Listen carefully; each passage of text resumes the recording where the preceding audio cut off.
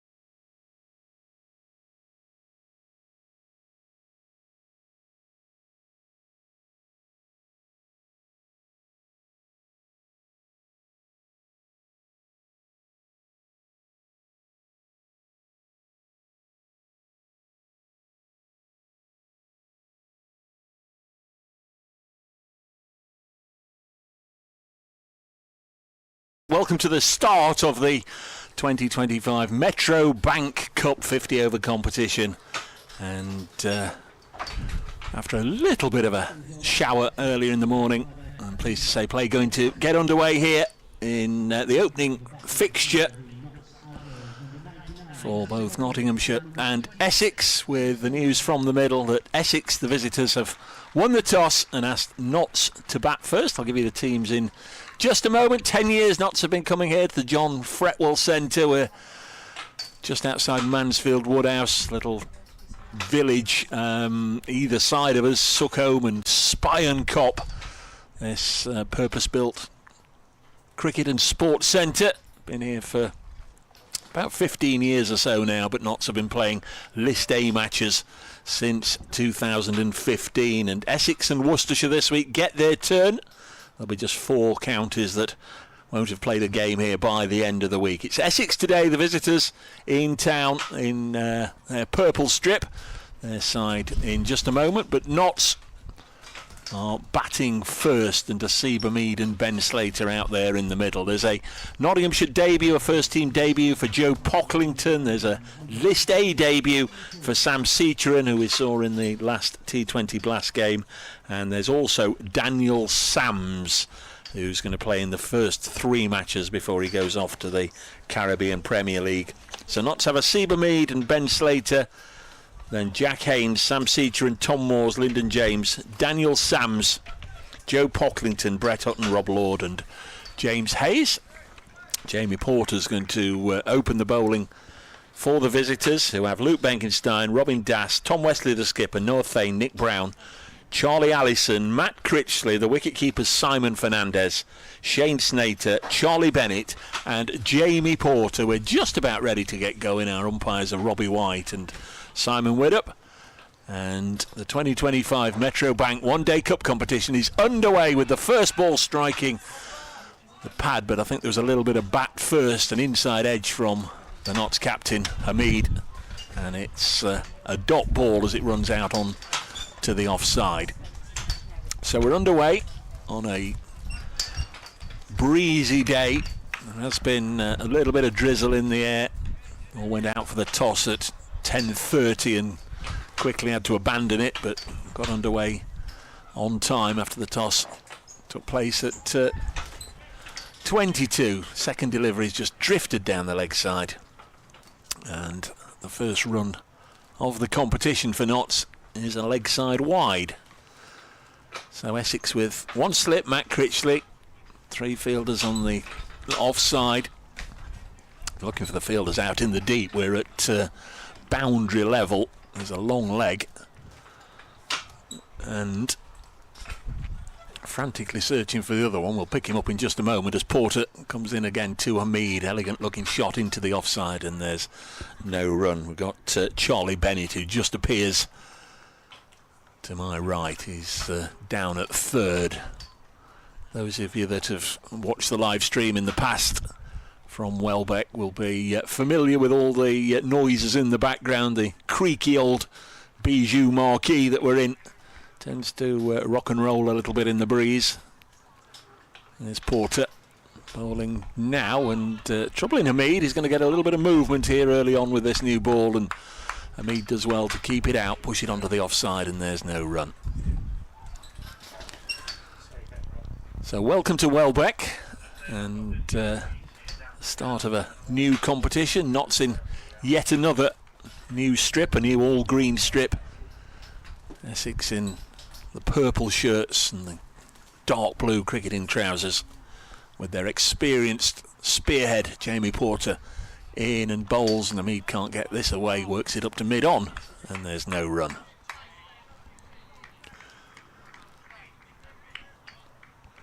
Decent numbers for a midweek match. If you're in the area, come along.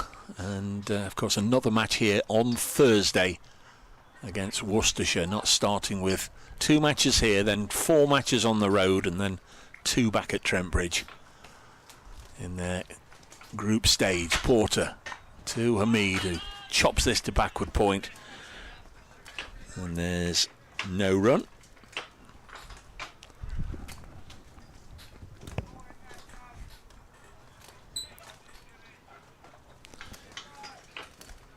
Charlie Allison doing the fielding.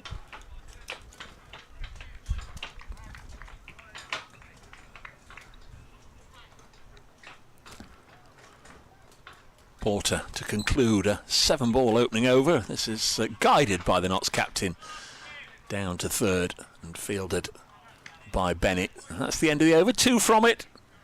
Notts up and running. Hamid has a single. And the 5th meeting. Notts have won 21, Essex 25, and another 8, predominantly in the Sunday League competitions, fell victim to the weather. First meeting was the inaugural season of the Sunday competition back in 1969, Essex winning that one. Shane Snater, he's got a pretty decent record against Notts, will bowl the second over from the end where we're commentating from. It's the Charlie French end. Great club servant for the Welbeck club, Charlie French, brother of former Notts and England international Bruce French. There's Snater, mop of dark hair, blowing in the breeze as his first delivery to Hamid, well wide of the off stump, and it goes through to the young wicketkeeper Simon Fernandez.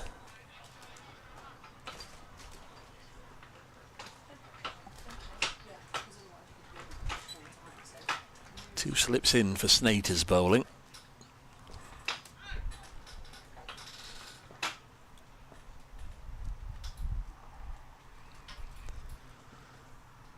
Might just be a few drops of rain falling. That strikes Hamid on the pad, and muted appeal. Might just have been doing too much.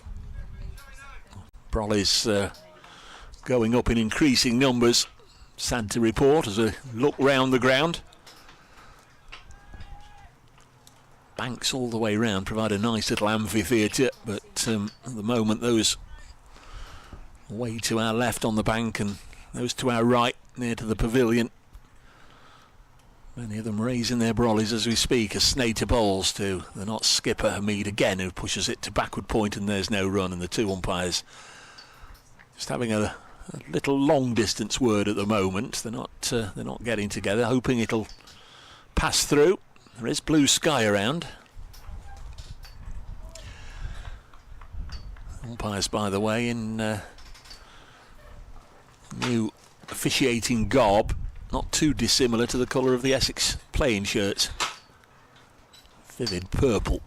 Snater, with rain still falling, bowls to Hamid, who's solidly behind it. Looks a good track, hard track. It's been very dry summer, as you'd expect. The outfield has found it a testing year, but just starting to recover a little bit. Shoots of green again. Fast outfield here, big outfield as well. Almost certainly an outfield of the boundaries today, bigger than we'd probably have at Trent Bridge if we were playing the match there, as the next delivery is cut down to third man by Hamid, and he will get a single. That will bring Ben Slater on to strike. So a little later on, looking forward to seeing Sam Seacheran. It's his List A debut for Nottinghamshire, and also Joe Pocklington, the slow left arm spinner, left hand bat as well, who plays for the national county Lincolnshire, but has been featuring quite heavily for Nottinghamshire over the last couple of months in their second 11, played in the second 11 finals day recently. And with all their frontline spinners, Patterson White, Farhan Ahmed and Calvin Harrison away with 100, he might get a good go in this competition as Slater turns his first delivery of the day behind square, and will get a couple of runs to get his innings underway. So both Hamid and Slater have 2 runs apiece, 1 extra as well, and after 2 overs, Notts of 5 without loss.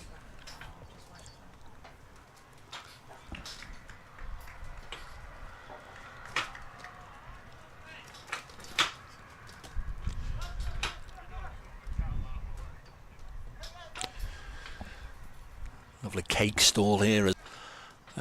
Squad taking on media day at the start of the season in the new kit, and Steve said if we could pick 11 that were in the team photo, obviously there was the likes of Duckett and Clark and so on.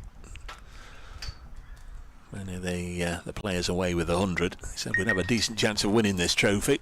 It's Porter Bowles to Hamid. Again, it's defended by the Notts skipper. Steve goes on to say, I fondly remember the days of the 60 over cup, then the 55 over cup, the 40 over Sunday League, all being played. Life moves on, cricket has changed. I like T20 personally, but cricket needs a 50 over competition with the best players available.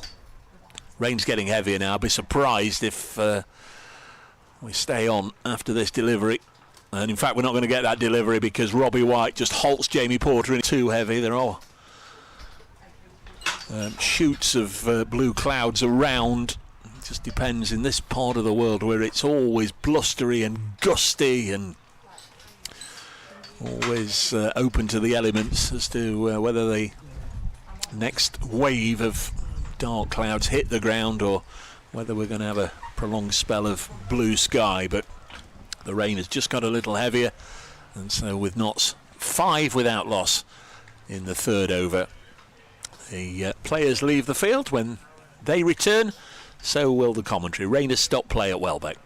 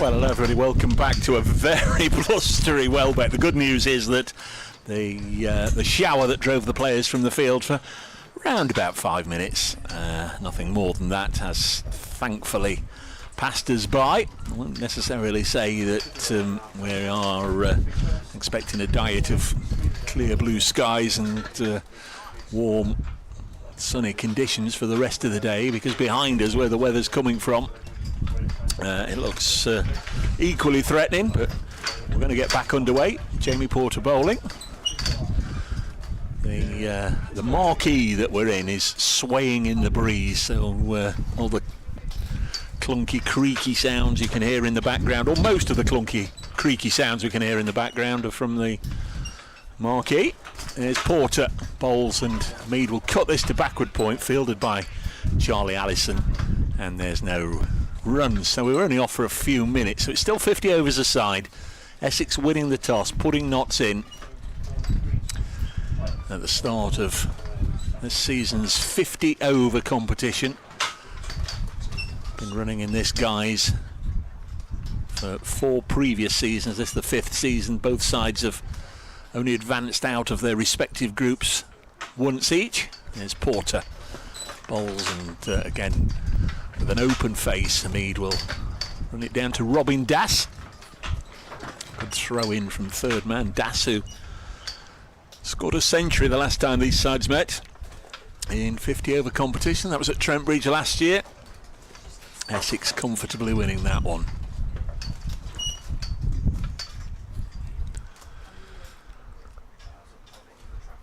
Scoreboard on the ground, not yet ticked over for that run from Hamid.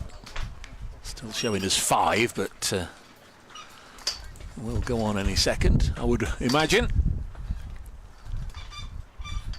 Ben Slater, prolific run scorer in List A cricket, guides this all. That's a slight misfield there at backward point by Charlie Bennett. Another single. Takes Notts on to 7 with Outlaws. Let's say more people coming into the ground.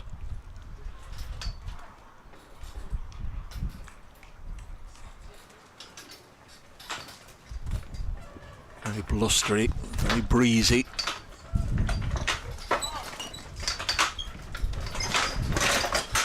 There's Porter.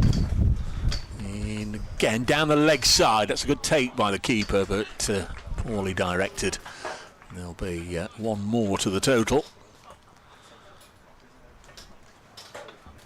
It's a day when do get the rubbish bags and what have you blowing across the ground. I'm pretty sure the scoreboard is still a run behind, showing us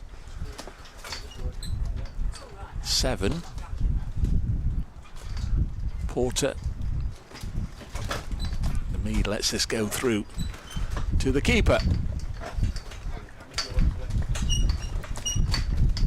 Into the 3rd over. Again, I think there's a few spots falling, but the breeze is so strong. Genuinely, it's going to be a few seconds before they blow away again, hopefully. 3 overs gone. Notts with 8 on the board.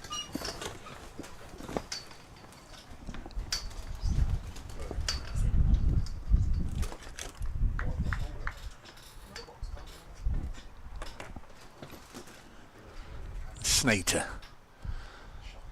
right arm, medium fast, balls outside the off stump, and Slater allows this to pass through into the gloves of the keeper.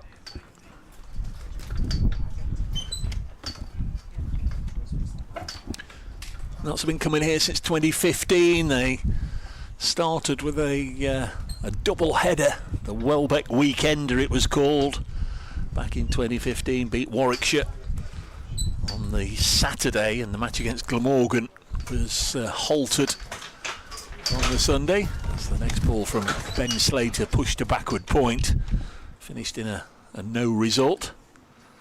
That very first match, Dan Christian got a 5 for Notts.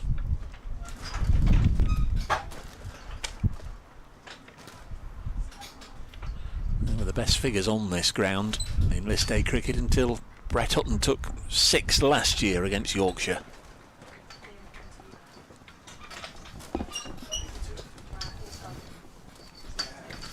Snater to Slater.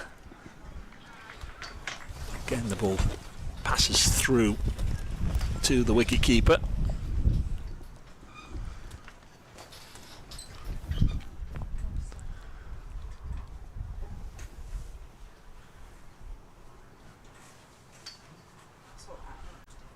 Bowling a good line here, Shane Snater. Had a first class 7 for at Trent Bridge against Notts 4 years ago. He's in again, bowling to Slater and just getting a little bit of nip here off the surface. Strikes Ben Slater in the midriff that runs out on the offside. Ben Slater's family here in good numbers, supporting their man away to our right.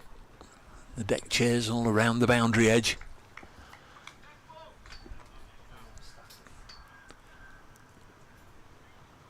Snater to Slater, edged safely along the ground. It'll run down and over the ropes, and that'll be the first boundary of the contest down towards the media marquee, the media tent at the far end of the ground. So a boundary to Ben Slater. Played it late with soft hands, ensured it was going to be played down rather than giving Matt Critchley a chance at slip.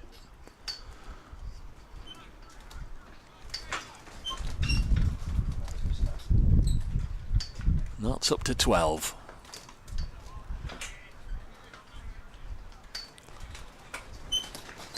And we're through 4 overs here at Welbeck Cricket Club.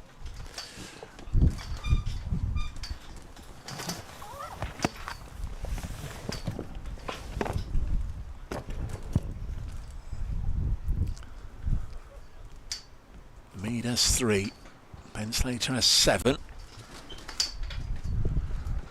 Due to come in next for Notts, Jack Haynes, who went through all sorts of trials and tribulations in last year's competition. He eventually found his best scoring form, but started off with 4 ducks in the competition. As Mead pushes us into the covers and there's no run. Sam Cetron listed to come in at 4, and Tom Moores, who had such a good blast campaign. Lyndon James, only a couple of weeks since Lyndon scored a first class 200 at Southampton. Daniel Sams, the Australian. Be interesting to see what he makes of the Metro Bank competition. Of course, playing against his former side, Essex. Daniel Sams. Joe Pocklington on debut. As Porter bowls. Slater works it up to mid-on. Brett Hutton, Rob Lord and James Hayes complete the Notts card.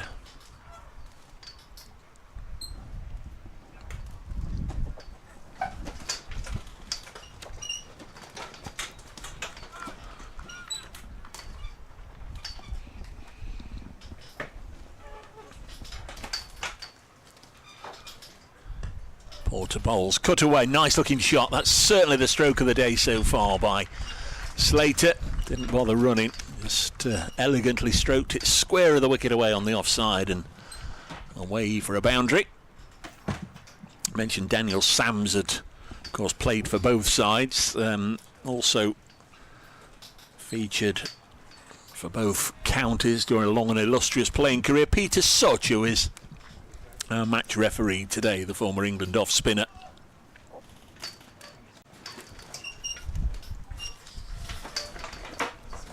Porter bowls to Ben Slater, again left alone. 2 slips in at this end now by put in by Tom Westley, the Essex skipper. Noah Thane has gone in at first.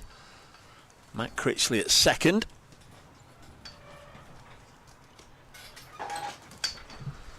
Notts looking to get through these power play overs. Looking first and foremost to get through this dodgy little period where there's certainly plenty of weather about, and here's a push and run by Slater down the ground.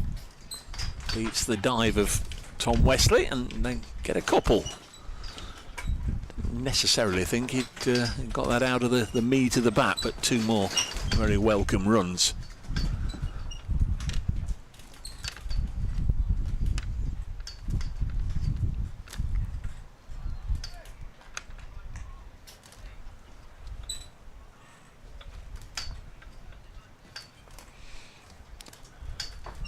This wide of the off stump and through to the keeper.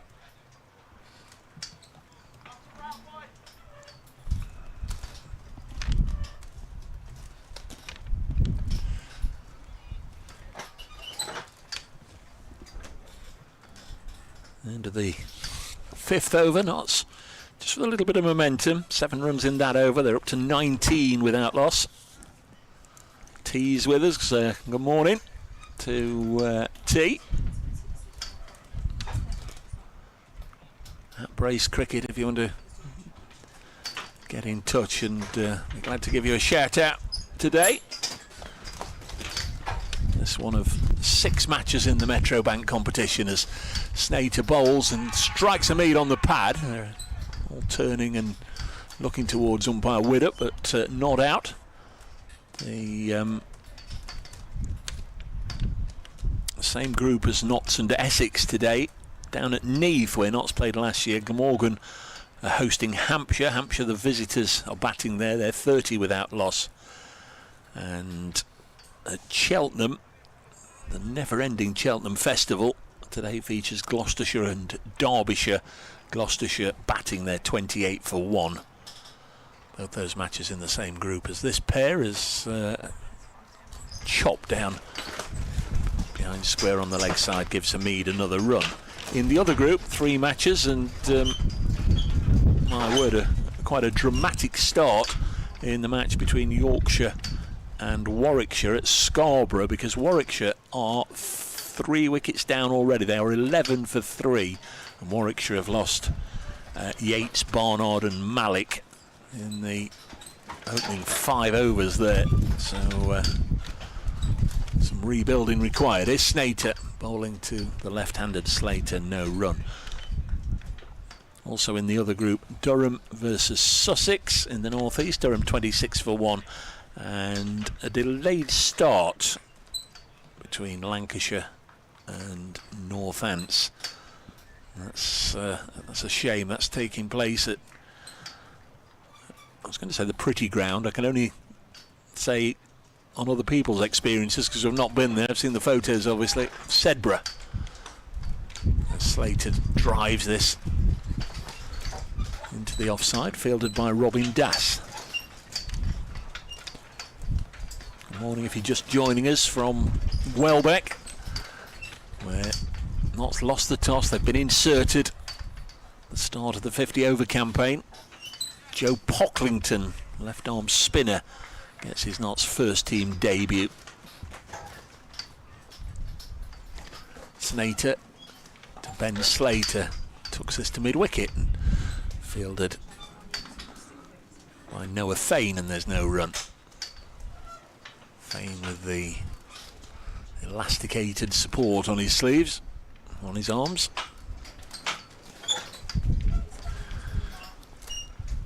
As we look from the Charlie French end of the ground, just in front of us, got Tom Wesley at mid-off, and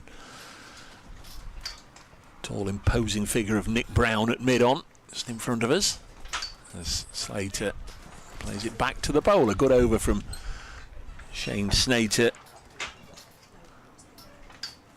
and just a single from it. So Notts a 20 without loss after 6 overs, 3 from Porter, 3 from Snater.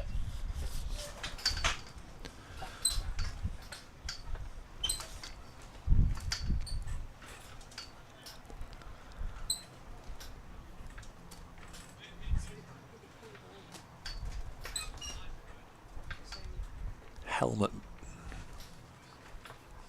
I thought a helmet was being brought onto the field. It's not. It's just a sweater at the far end being handed to the umpire. Sweater of Jamie Porter is going to come in and bowl his 4th over. Nice and full, and Hamid will drop it with a square leg. Hamid, who brought up his 1,000 runs for the first class season last week in the match at Trent Bridge. That against Somerset, he's going along very nicely indeed. 2 double centuries this county championship season. Skippering knots in this competition as well as Hamid drives this into the offside. Big boundary out there, and there'll be a bit of a chase on for Luke Benkenstein. And a good return from the deep, 2 to the Bolton-born, not skipper, Hamid.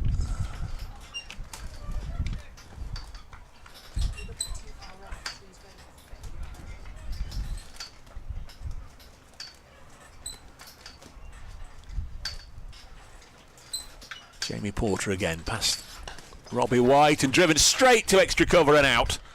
That was a very tame dismissal, and Hamid has to go, having made 7. Just looking to get on with things, and chips it straight to extra cover, and Essex through Jamie Porter have their breakthrough.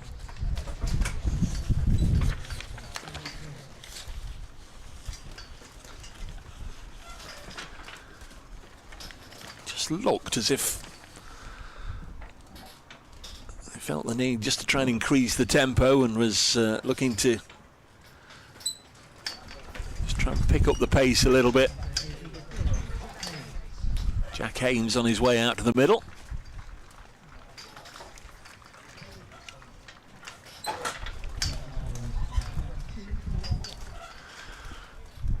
Paul Franks, of course, in charge of Nottinghamshire for this competition. Peter Moore's away with 100. Essex doing something similar. Chris Silverwood not here. Tom Huggins is in charge, the bowling coach.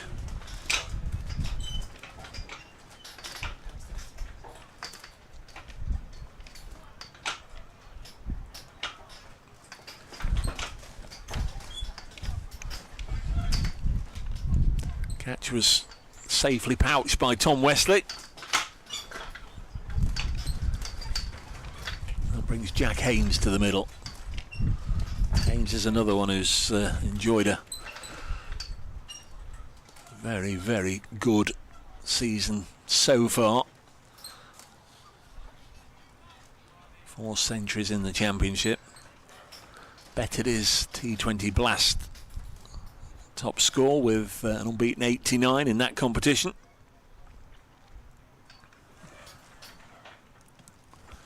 Comes to the crease in the 7th over with Jamie Porter coming in to bowl to the right-hander, who leaves it alone. It goes through to the wicket-keeper.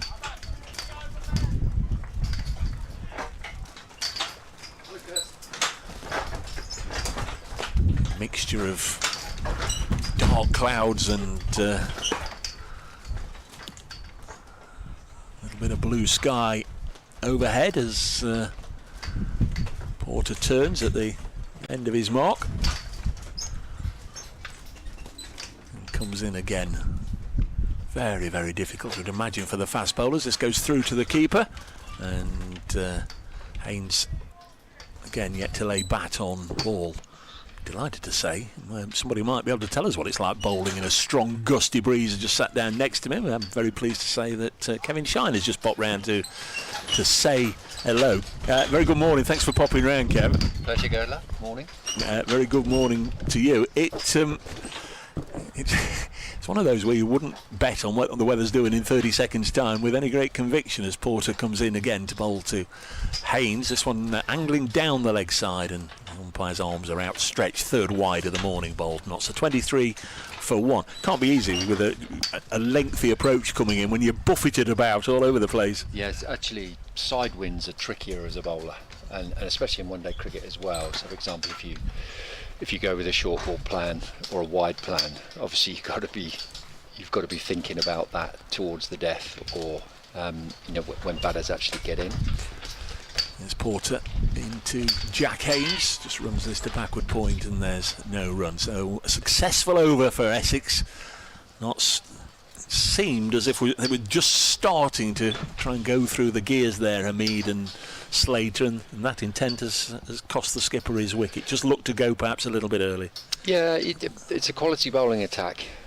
Porter, Slater, very, very fine bowlers. And they look like they've just been trying to find their way, doing what they do really, really well, and just applying pressure. Slater to continue. Presume Notts would have had a bowl if they'd won the toss. We would. Yep. Exciting times for a number of young players. Of course, Joe Pocklington getting a debut. That'll be a name that will be a little bit unusual for one or two of our listeners. A Slater bowls, and this is cut down by Ben Slater down to deep backward third. One or two of the regular second 11 watchers will have seen him, and of course he's come from the national county Lincolnshire. Yeah, he's a really good cricketer. So myself and Botha, the other skills coach, we've been rotating into the second team, so we've spent a bit of time with these lads this year, and Joe is he's very, very talented, got a really good cricket brain, fantastic work ethic, and he's a really good all-rounder. So I think it's exciting that he gets a chance in the 50 over competition. It's Slater to bowl to Haynes, beats him on the outside, goes through to the keeper. Once again, if you're just joining us, apologies for all the noise in the background. It really is a case of the marquee that we're commentating from being swayed from side to side. It's quite a substantial structure, but there's lots of moving parts when the wind blows, so that's what you can hear in the background. Lots of creaking and swaying. It's an authentic outground, isn't it? You get the effects as well. Very much so. We're getting a little bit of blue sky here, so Kevin's brought the better weather with us as Jack Haynes chips this to mid-wicket, and he'll go through for a run, and he'll be very pleased about that to get off the mark. A single 25 for one, because he had a wretched start to last season's competition, didn't he? We'll touch on that in a moment. But still with Pocklington, he offers a bit with bat and ball. Yep, he does left-arm spinner. Slightly unusual action, but that's a really good thing. He's already done a little bit of work with Ant Botha, our spin coach, and that's already starting to show some improvements, but a really decent batter as well, and as I said, a good fielder too, so hopefully a really good acquisition for us. Slater bowls to Ben Slater. Slater and Slater. This is pushed back to the bowler. It remains 25 for one, and I guess with the 100 coming calling, not just for Calvin Harrison but also for Liam Patterson-White, for Farhan Ahmed, and even Freddie McCann, who might have, if he'd been available, he might have got a few more overs. You needed a spinner. Yes, absolutely, and it's given us a really, really good balance to the side again. Slater bowls, and Ben Slater steers this to backward point. There's no run. Yeah, just reflecting a year ago, Jack Haynes just couldn't buy a run in this competition, could he? He was finding all sorts of ways to get out, but it was a wretched start to the competition for him. It was tough for him, wasn't it? So he came obviously as a new player from Worcester. He spent a lot of the time there. Probably put himself under a little bit of pressure, but he's not done that this year, and his championship form and obviously just the way he's gone about his business has been outstanding this year.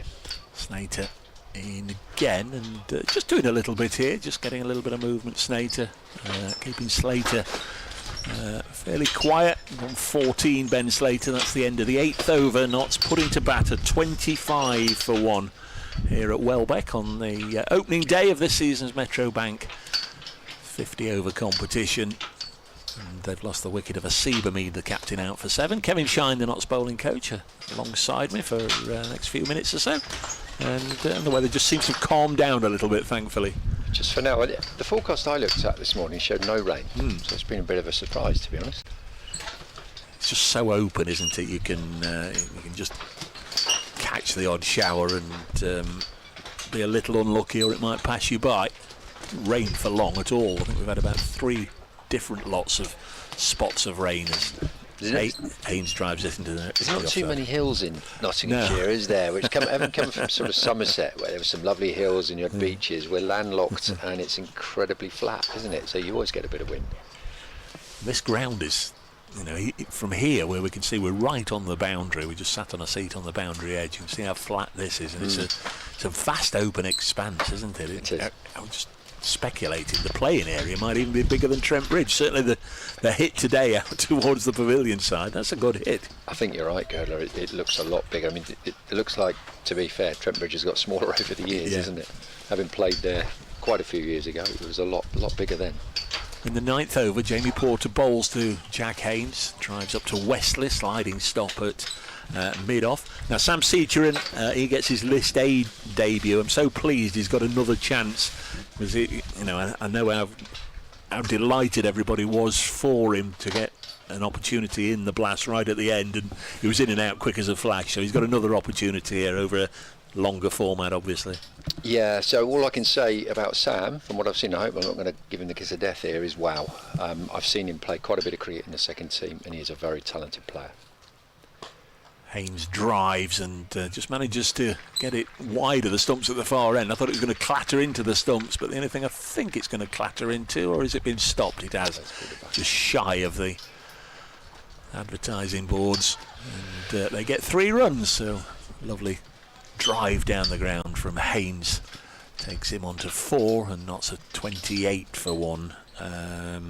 20. I don't think the board's moved up yet. Yes, it is. It's 28 for 1 in the 9th over. So the second team got through to the T20 finals at Wormsley, and Sam played in the first game an amazing knock. He was playing a great knock in the second game and got run out. Yeah. But he was playing shots that some pretty seasoned players couldn't play on that pitch. Porter again, arms swinging from side to side as he bowls. Ben Slater turns it to mid-wicket and there's no run. Yeah, I watched on the live stream. Very, very impressive performance from the young man. Warwickshire winning courtesy of a knock, really, from Ethan Bamber, who then went on last week to get a maiden first-class 100. Yes, Ethan, he played one of those innings that you don't expect him to play, but good on him, he did play well. All I would say is that throughout that competition, the Notts lads were absolutely outstanding. I was with them for pretty much all of it, and it was a great experience for me to be with those guys and see them grow throughout the competition. Essex have just sent Noah Fain from slip out into the offside, so there's only Matt Critchley in there catching as this is eased into the offside. In that competition, and certainly in finals day, I mean, what is the criteria? Because you see players that, you see some sides that are much stronger than others, and you think, well, he's a first team player. He plays every time in the first 11. What is the criteria? Yeah, I'm not sure what the criteria is. It's just some decide if it's a final, they'll pack, obviously, first team players. Yeah. We didn't do that. We went with the players that had pretty much gone through the competition. Porter to the left-handed Slater, and drives to mid-off, no run. Which I think is the right thing to do, and it was a lovely ground. It had a final feel. And it was a great reward for the lads to have to play under a little bit more pressure. And to be fair, the 4 sides that were there really played some decent cricket. So it was a fitting final, really, and the standard had gone up all through the competition. So that's Sam. We're very much looking forward to him settling down in this competition, and over the course of 8 matches, getting a really good opportunity to show what he can do. We won't have Daniel Sams for as long as that. He's available for the first 3 games, which is terrific, really, isn't it? Yes, just the 3, and then hopefully we get Byron Hatton-Lowe to come in after that. Snater bowls now, and this one just nips back, and not a lot of footwork from Jack Haynes, but enough bat on it just to keep Snater at bay.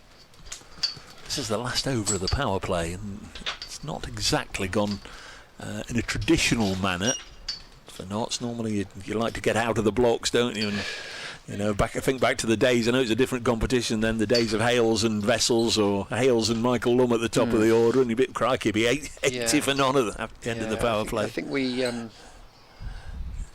Snater bowls again to Haynes, nicked but not safely along the ground into the slip cord, and no run. I think the average power play here is around about 30, 31, 32 for one, something like that. So this is a solid start. And remember, 50 over cricket is so long. Yeah. Now it's a much longer game than you think, and because sort of 50 over cricket has taken a bit of a backseat, isn't it, with obviously the 100. And that's what we try to say to the lads, whether it's your batting or your bowling, it's longer than you think. You can get in, you can stay in, you can try and get the game in periods to move forward. Snater to Haynes, inching out of his crease to nullify any swing that Snater's getting. Just nudge it up to mid-on to Nick Brown, no run. And in the previous 3 years or so here, it's been a new ball wicket, hasn't it? Where, you know, if you bowl well with a new ball, you can be 3 or 4 down, and you're really fighting to get back into the game then. So can Notts eke out another run or two as we come to the end of the power play. 28 for 1 and need the one player to be dismissed. That's nicely turned by Jack Haynes into the leg side, fielded by Robin Das. And that will be not quite the end of the over. The umpire Robbie White just swapping from side to side with the left-hander on strike. Last time, well, not the last time, that was 2017 when it was a 50 over competition, but the time before that when Notts were at Lords was 2013 when they won. It was a 40 over competition. Snater comes in and bowls, and this is eased into the offside, and they'll just scramble a single with decent sprawling stop from Robin Das. And after that final, the 40 over final in 2013, they decided, well, all the rest of the world is playing their List A cricket as 50 over, and we must change with the times, and international cricket is 50 overs, and all the rest of it, you know, the reasoning behind the move to 50 over competition. But it just seems with the apparent indifference at the moment, as this is eased by Haynes into the offside. 40 over, I think, is a better spectacle. It's a shorter game, which attracts the attention of those with not a very long threshold for watching cricket. But obviously you'll have played back in the days of the Sunday League, John Player League, and whatever. Yes, I did. Short and run-ups and stuff. Yeah. You know, there's still that period in 50 over cricket. It's 31 for 1, by the way, after 10 overs. There's still that period in 50 over cricket where, sort of between 50 and 35 overs, it is just a case of making ground, isn't it? Getting yourself into a position for the final slog. Whereas in the old 40 over competition, it seemed like, you know, you had to be on the front foot as much as you can. They kept coming at you for 40 overs, didn't it? It was like two T20s in each innings. Porter's going to continue here. This will be his 6th over in a row. Bowls to Haynes, who drops it on the leg side. It's generally what they do with Porter, isn't it? They bowl him as many as they can in this first spell. Field hasn't released at all, has it? Hasn't relaxed. No, he's a solid bowler, isn't he? You know, you talked about the 50 over and how it takes shape. You've got those accumulation overs in the middle, and where it can go a little bit quiet. Jamie Porter to Jack Haynes, nudges this gently into the offside, no run. And we've actually we talk as a team, and you know, can we actually keep that game going? So for example, the bowlers, we're always thinking, how can we get wickets in those accumulation overs? You think back to the World Cup 2017 or 18. You know, I was working for the ECB there, and I was there for the initial strategy on it, and one of the areas was taking wickets in that time to give us a point of difference. Porter bowls again, clipped down to the long leg, away to our left, fielded down there by Benkenstein, and they'll get a single. And that was almost the advent of the best middle overs bowler in the world at that time, in Liam Plunkett. And England actually, I think, made those middle overs quite exciting. Been some huge scores over the last decade in 50 over competition. Notts themselves racked up 400 a few times, and of course England did the same, memorably at Trent Bridge. And this one's bowled him through the defences of Ben Slater, and you fancy from the Essex perspective, that's a massive blow for them to strike early on. Nice and full, and it did for Ben Slater. So remind me, Girdle, I've got a good story for you about 50 over cricket in a minute, which sort of probably puts it into context. Second wicket for Ben Porter, for Jamie Porter, bowling Ben Slater.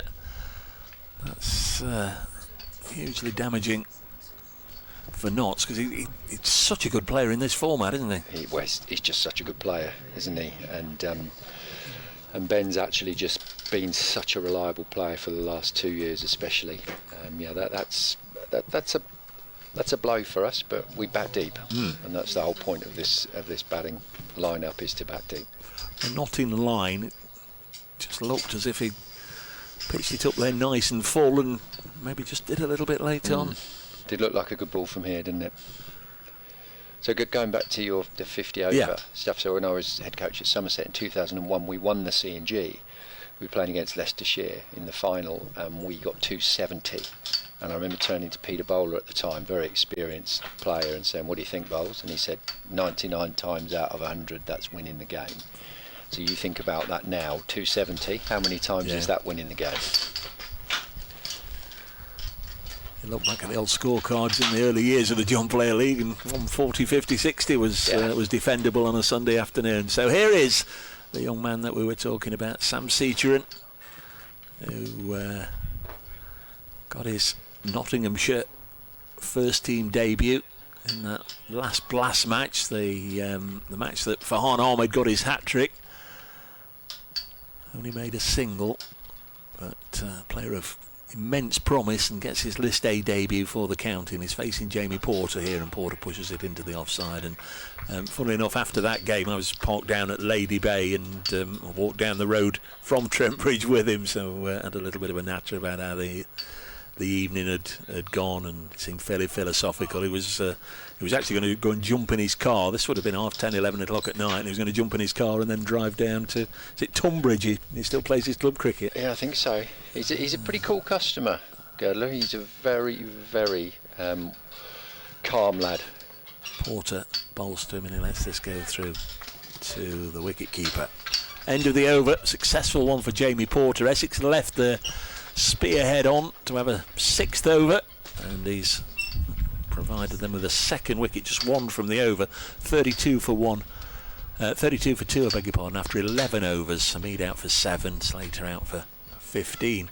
The gaffer's staying then. Peter Moores has signed a new 3-year contract, I guess, all round, with the backroom staff, the coaching staff, and indeed the playing staff. That little bit of stability is there, because any number of times you and the other coaching staff have told me that in talking to players, in discussing contracts, in trying to bring people to Trent Bridge, it is one of the factors. Another one is for the fast bowlers to work with yourself, but a lot of players say that they want to come to Trent Bridge, the opportunity to work with Peter. Yeah, it's great news for the club. It's great news for us. I mean, Pete is one of the best coaches in the world. And for us to have him now for another 3 years, I think we're very, very lucky to have that. But there would have been other people very interested in. Bowling change, youngster Charlie Bennett into the attack, and his first ball is cut away by Haynes for 4 runs through the offside. Short and wide, his tall man gets a little bit of bounce, but that's the wrong line to Jack Haynes. That was almost like a bit of a freebie for Haynes, and he cut it away, and he'll feel a little bit better for that one. He moves on to 11, and Notts are 36 for 2. Yeah, there have been a lot of people interested in Pete's services, so I'm really, really pleased for us that we've managed to sign him for another 3 years. It's one or two senior players that we know that still in contract talks. At least they know what their working environment will be should they commit to extending their contract. Another one cut away, but a little bit of protection has been left out there now, and just a single. 37 for 2. Haven't seen much of Bennett. I think he made his debut, didn't he, in the T20 at Taunton? Tough place to make your debut. Simon Harmer is on paternity leave, not available for Essex. That's, I guess all the other sides in the group might be quietly pleased about that, particularly the matches at Chelmsford, where he's got such a formidable record. Yeah. We wish him well. As this one wide of the off stump and through to the keeper. Should he be watching, Simon? Guess there's a little bit of interest from down there. I know your old mate Mr. Topley is with us, watching on, and I keep looking at the scorecards here, Kevin. The best bowling ever by an Essex bowler against Notts, 6 for 33, TD Topley, well, 1988. Can't keep him out of the game, can you? You can't. I mean, you. Very competitive man, incredibly competitive. I'd love to see one of these Essex guys get a 7-for, wouldn't you? This is pushed into the offside. Let's get him removed from the record books. Another single. Good man. Good morning, Toppers. In fact, it's very close to being good afternoon, Toppers. We're knocking on the door of midday here at Welbeck, our home from home for 10 years now. 10 years ago, I said the first time Notts came here, it was for a double header, a weekend. Warwickshire on the Saturday, Glamorgan on the Sunday. The Glamorgan game was eventually washed away. As this next one's cut down to third for a single to Haynes. Our commentary position was underneath the clock on a temporary stage in front of the pavilion away to our right, and on the Saturday evening, just as the winning run was scored, a rock band struck up just to the side of me on that stage. Heavy metal, all the rest of it, three guitarists, a drum. No, the stage was bouncing. I was still live on Radio Nottingham, and I couldn't hear myself think, but it was a wonderful spectacle that first weekend as Bennett bowls again to Haynes. That's a little loose. Kev just not moving his feet as much as he would have wanted, and a couple of rehearsals after it's gone through, end of the over. And Notts a 39 for 2 after 12. Do you like the way the fixtures have panned out? Have they been kind to you? 2 here, a little block here, then 4 on the road, and then 2 back at Trent Bridge. You can sort of set yourself out 3 separate entities, if you like. 2 at Welbeck, on the road for a fortnight, and then 2 back home. Yeah, so we do. I mean, the on the road ones, we don't go and stay in a hotel, so it's just Kibworth, isn't it, and Derby. Then we've got Glamorgan and Southampton, so it's 2 test grounds, which is great for the guys to play there, and then obviously back to Trent Bridge. So you've effectively got 4 games at test grounds, which is brilliant for the guys and the experience of all of them for development purposes. Porter starts his 7th over now as Haynes just works this square of the wicket on the offside. And in terms of making progress, well, let's just say from the outset, nobody's going to win 8 out of 8, you'd imagine. So 7 and 1 will get you top of the group. 6 and 2 will probably get you second, and then if you get 5 and 3 and a good net run rate, you're probably in contention for third. You can squeeze through, can't you? So you're always in this competition, which is what I like about it. And once again, you always like the fact that you get younger players playing too. Porter bowls to Sam Seacherin, nudges this up to Tom Westley at wide-ish mid-off position, no run. I think this is I've really enjoyed this competition since I've been involved in it, once again because of the fact you get a lovely blend of players. So we've now got Rob Lord and James Hayes bowling with Brett Hutton, Daniel Sams. It's excellent to get that blend and that experience into them at an early age. Porter to Seacherin. Eased back to him. There's no run. This is a great challenge, isn't it? There's all the experience in the world with the bowler, and just playing his second first team game for his county with the bat in his hand. Yeah, and once again we say 50 overs is a long game. He's got probably one of the most accurate bowlers in the country bowling at him, who will not leave this strategy at the moment. Next ball on its way now, and turn to square leg. No run there. It'll be a great experience. This is one of the times when Sam's going to have to come in and soak up a little bit of pressure. You know, they're looking, I would imagine they're probably going to look to almost bowl Porter out here. Tom Moore's listed at 5, Lyndon James 6, Daniel Sam 7. I guess there'd be a bit of flexibility about the order depending on when the third wicket goes down, but it's a strong looking middle order. Next ball on its way now, and they're claiming a nick, and Porter's celebrating. He was absolutely convinced, and I wasn't entirely sure that either Critchley at slip or the keeper himself were 100% certain, but Porter was, and crucially the umpire Robbie White wasn't. Yeah. And if you think we've got Rob Lord coming in at 10, that's a pretty long. I can't forget James, obviously, when he went away and made his first class debut for Sussex, batted beautifully for them on debut. So we bat pretty deep in this competition. Imagine Daniel Sams would be keen to make an impression against his former side, one of his former sides. Yeah.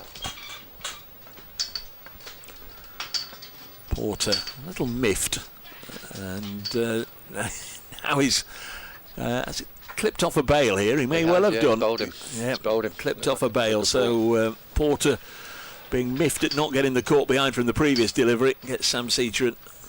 The next ball just clipped off a bail. It was a good delivery. It's a really good length, and this has been an excellent decision by the Essex think tank led by skipper Tom Wesley to keep Porter going, because he's got all three. Terrific bowling.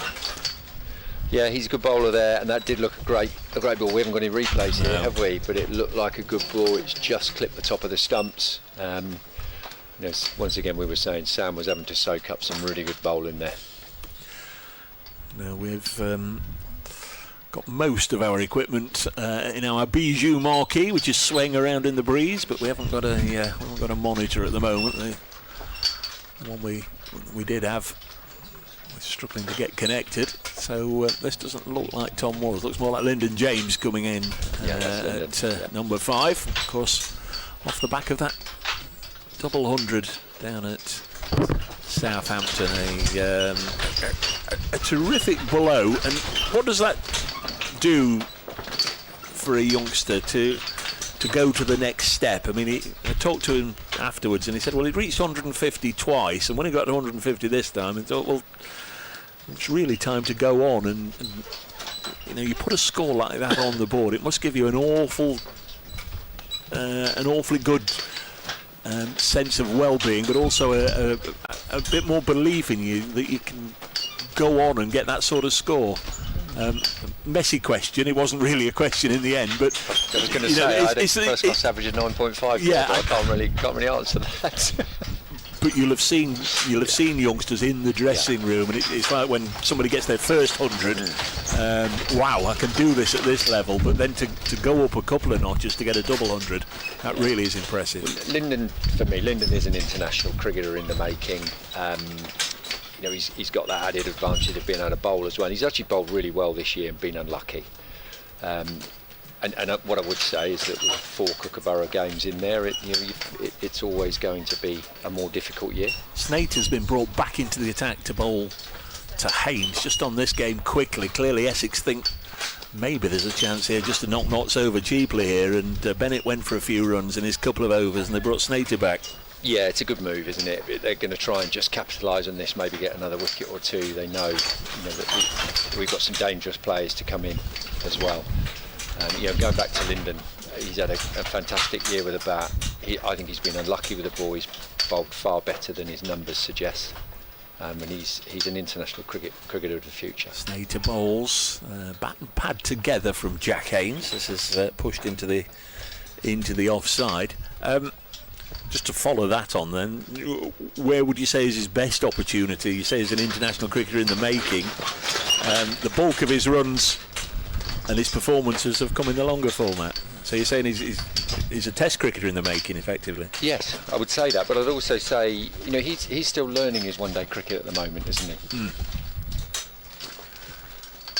Snater bowls, and Haynes lets it go through to the keeper. And to be fair, probably the one-day format is the one that they tend to have a little bit of a look at players, don't they? And I'm not going to sort of isolate Ireland as being a weaker side, but there's regularly been over the last few years fixtures against Ireland where 1 or 2 players have come in for debuts and they've had a little bit of a look at them, and then if they like what they see, then they can settle down in the test squad.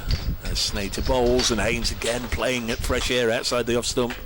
Goes through to Fernandez. Yeah, so in my time in international cricket, obviously trying to build a fast bowling group that was strong, a lot of it was right time, right place. Yeah. and that's really important because there are a lot of players who've never played international cricket who've been good enough to play, but they just haven't been in the right time, in the right place. We obviously had a Broad and an Anderson that were causing a bit of a logjam, tricky to get those two guys out. And I think in all international cricket, being in the right place at the right time is important. Slater still wicketless, but asking a lot of questions here. And there's a little push and run, and Haynes has nudged it. Lyndon James has set off, and the ball has deflected off Lyndon James, and Essex, understandably not too happy, but it's only a single. I don't think they'll be overly dramatic about this. I think it's just one of those things. But as an umpire, would you not call dead ball? Tough Clearly decision, not. Isn't it? Yeah, tough decision. I don't think they meant to do it. No, they didn't. No, he didn't mean to do it, but it's a single nonetheless to Jack Haynes. He was the one doing the apologising. I didn't necessarily see Lyndon apologise to anybody, but he was involuntarily struck by the ball as well. Two of the nicest lads you ever meet out there. They really are. Their families can be very proud of them. Brought up a couple of really nice young lads as Lyndon James eases us into the offside. Jamie Porter's figures at the moment: 7 overs, 3 for 20. Had a Seabermead caught driving uppishly to Tom Wesley at a wideish mid off for 7. Ben Slater's bowled for 15, and Sam Cetron was bowled for 1. We're through 14 overs now, and that's a 41 for 3. Kevin Shine with us for another over, so yeah, looking at the watch. As long as you want me. Oh, well, no, I was only looking to see. I was looking to see because we didn't start. Or we've had that little break. I was looking to see how quickly they were getting through the overs.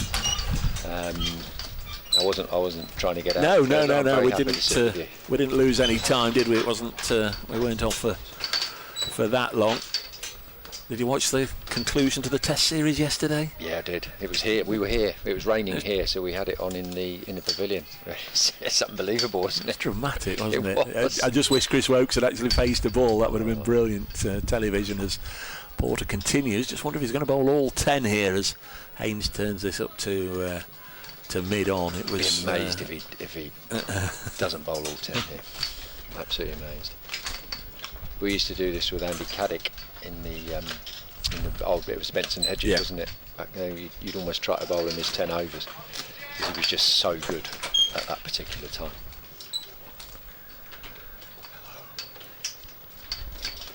Porter again bowls, and another one here. Yeah, caught behind. He's got Jack Haynes now caught behind, and Jamie Porter has got the ball on a string at the moment. We know he's a fabulous bowler. Another one who can perhaps consider himself a little unlucky that he got into a few England squads but never got over the line with them. And he's got a forfeit here, a pretty cheap forfeit on this first round of matches at Welbeck in the Metro Bank 50 over competition. 41 for 4, and Haynes is caught behind. Yeah, Ports is doing what he does, which is just look to bowl a really, really tight line and length, get the ball to wobble around a little bit. And yeah, he's put us under pressure. 41 for 4. The top 4 on the card have gone. So looks as if it is Tom Moore's coming in at 6. And such a good T20 blast. Really did play nicely, and he looked a match winner every time he came to the crease. Right, Tom's here now. Not necessarily felt that throughout the years when we've seen him come to the crease. There's obviously been some big names, some established stars there, but he was very much the kingpin with regards to the batting in this season's blast. I think everybody's really pleased for Tom this year. Obviously the change to white ball has given him probably a little bit more time to think about his game, really focus his training, and just to see how he played was unbelievable. And whatever situation he came in, he just played the same way, which is a very Tom at his best way to play. He put the opposition bowlers under so much pressure. This is obviously a much longer game now, so it'll be interesting to see how he goes. So Lyndon James is already out there, but yet to score. Tom Moore's fresh at the crease. Not still have Daniel Sams, Australian international. Joe Pocklington is listed at 8. Will he come in at 8, do you think, Kev? Yeah, I think he will. Brett Hutton, who got a first class 71, was it, down at utility bowler fortnight ago, Rob Lord and James Hayes. Yes, Brett Hutton, very, very underrated batter. Practices hard, always practices hard, practices properly, and can bat time. Porter's going to go round the wicket then to the left-handed Moores, who defends his first ball. Obviously caught up with Brett at the end of the second day at Southampton. Oh mate, I thought you were on. I thought today was the day, and first 100 and whatever. Knackered Dave, just absolutely knackered. Yeah, he's brief and he's bright, and then he's gone. Brett, you don't get him waffling too much. I think he thought that was the way forward. Just play one day in a 4-day match. He didn't get on the field on the first day, and of course he was subbed after the second day as Moores runs this gently down into the ground, fielded by Critchley, diving away to his left. I think that's a great way to use your bowlers in Championship cricket. You can just go hard for an innings, bring someone else on, they'll go hard for an innings. That would be the way you could make it more interesting, and your bowlers would last longer. Yeah, Hampshire didn't like it at all. Ben Brown had a little bit of a word to the media after day 2. I mean, Brett Hutton's been able to bowl, like you say, 12 overs. Pushed in the offside. Now he can go and sit down, and Josh Tong's going to come into the game fresh. Yeah, but the rules are rules, isn't it? It's happened before, and it wasn't a secret that could happen. It's ironic that the game ended with Ben Brown himself bowling. 3 of the 4 Kookaburra games ended with the wicketkeeper bowling. What did you make of the Kookaburra games? It wasn't a great spectacle, was it? It wasn't a great spectacle. You love your cricket, don't you? I love my cricket, I love my stats. I like to see batters get 150s and 200s, but Porter bowls to Moores again, turns it away on the leg side, but you could see. Peter Moore's actually said it a number of times. You could almost see during the second day that the only way the game was going was 550 plays 500, and it was going to be a draw at the end of it. And you do like that little bit of jeopardy. But then you look around the country, and Surrey beat Durham in 2 and a bit days. Somerset they beat Durham in a session and a half. Different pitches were provided. To enable those results. I think Hampshire tried to make the wicket go through a little bit more. There was a decent bit of grass on it. I think, interesting enough, I think if we'd have bowled on that in the first morning, the way we bowled in the first innings, that would have been interesting. Yeah. But the games do fizzle out, don't they, if the pitches go flat. Just wondered if it might happen on the last day at Trent Bridge last week, when Notts lost their last 4 wickets inside half an hour or so, and got a couple or 3, wasn't it, before lunch. It's going to be Snater to continue. Welcome, if you're just joining us, to Nottinghamshire's home from home in a field in the middle of North Nottinghamshire, where they're facing Essex. Shane Snater bowls to Tom Moores. Notts wicketkeeper batter is fresh at the crease, yet to score. Pushes this up to Wesley. Notts this morning in the hour and a half play that we've had. Beg your pardon, hour and a quarter's play that we've had. Or thereabouts. They've lost to Mead for 7.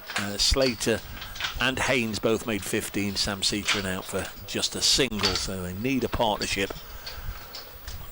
Can't be easy out there for either the batting side or the bowling and fielding side, with more litter being blown across the ground.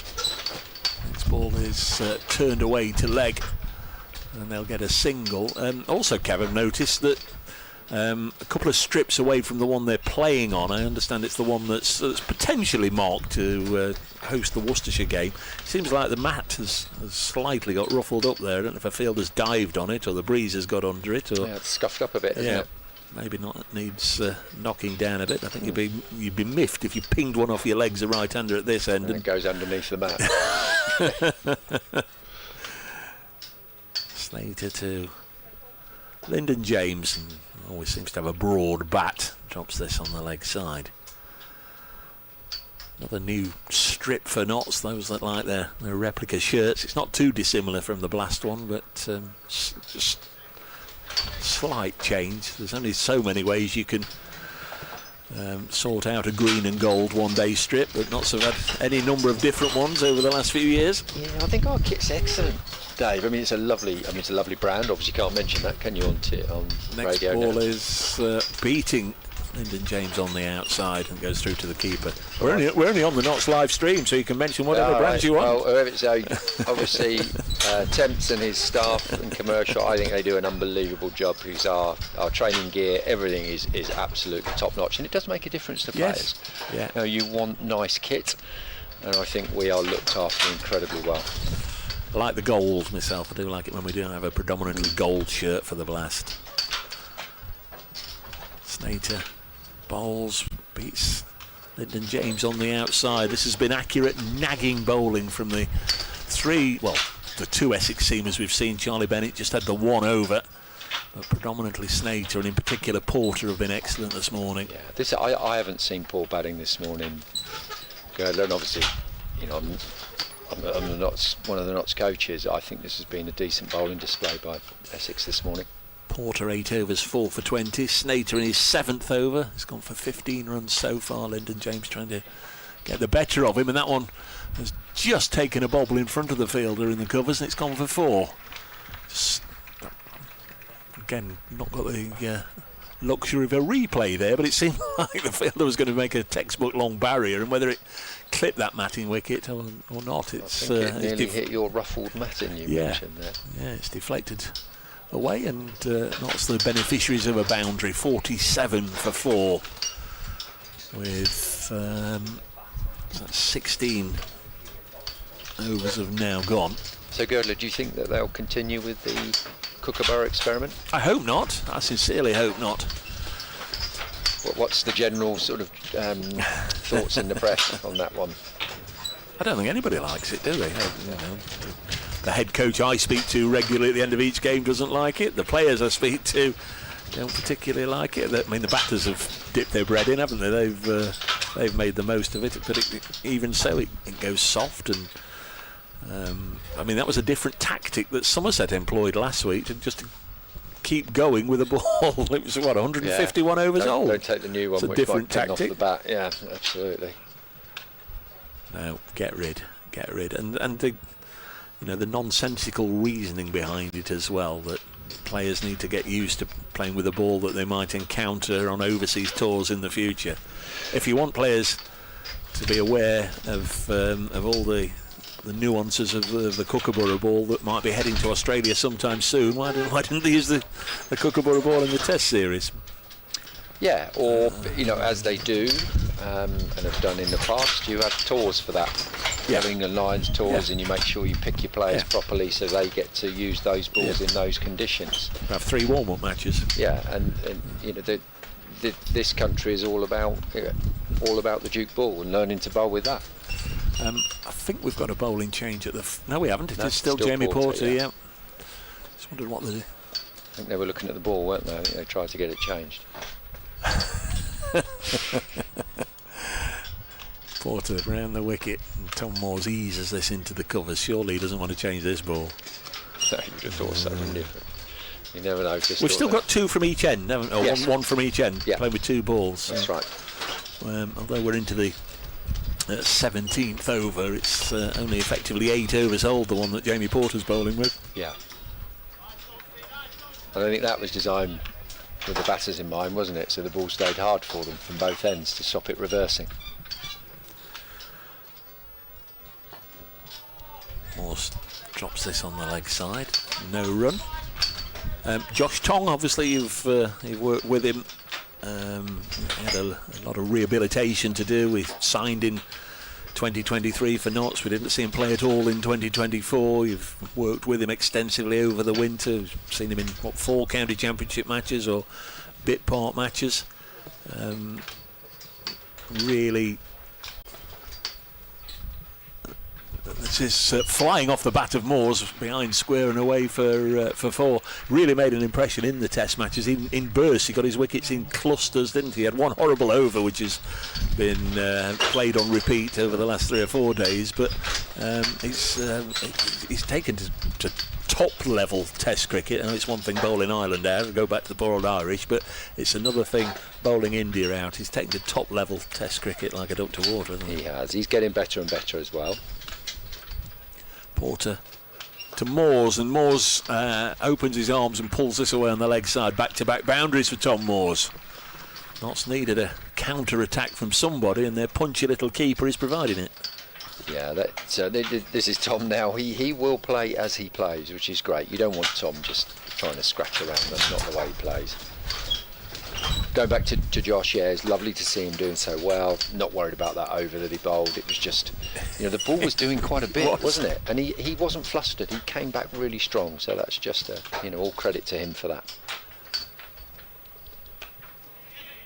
Another nice looking shot from Tom Moores. There's protection out there at a wideish third man. He gets a single. Has he done enough? Will it go?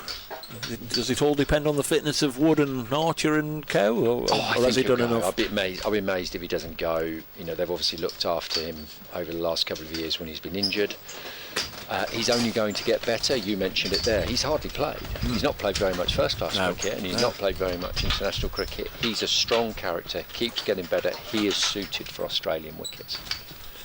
Lyndon James, not seen too much of the strike since arriving in the middle. He's just got 4, and he's beaten on the outside by Jamie Porter. And that's the end of 17th over. Notts a 56 for 4 here at Welbeck against Essex. And I think what you've got to remember as well, Girdler, is that an Ashes tour is really, really tough. It's tough on everyone, but especially the bowlers. The wickets are hard. You've got to go flat out through there. So, your touring side that goes out there, those bowlers there aren't necessarily the ones that are going to finish the tour. No. Elsewhere in the same group as both Nottinghamshire and Essex, the Metro Bank Group A at Neath, where Notts went last year. Hampshire are the visitors. They're batting. Hampshire 81 for 3 after 20. And at Cheltenham, Gloucestershire 132 for 1 against Derbyshire. In the other group, still no play at Sedbergh School between Lancs and Northants. Durham 115 for 2 at home to Sussex. And Warwickshire, we'll come back to that in a moment because Bennett is coming back on to replace Snater. First ball back, bowls to Tom Moores, and he's gone to whip that one away on the leg side. Momentarily there's a cry of catch, but it falls short of the keeper. What about this, Kev, at Scarborough? As it goes off the screen, at Scarborough, Warwickshire 48 for 7. Okay. I played at Scarborough a long time ago, and then you watch with interest the scores there. I think it's a fabulous wicket. So it's obviously done a bit this morning. There's an LBW shout as Moores is knocked off his feet. Umpire Simon Widdup says not out. Again, those of you just joining us, 1 or 2 people just making reference to the background noise. We're not beside a Trent. It is in the breeze, so nothing to be alarmed about. Good start this from Bennett. Lengthy approach, tall right arm, medium fast, a little bit of width offered, and Moores cuts it to backward point. There's no run.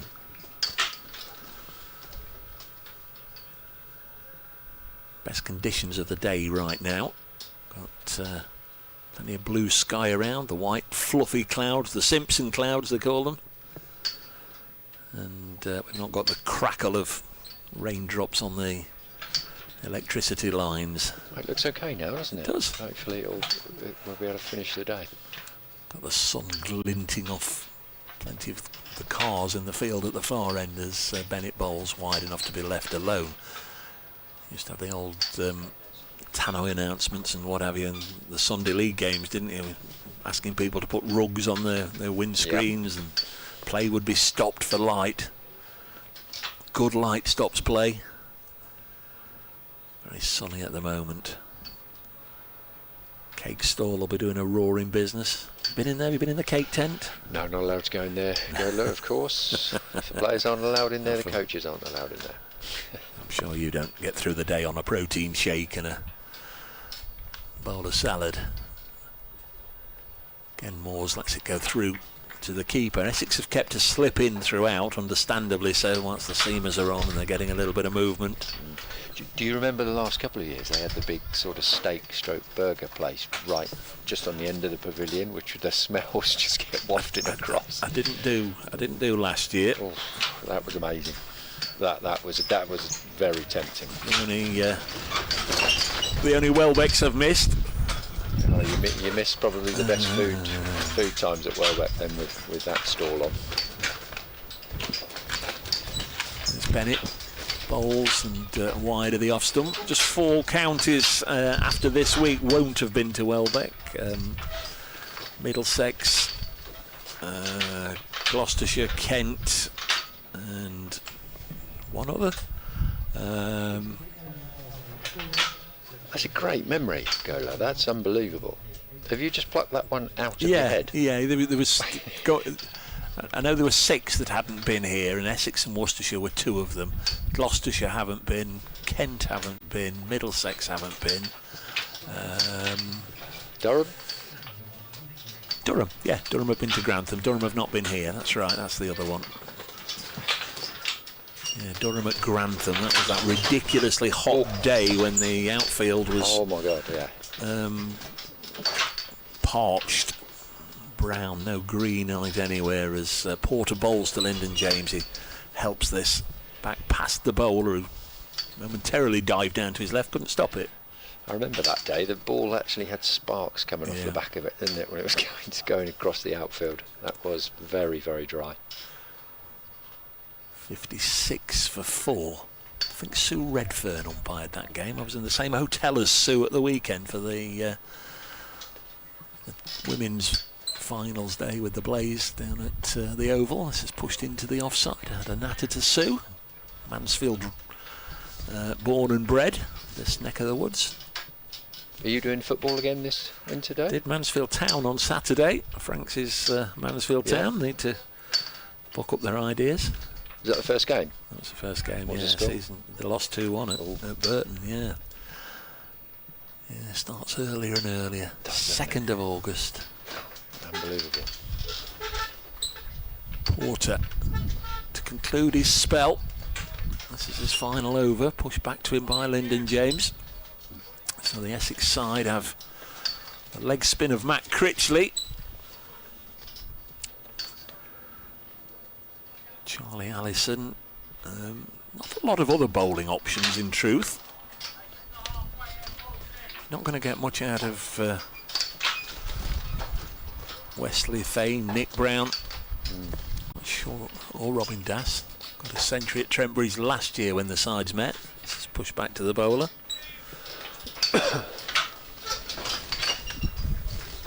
Important, as we were saying, in a relatively short format to get off to a winning start.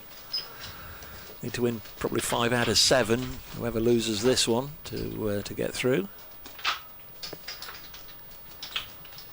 Assuming we don't have any rain cancellations along the way, which can scupper a side's hopes. Porter bowls again, and Lyndon James goes hard at that one. Could so easily have nicked it through to give Porter a 5-foot. Yeah, as we said earlier, we've got a lot of overs to bat here, and you're quite right. Their bowling gets a bit thinner as we go through it, doesn't it? It's probably just best to see Porter off here, I think. Yeah, I'm just wondering who the other options would be. I'm a little surprised that Richards isn't playing, assuming he's fit, because he got 5 at Nottingham last year. Yeah. Jamal Richards. Yeah, we were surprised he got left out. Lyndon James happy to push it back to Jamie Porter, who's now finished. That's a really good 10-over spell from Jamie Porter. Just check. I think they said 4 for 29, but we'll confirm that for you. What a feeling for a bowler. You've got 4 for, and now you don't have to bowl to death. that's a great feeling. Yeah, 4 for 29 for Jamie Porter. Not entirely sure he'll be allowed just to go off and put his feet up and a 12th man come on and run about for him. I think Notts might have something to say about that. Yeah, I think those days are gone, aren't they? Yeah. This is a long run from Charlie Bennett. It is. Long approach. Tall man sets off from our end to bowl the 20th over of the innings. Next ball on its way, and Tom Moores will pull this shortish delivery away on the leg side. Protection out there, so he'll only get a single. a little surprised. I mean, not that we necessarily need a drinks break. We didn't have a stoppage after 16 or 17 overs. They usually divide these into 3 segments, don't they? Yeah, is that because we lost that bit of time? I don't know. I was hoping you might be aware that whether they'd agreed on a 16 overs and then 33 overs. No, I didn't hear anything on that.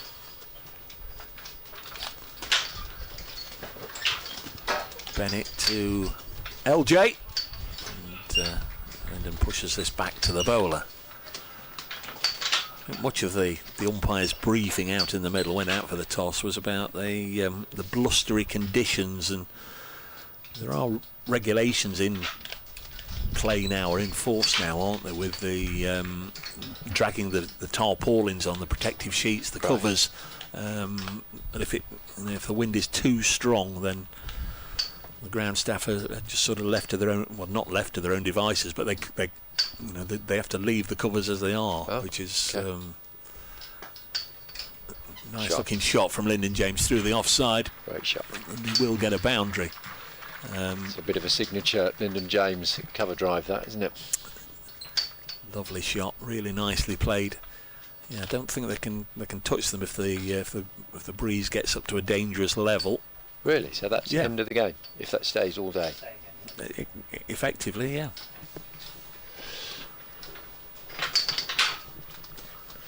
Welfare of players, welfare of ground staff as well. One or two people were questioning yesterday, where was the welfare of the player, though, pushing Chris Wokes out of the door with a dislocated shoulder as Lyndon James gets another one into the offside, and once more it's going to find the boundary ropes. So back-to-back boundaries from Lyndon James, just getting his own innings up and running here with back-to-back 4s to move to 12, not 65 for 4. Yeah, there were 2 other people, weren't there, who batted with broken arms. That was Paul Terry and Malcolm Marshall, 2 guys that I played with at Hampshire. Yeah, Colin Cowdrey back in 63 as well with a broken arm. He made it out of the door against the West Indies, but was at the non-strikers end. There's Bennett. Again, our marquee is being buffeted from side to side. Did you watch it yesterday? I did indeed, yeah, loved it, absolutely loved it. There was a number of people, including Stuart Broad, who doesn't often take to social media, but he was very much of the opinion that he should have got on with it on Sunday evening and got it finished.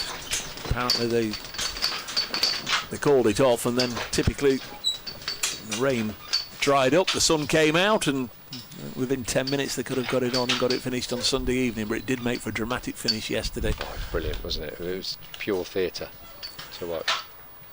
Over finishes with a punt and a punch to mid-off by Lyndon James. 65 for 4 Nottinghamshire after 20 overs. It would be interesting to see what Essex do at the far end now. Just going back to Brody, how well has he slotted into that? Yeah. I think journalist Roy. I think we always knew, didn't we? It normally takes you a bit of time to just sort of ease into it, doesn't he? He's gone straight in there and he's been excellent. Very, very good. I think you always have to. It's going to be Matt Critchley to come on, by the way, the leg spinner, who of course is very well known in the Nottinghamshire camp. He is a local lad, isn't he? He is, yeah. The Slater family are here in Well, no, he's I think he hails from Preston originally. Oh, does he? Yeah. Of course, there's connections to the Slater family. His partner is Ben Slater's sister. I didn't know that. Yeah. I didn't know that. I don't think weddings have actually taken place. So he's not the de facto brother-in-law, okay. but is very much. Is it Laura? Beg your pardon if it's not the right name, but I think Ben's sister Laura is Matt's partner. Here is Critchley, former Derbyshire skipper. This one goes through to the keeper, who spills it. Standing up, of course, Simon Fernandez. 2 out on the leg side fence. There's also a third at long on in front of the media tent. This One's turned away behind square in the direction of the Slater family, who've occupied the front row over there. At deep backward square leg. You looking forward to the 100, Dave? The what? The 100? What's that? You just love cricket, though, don't you? Do you watch it? No, So purely because just don't like it? don't like it. Not just as a cricket fan? It's not proper cricket though, is it? It's exhibition stuff. Do you think it'll still There's be only here so many next year? times you can watch Sunil Narine bowl into Riley Russo, or Riley Russo bowl into Sunil Narine in different shirts and different colours. And Not a fan of franchise cricket? no, You like the traditional the county countries, game. counties. The county Yeah, game. Yeah. Yeah, Do you think it'll be T20 next year or the year after? I don't mind what they do with it. You're just It's- not I interested. just get rid of it. It's akin to the circus. As this is, you're learning. It's a school day for you. This one, isn't it? You're learning about the Slater family. And single taken out into the Every deep to day's Luke a school day, Benkenstein. Well, it is. really? It is. No, it's. I think it's done great things for the women's game. I think the women's competition is Yeah. terrific. They're getting more money. Obviously, the professionalism has come in for the women. They're getting exposure. They are getting decent crowds watching them because of it. This Yeah. is down the leg side, and it's called as a leg side wide from Critchley. But I just next ball on its way, and again down the leg side. Just how many different teams do the likes of James Vince and Alex Hales and Liam Livingston need to play for in a year, let alone in a career? Yep, the game has changed in that respect. More. no, It's uppishly, but he's picked out his fielder there, really. Nick Brown, who's a little bit of a statue at wide-ish mid-off. Well, that was going straight to him. Anywhere near it. It's gone for 4. I think it was always swirling away with him. It was a little bit of Ronaldo bend on it, took it away from the fielder. And Tom Moores moves on to 16. He's mistimed this one down the ground, gets another single. Don't think Tom's going to scratch around here, Girdler. I think he's just starting to go through the gears. Not going to need somebody for the back end though. And whether it's Tom Moores, Lyndon James or Daniel Sams, they're not going to need somebody with the lower order. Oh, and it's not going to be Lyndon James, who's just cut Critchley into the covers, and Notts have lost half their side. Another soft dismissal, really. Wesley picking up his second catch of the morning with Lyndon James, just trying to give himself a bit of room and get it away through the offside. Shame, says Kevin Chine. It was a shame because Lyndon was actually, you could see he'd obviously had to face a lot of Porter and Snater, and he was doing a great job just soaking that pressure up, and then unfortunately he'll be really disappointed with that, Lyndon, really disappointed, because he is a consummate professional and he's fought his way through that really fantastic spell from Snater and Porter. But anyway, we bat deep, so we've got to bat deep today, Dave, to give ourselves a chance. Daniel Sams, Australian international, makes his Welbeck debut. Comes out to face his former side, Essex.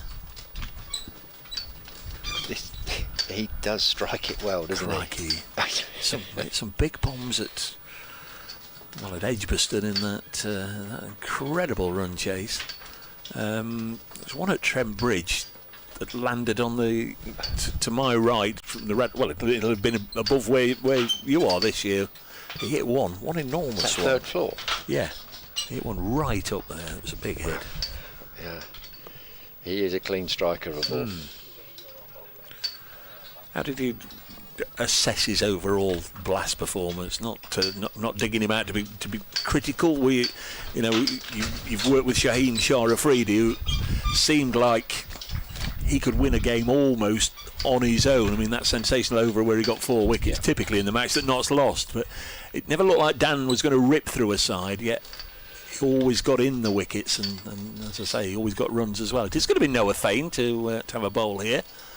5th bowler used by Essex, bowling Oh, he begins with a big wide. I think there was some responsibility on him this year. He worked so hard on his game. He is, once again, he's a fantastic professional.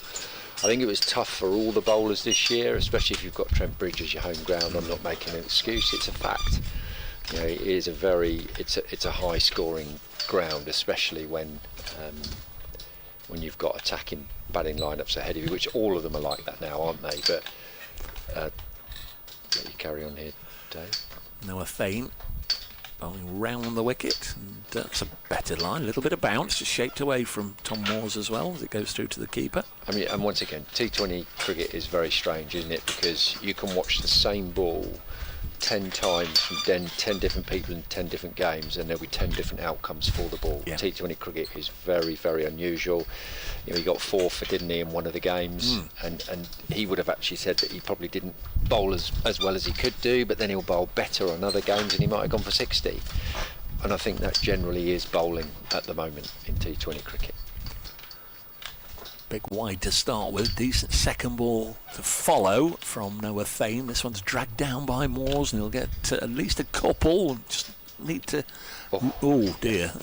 Fielder away to LF. We can just about see Kev, but not very clearly. He's tried to get the old Kevin Shine 1980s boot on Was it it there, and it's Slater? not quite worked. It's gone for 4 for Tom Moores.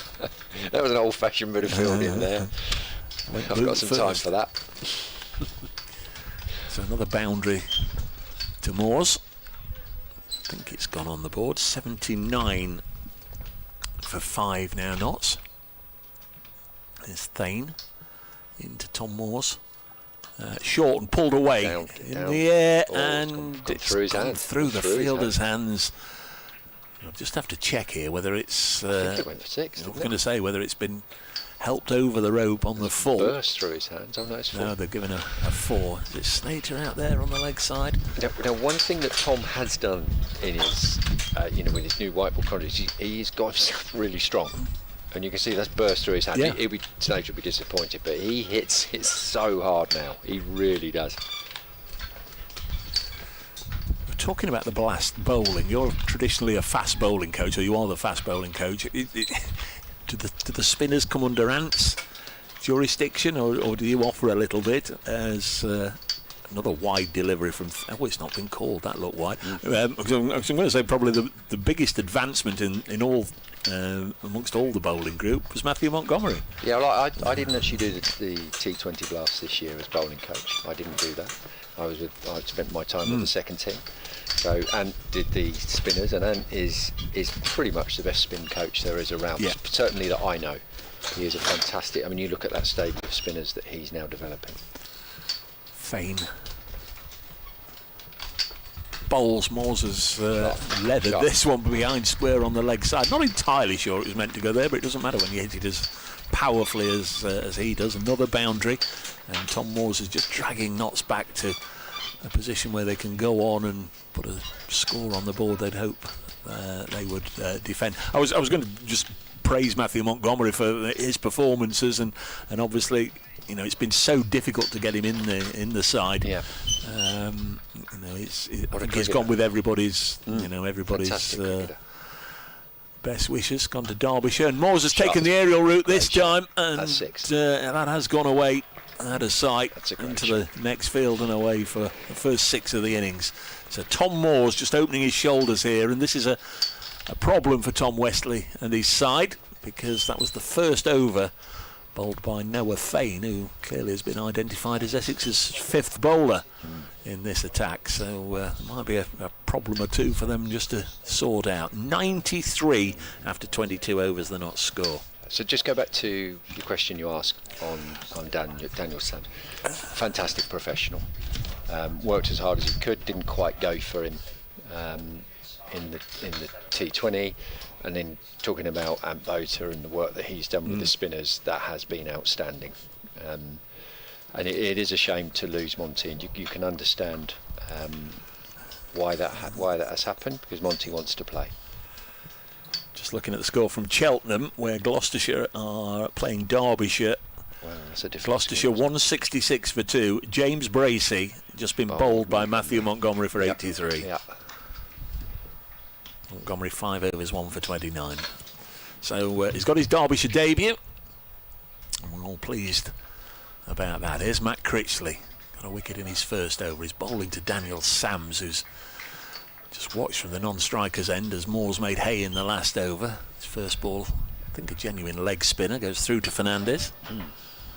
Sam's left arm quick, but bats right-handed. I'm sure most of you are aware of that, as the next ball is cut out into the offside for a single. You'll have been to Cheltenham a few times, haven't you? I've never commentated there, and it got to the point where I always wanted to go to Cheltenham, and a few years ago, Notts lost at Somerset, and I actually stopped off at Cheltenham on the way back. They were playing a game, so I just went and had a look just to say I've been there. But it's one of the few. I'll say one of the few. Just pulled away for a single. I've not been to Sedbergh. I've not been to Merchant Taylor's School, and I've not been to Beckenham. Durham play some games at what do they call it? North South. Yes, that's a really nice ground. Really nice ground. So I've been to most of them, but there's a few around. They're all good grounds. I've been to all of those grounds you mentioned. They're all good grounds. But Cheltenham is wonderful during festival week. Actually, it was a quick wicket. I remember playing there actually in the 90s, and it was a quick wicket. Yeah. Seems like this Cheltenham Festival's gone on longer than every other. They've had blast games, 2 championship games, as Moores again strikes the ball powerfully into the leg side. It will be cut off out in the deep. I think that's Jamal Richardson as a sub-fielder, and they come back for 2. Good running by Tom Moores, taking the fight certainly to Essex in this phase of the game. That's what Tom does really well, doesn't he? Counter punches, and he won't be sort of drawn into the way a game is. He'll play his way, and he's certainly now getting the scoreboard going and making them have to think a little bit more clearly. Critchley bowls. Moores will get another single here. At Scarborough, Warwickshire lost another wicket. They're 73 for 8 after 24 overs against Yorkshire. That, of course, in the other group. Yorkshire got quite a strong side for the first part of the competition. End of the over here. Lythe, Imam Ul Haq, Will Luxton, James Wharton, Harry Duke, Matthew Revis, George Hill, Don Best, Ben Cliff, Dan Moriarty and Jack White. There'll certainly be weaker sides than that. Strong batting lineup, isn't it? Luxton's played well this year, hasn't he? Yes, indeed. He's a talented player. Worcestershire, who come here on Thursday, they're playing a warm-up game against Herefordshire, and Worcestershire are batting. They're 192 for 2 after 31 as Moores lifts this one again over the ring and away for 4 down to long on. Isaac Mohammed 51, Edavalath, I'll have to get some pronunciation lessons on him before Thursday. You're doing really well. Scored 52. Rob Jones 41 not out. Jake Libby 40 not out for Worcestershire against Herefordshire. Some unknown names there. I don't know Dan Latigan. Then there's Henry Cullen, the keeper, Tom Hinley, Fatty Singh, Henry Hawes, Harry Darley and Yadvinder Singh. That's the rest of the Worcestershire side. So you can imagine that will predominantly be the players in contention to appear here on Thursday. It'd be nice to see Fatty Singh again and Jake Libby. So Notts are into 3 figures, 103 for 3, and this a flourishing partnership led by the swishing blade of Tom Moores, who pushes this to backward point. They'll get a single. Daniel Sams has 2. Tom Moores goes to 44. It's in good nick here, Tom, doesn't he? He is. He won't have played much. I'll have a look when I get an opportunity. He won't have played much List A cricket recently, because of course he's been with 100 since that competition started. Played last year, didn't he? Did he play last year? Again, you see, I missed last year. I thought, blow it. I'm going to go to Italy. So off I went. What was that for, Dave? Holiday. Oh, nice. How long did you go for? A month? No. I can't remember what we went for last year. I'm going again next week, as this is pushed into the offside for a single. To Italy. 10 days or so. Went to Sardinia next week. Nice. 104 for 5. Nottinghamshire against Essex. 1 or 2 filthy black clouds up in the sky, but thankfully they seem to have passed us or skirted around us.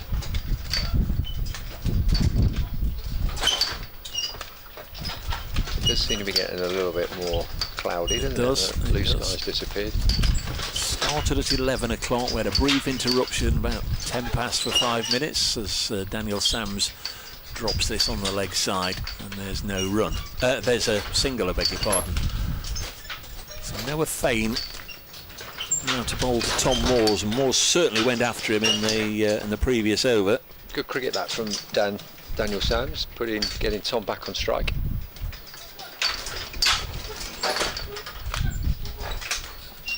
Just having a little look at the first over by Fain. In fact, he's bowled 8 balls now, none for 24. Down the wicket. Oh, that's going to be another one that'll have to be reloaded. So that's the pressure that Moore's put on him in the first over that's forced Noah Fain just to go wider and wider and wider. I wonder if we're going to get a bit of Wesley bowling, because he's down on the ground, stretching from side to side. He used to bowl quite a lot, didn't he, Tom Wesley, but not so much these days. Yeah, he's set his field now to sort of hedge his bets a little bit, so he can try and get out of Tom's hitting arc.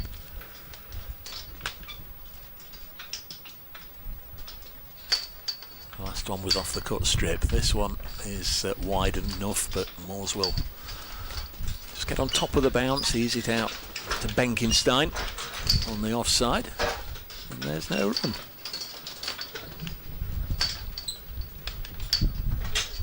Beg your pardon, there's 1 run. 107 for 5. Last wicket went down when Lyndon James fell. The score on 74, so they've added 33 already this bit. Partnership. Daniel Sam's contribution only 3. It's over the top of the bounce and runs this to backward point, and there's no run. These two sides involved in a couple of amazing Lord's Cup finals back in the day. Derek Randall unable to get Notts over the line in the 85 NatWest final. I think he wanted 18 off the last over, got 16, and then hit a final ball from Derek Pringle to Paul Pritchard at mid-wicket. And then 2 years or so later, in fact 4 years later, 1989, Eddie Hemmings cut John Lever away off the last ball to reverse the issue and get Notts the win. So it is going to be Wesley into the attack, 6th bowler used. Again, you'd imagine. Yeah. It's At the back. Still. Oh, I beg your pardon, yes, it is Critchley. And Tom Moores has got a hold of him and hits it down the ground. It's gone all the way for 6. And that is Tom Moore's 50. Very well battered, Tom Moore's. It's a really good knock. How many balls is that, Gerla? I'm just going to have a little look. Yeah, I was watching Wesley twirling his arms around at this end and down on the ground and whatever. 35 balls for Tom Moores. 35 balls, 7 fours, 2 sixes. 35, 7 and 2. That's a great knock for us. In the context of how this game's gone, that is a fantastic knock so far. Well, he came in at 6 with Notts 41 for 4. Have we lost the ball? Seems like umpire Robbie White is asking for the it must be Tasha case to be brought out. One for somebody to hunt around during the interval, or send the kids into the undergrowth to try and find it. Get Tom Moores to autograph it a little later on if you find it.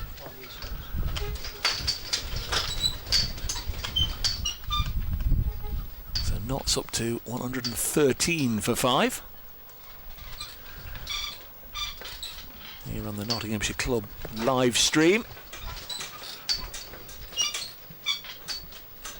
I think the weather's behaving itself now. Hopefully we're set for a fair day.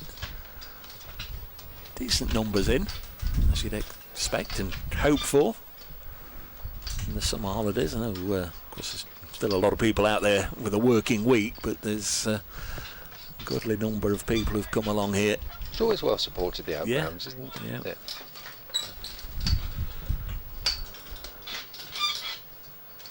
It's a fantastic club facility, isn't it? They've got an indoor school as well. It's, I think they've got an indoor school, isn't it, down the back there? There's Critchley into bowl. Tom Was can't get this one away. There's football pitches, there's I think there's hockey, there's crown green bowling. They like to have a turn on as well fairly regularly. I know when that Hampshire game was on, was it 2018, 2019, as Sir Moores cuts this away, partially stopped at backward point by Bennett. They'll get a single. Have a what on? A turn, you know, a name, a celebrity, an entertainment evening. Right. Well, anyway, to get to the point, during the Hampshire game, they had Phil Tufnell on as a guest speaker. Kevin James and myself went to that. Oh, Jamal Richards has been done by the spin here. On as a sub-fielder. He's thrown himself to his right, and the ball has spun away off the bat of Daniel Sams from the bowling of Critchley. He dived one way and the ball went the other. It's like sending the goalkeeper the wrong way from a shootout. 2 runs. I'm surprised JMO wasn't the turn for that night. Hey, he very much enjoyed himself. Catching up. Former teammate of his, of course, Phil Tufnell. Yeah. Former teammate of mine as yes, well. Indeed. He's a very interesting character, Tuffers. There's an LBW shout. Oh no, it's a stumping shout, I beg your pardon. Fernandez whipped off a bail and then turned towards the umpire. Simon Widdup. I'll just turn a little bit there. Must have done. Spinning the ball from hand to hand. Matt Critchley. Lovely action. Bowls again. Cut away by Sams for a single. He's off to the Caribbean Premier League. He's off to after these first 3 matches. Yeah. Amazing the amount of competitions that are sprouting up all over the place. I bet you're desperate to go and watch a few of them, aren't you? Go Well, I actually wouldn't mind a gig in the Caribbean Premier League. That has to be that has to be said. Funnily enough, I reckon you'd be out there straight away. And I do like the Big Bash, I must admit. That just fits in nicely with my my breakfast routine in the winter. And just switch the old Big Bash on and have a little bit of a look at that with the zing bales and all the different strips, coloured strips. That is a good competition to watch. So we're having a drinks break. Do you want me to send Ant Boater over with you now? Anybody who's anybody who'd like to come and have a look. I will go and ask for you.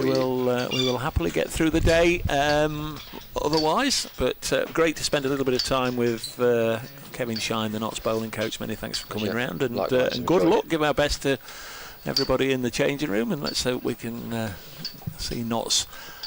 Just bear with us, Essex fans, at this juncture. Hopefully we can see Notts at least put a score on the board that's going to give us a decent game of cricket later on. Thanks to Kevin Shine for popping by our bijou commentary marquee and sharing his thoughts on all things Nottinghamshire and all things cricket over the last 3/4 of an hour to an hour. That's brilliant from Kev. We are still waiting for play to resume here at Welbeck, getting on for 1 o'clock. The bowling figures: Jamie Porter, of course, has bowled out 10 overs, 2 maidens, 4 for 29. Terrific stuff from him. The other wicket taker, Matt Critchley, 3 overs, 1 for 25. And the other bowlers we've seen: Shane Snater, 7 overs, none for 19. Charlie Bennett, 3 overs, none for 16. And Noah Fain, 2 overs for 27. Tom Moores is 52 not out now from 37 balls. Daniel Sams just 6 not out. And the players dismissed. Asiba Mead caught Wesley bowled Porter for 7. Ben Slater bowled Porter 15. Sam Seaton bowled Porter for 1. Jack Haynes caught behind by wicketkeeper Fernandez bowled Porter for 15, and Lyndon James caught Wesley bowled Critchley. That was for 13. So it is going to be Tom Wesley. I went a little early by 1 over in saying that Wesley was coming on. So we're at the halfway stage. 25 overs have gone, 117 for 5 knots. And Tom Wesley with his right arm off spin bowls, and Daniel Sams has got hold of that one and leathered it over the boundary at this end, away for 6, and Tom Westley might just be thinking he perhaps might have gone with another option to bowl the first over after drinks. Daniel Sams unloading. They'll have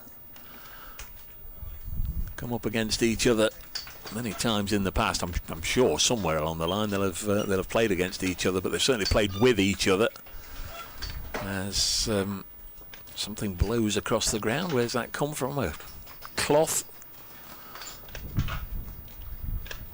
just tucked away in the pocket of Noah Thane. So here's Wesley to Daniel Sams. First ball away for 6. Next ball is just dropped deliberately into the offside for a single. And that's the 50 partnership. Sam's contribution is 13. Tom Moores has been very much the player driving this partnership forward.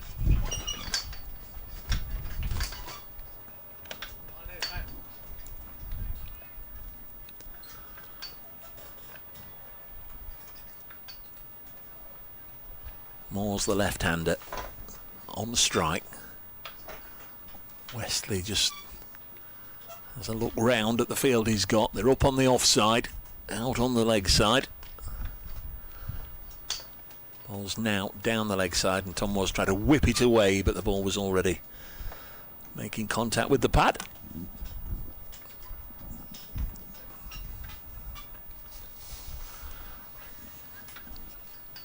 So Notts 124, just past the halfway mark of the innings. They might be looking to get on towards 250 and upwards as Moores gets another single. But the issue is, of course, that they've lost 5 wickets, 5 key wickets, so they really do need this pair in particular just to stick around and make a partnership together if they can. Wesley into Sams, and he's gone again, chips it high down the ground, and that'll be 6 more. Lovely clean striker of a cricket ball, Daniel Sams, and that's the second one in the over. It's hit high over the long off fence.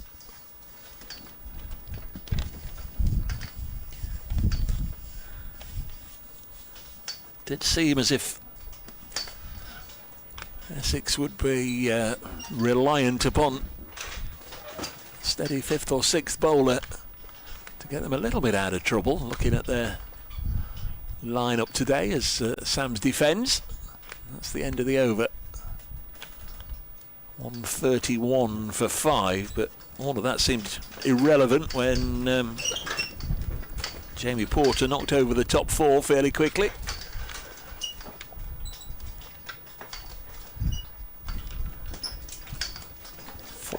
From that over.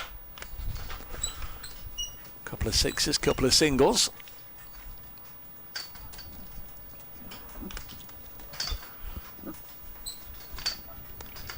Sunlight very bright this stage of the day. This one's short from Critchley, and Moores has helped this one through the sky and away over deep square leg for another 6.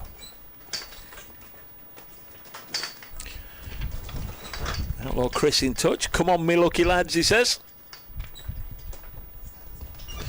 The Sheffield Outlaw says, Joe and I hoping to make a shorter journey than usual to watch Notts later today, depending on the weather.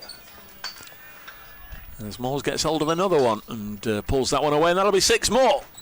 This is magnificent hitting from Tom Moores. Steve Ewan, why don't they play at the county grounds in this competition? They use them for that other 100 competition, but so what? There are many strips. If there was a game on the same day, then understandable. There'd be big support for the 50 over if done as a serious competition.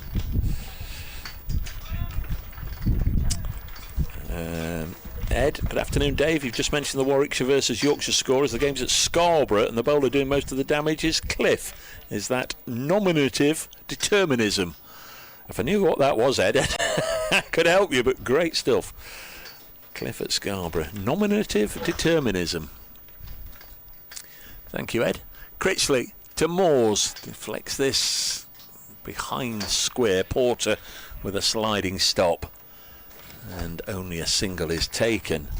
Been some brutal hitting so far from Tom Moores in particular, and also Daniel Sams. But Essex, I think, will believe that potentially one more wicket away from being able to put the brakes on Notts and from their perspective, handle the latter stages. This is defended. Whichever one survives this partnership, Moores or Sams, pretty much going to have to stay there till the end, with Joe Pocklington on debut, Hutton, Lord and Hayes to come. End of another over. And after 27, Notts are 148 for 5. Another big over there for Notts, 17 coming from it. Scored 31 from the last 2 overs. Tom Wesley's going to have another one.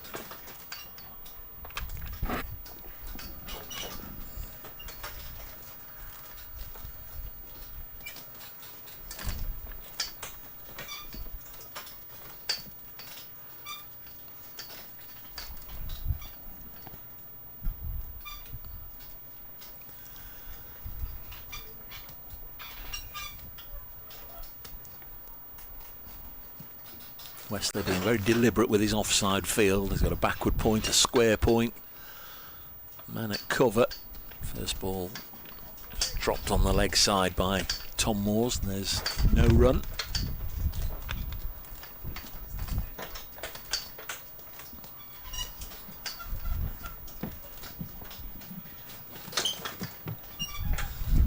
Wesley in again, and once more he's able to just keep the Notts batter at that end, keeping him quiet. Will Moores look to take the aerial route again? Won't. Push this gently into that ring of fielders on the offside. And there's no run. Okay, they're fairly close together. Another fielder out.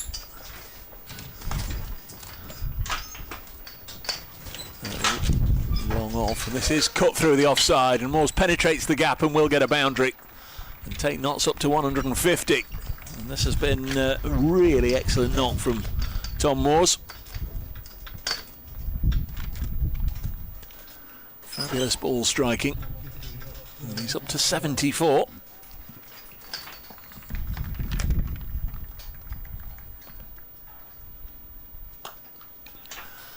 Again, it goes through the offside. Benkenstein will come round, and there'll be just a couple of runs there.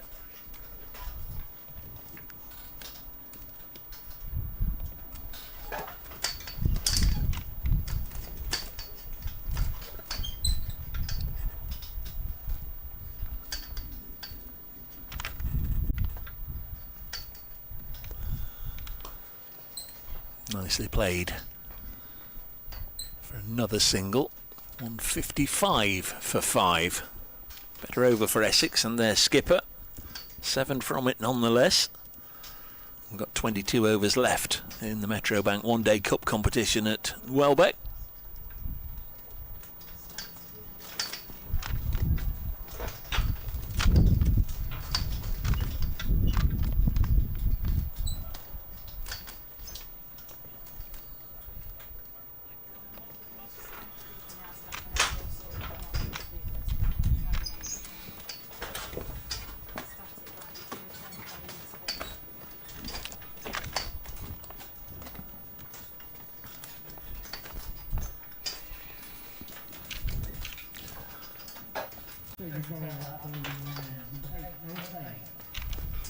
Now Fane is going to replace Critchley from the far end, the spy and cop end.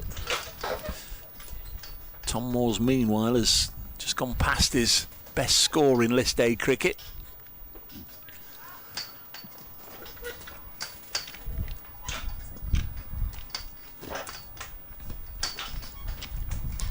is on 77. Fane start a new spell. Bowles, Moores quickly into position to whip it out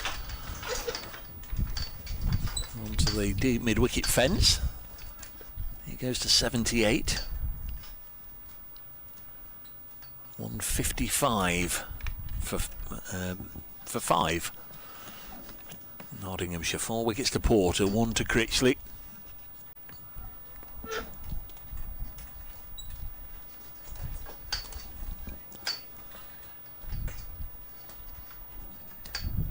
Daniel Sams has 19. Almost falling across his stumps there as he tried to whip that one away. Ball thudded into his pad.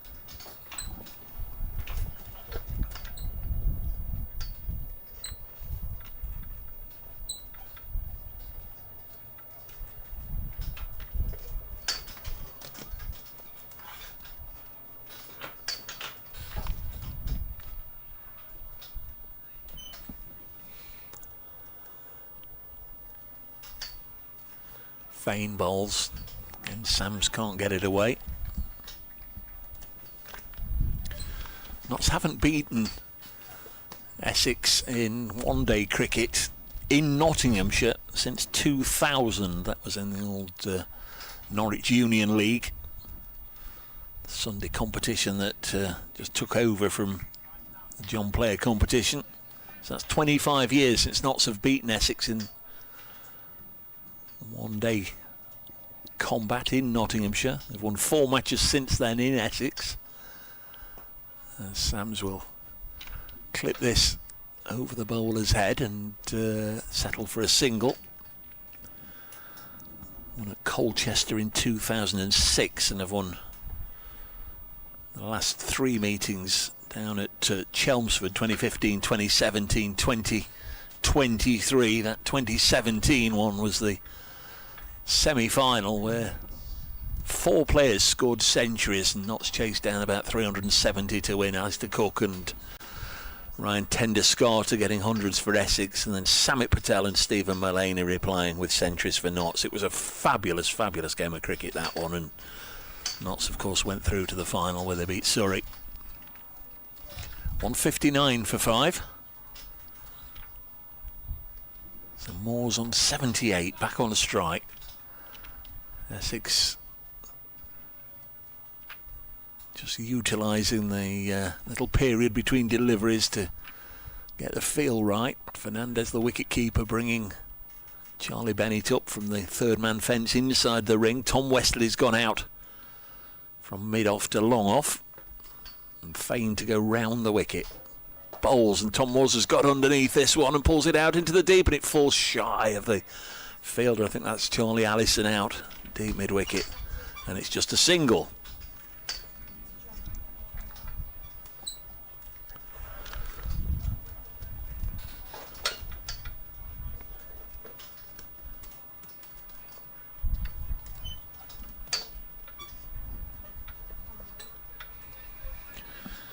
I mentioned those 2 finals earlier at Lord's between the sides as Sams again chips it over the bowler. Well, he's done more than chip it, actually. He's stroked this deliberately and firmly and crisply down the ground for 4. Nice looking shot from Daniel Sams. 164 for 5, and Sams on to 24. Sides also met in, there was a reincarnation of the Refuge Assurance Cup in 1989. Was a competition where they had 2 groups and the winners met in the final at Edgbaston. Essex got the better of that one. More silverware for the Essex side at Notts' expense. Sams guides this down to third man for a single.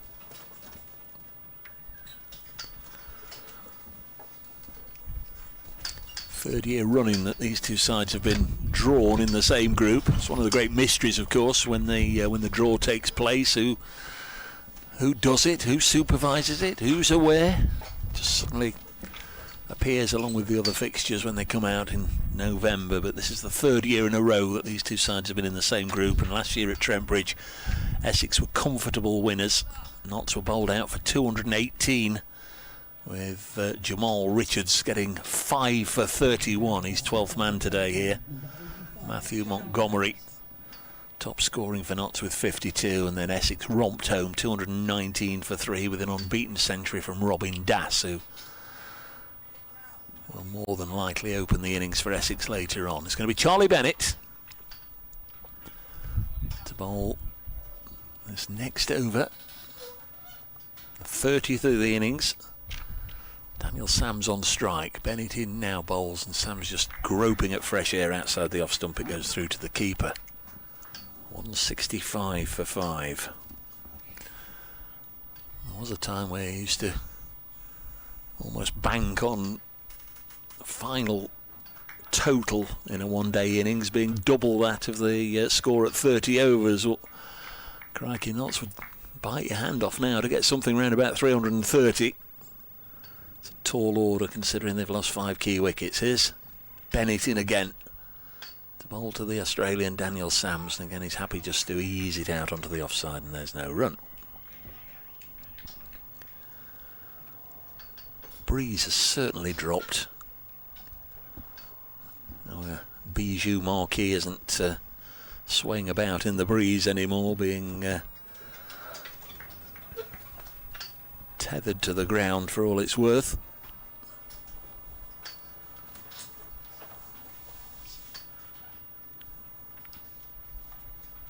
Essex in very attractive purple top. Bennett comes in past the umpire, also wearing purple. And Sams guides this down to third man. Notts finished 4th last year in their group, narrowly missing out of qualification. Had 4 wins, 4 losses, as we were discussing with Kevin Shine. Generally sort of looking as a bare minimum 5 wins and 3 losses, and hope to have a good net run rate. Last year Essex in the same group, they had 3 wins and 5 defeats and finished 7th.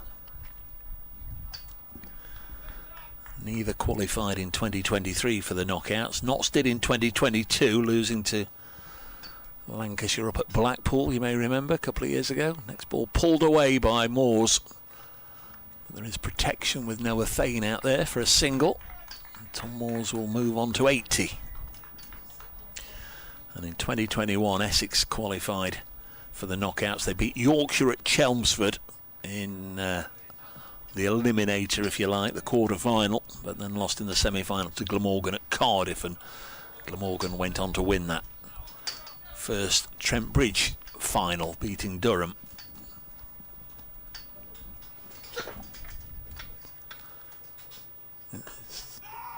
Bennett bowling to Sams, drops it down on the leg side and says no. It's the 15th one-day match here since the Welbeck Weekender, which got it all going here in 2015. Lots of won 7, lost 4.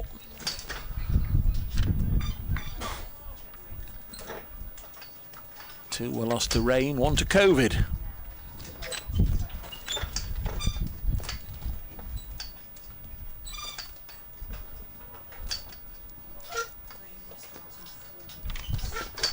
Ball is past the outside edge, and both keeper and bowler just politely asked if there might have been a nick on that, but there wasn't. 167 for 5. Just wonder if there might just be a little bit of drizzle in the air again, which would be a real shame. So that is the 30 over mark.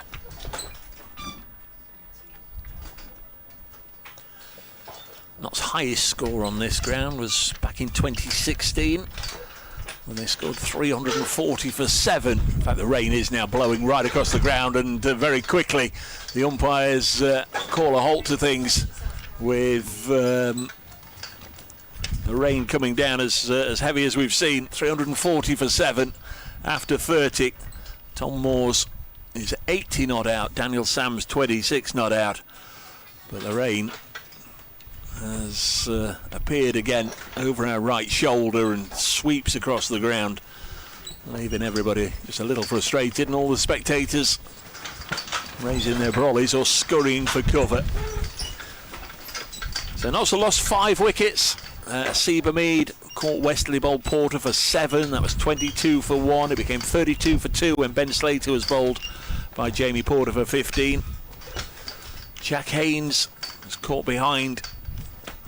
Again, Porter the bowler for 15. That was 41 for 4 actually. Sam Cetron had been the third to fall. 40 for 3 when he went, bowled by Porter for 1. And Lyndon James caught by Wesley from the bowling of Critchley for 13. That was 74 for 5. Since then,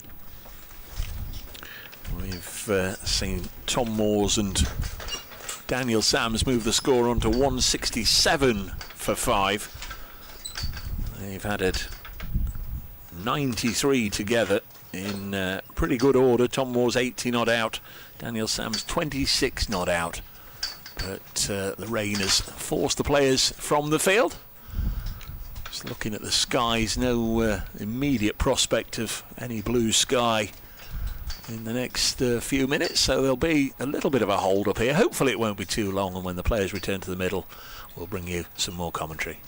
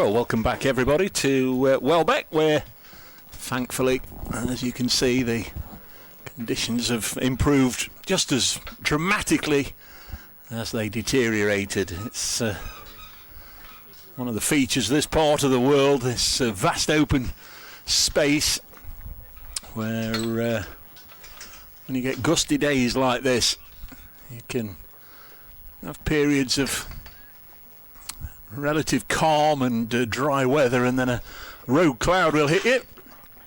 Well, it's blown away again, and we can resume. We've not lost any overs as yet, so still 50 overs aside. Tom Moore's on strike on 80, and first ball of the resumption bowled by, that's Benkenstein bowling at the far end, is played up to mid-off, and there's no run. Comes in again and bowls, and Moores almost swings himself off his feet trying to get it away but can't.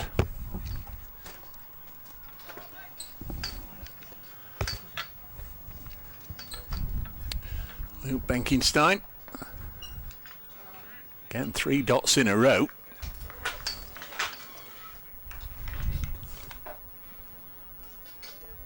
Nice start to his bowling effort, but this one's down the leg side, so gets his line wrong. That's a wide. One more to the Notts total of 168. Takes this partnership up to 94. And now Tom Moores will hit this down the ground, and that'll go 1 bounce for 4. Moores, as ever, striking the ball fearfully hard. Just 1 bounce into the boards at the far end. Moores on to 84. 172 for 5. Brutal hitting from the Notts keeper. It's just the 31st over, so Moores and Sam's going to extend this partnership certainly for at least another half an hour. Notts going to get a really good score on the board here. Benkenstein, Moores again, down the ground, just lands shy of long on. Just thought for a moment there he might just have picked out his man. 173 for 5. Tom Westley desperately trying to find the bowler with the golden arm. Somebody with a Midas touch to break this stand. Benkenstein, the 7th bowler used, tosses this up, and Sams drills it back to Benkenstein, end of the over. So just 5 from the over. 173 for 5 after 31 overs.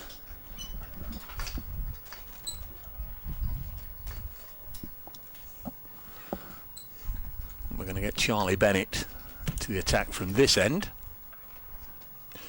Just about managed to stop our tent from blowing away during the I can't call it a tent, it's a bijou marquee, during the height of that 5-minute storm. The fact that we're still here and still on air, largely thanks to producer Aaron, who's still here. Thanks for popping by. It's not easy, is it, in a field in the middle of North Nottinghamshire, just keeping your tent on the ground? No, it's a little bit windy today. So a few challenges, but we're cracking on through, aren't we, Dave? We are indeed, as is Charlie Bennett, who's going to bowl the 32nd over of the innings. 173 for 5. Good stuff this from Tom Moores. He's on strike now, and he gets one that he can pull away behind square for a single. 174 for 5. That's that century partnership as well. So really good stuff. I make light of it and always knock you guys, but taking all your stuff down, de-rigging from Trent Bridge and moving them all up here to Welbeck, it's a mammoth operation, isn't it? Yeah, it's not fun, if I'm honest, Dave, but yeah, we were in Trent Bridge yesterday getting stuff across here for these 2 games, and then obviously we'll have to look to get back into Trent Bridge for the 2 final games of the Metro Bank. 174 for 5. Bennett to bowl to Sams. He's on 26, the big Australian, pushes this back to the bowl and there's no run. Tom Wesley fancies a lie down. I fancy a lie down, but I can't have one. But Tom Wesley's rolling around on the ground here. He's been on his feet though. You know, you've sat down in your nice deck chair and you've got tea, you've got water, you've got sweets. I've got tea is what you've just said. I've got tea. I've got tea. Yeah. Where did that cup of tea come from? 174 for 5. Next ball sent down now, and Sam's rocks it on the leg side. During the brief hiatus that was that 5-minute interval, Aaron revealed he'd fetched me a cup of tea, but he'd forgotten to actually give it to me. He'd left it on his table, the producer's table, 5 yards to the right, and as such, it's just. Well, it's not quite tepid. He was deep in conversation with Mr. Shine, so I didn't want to interrupt. And there's plenty more tea, so don't worry, I'll get you some later on. The thoughts were there. 174 for 5. No, it's fine, thank you. Sams will cut this away and hits it powerfully, as we saw in the blast, and gets a boundary. 178 for 5. Don't want to tempt fate, and there's plenty of wooden benches around that we can touch for good luck, but it's looking a little better for Notts than it did do by about 11:45. No, we needed this partnership, didn't we, really, after the start that Essex had. So I think especially Tom Moore's, to see him on 86 is fantastic, and Samsy's being the ever great partner backing him up as well, so positive so far. Bennett to bowl to the Australian, who's smashed that one out of the ground for 6. Couldn't quite see it land because it was. I think that's up on the bank, I think, to be fair. It was still getting clearance from East Midlands Airport when it went past me. Wow, 6 more to Daniel Sams. He can strike a ball, can't he? He can indeed. 184 for 5. Of course, Essex know all about him. He had, exactly, yeah. 3 or 4 seasons with them, playing in the blast before joining Notts this year. Sam's on to 36. Bennett, like the cut of his jib, but don't necessarily like the line he bowled there because it's a wide and has to be bowled again. I'm sure didn't really talk about Charlie Bennett with Kevin Shine much, but I'm sure Kevin would think there's a lot to admire there, a lot to give you plenty of encouragement that he could have a long and successful career. Yeah, he seems a decent height, doesn't he, really, as he walks towards us here in our tent. Good 6 foot, maybe 6'2", something like that, potentially. He's going to get stronger and learn all the tricks of his art as this is pushed into the offside, fielded by Critchley. The only one that's not named Porter to feature on the wicket taking today. 4 wickets to Porter, 1 to Critchley. End of the 32nd over. That's a 185 for 5, having been 74 for 5. He bowled well, didn't he, Porter, this morning, I have to say. Very experienced pair, aren't they, Porter and Sneater for Essex. Yeah, missing Sam Cook, of course, away with the Trent Rockets. In your favourite competition, Dave? Well, don't go on about it. I had to have a little chuckle when Shiny asked you about that. I see, they all just try and get me going, don't they? If that's your thing, that's your thing. Exactly. Has its place. Some would argue not. Going to be Benkenstein. Bowled pretty decent first over. First 3 balls were dots. Bowls to Tom Moores now, who almost with a hint of a flamingo whips it down to long on. I wonder if those dark clouds are coming again, Yeah, no, I think the thing with it being, windy, I don't know whether you've noticed the wind so far today, Dave, but it's moving the clouds very quickly. Benkenstein bowls, and Sams lashes this one away. Backward of square on the leg side. Charlie Allison with a good strong throw. It's a good job there were, didn't need any backer-uppers in the end, but there were 2 there scuttling to get into position, but well taken by the keeper. 187 for 5. Next one's touched away behind square.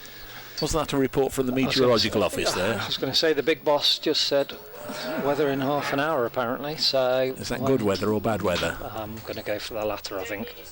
Next ball is whipped away by Moores on the leg side for his 88th run. Didn't quite realise we were as close to Silverstone as we appear to be at the moment. Or is it Donington Farm? Somebody's enjoying themselves, aren't they? Presume it's a motorbike at this one's through to the keeper, roaring past the ground somewhere. 188 for 5 knots. Opening round of Metro Bank Cup matches. This is through the keeper, I think. Let's have a look, see what the umpire signals. If anything, it's a leg by. Slightly down the leg side nearly then.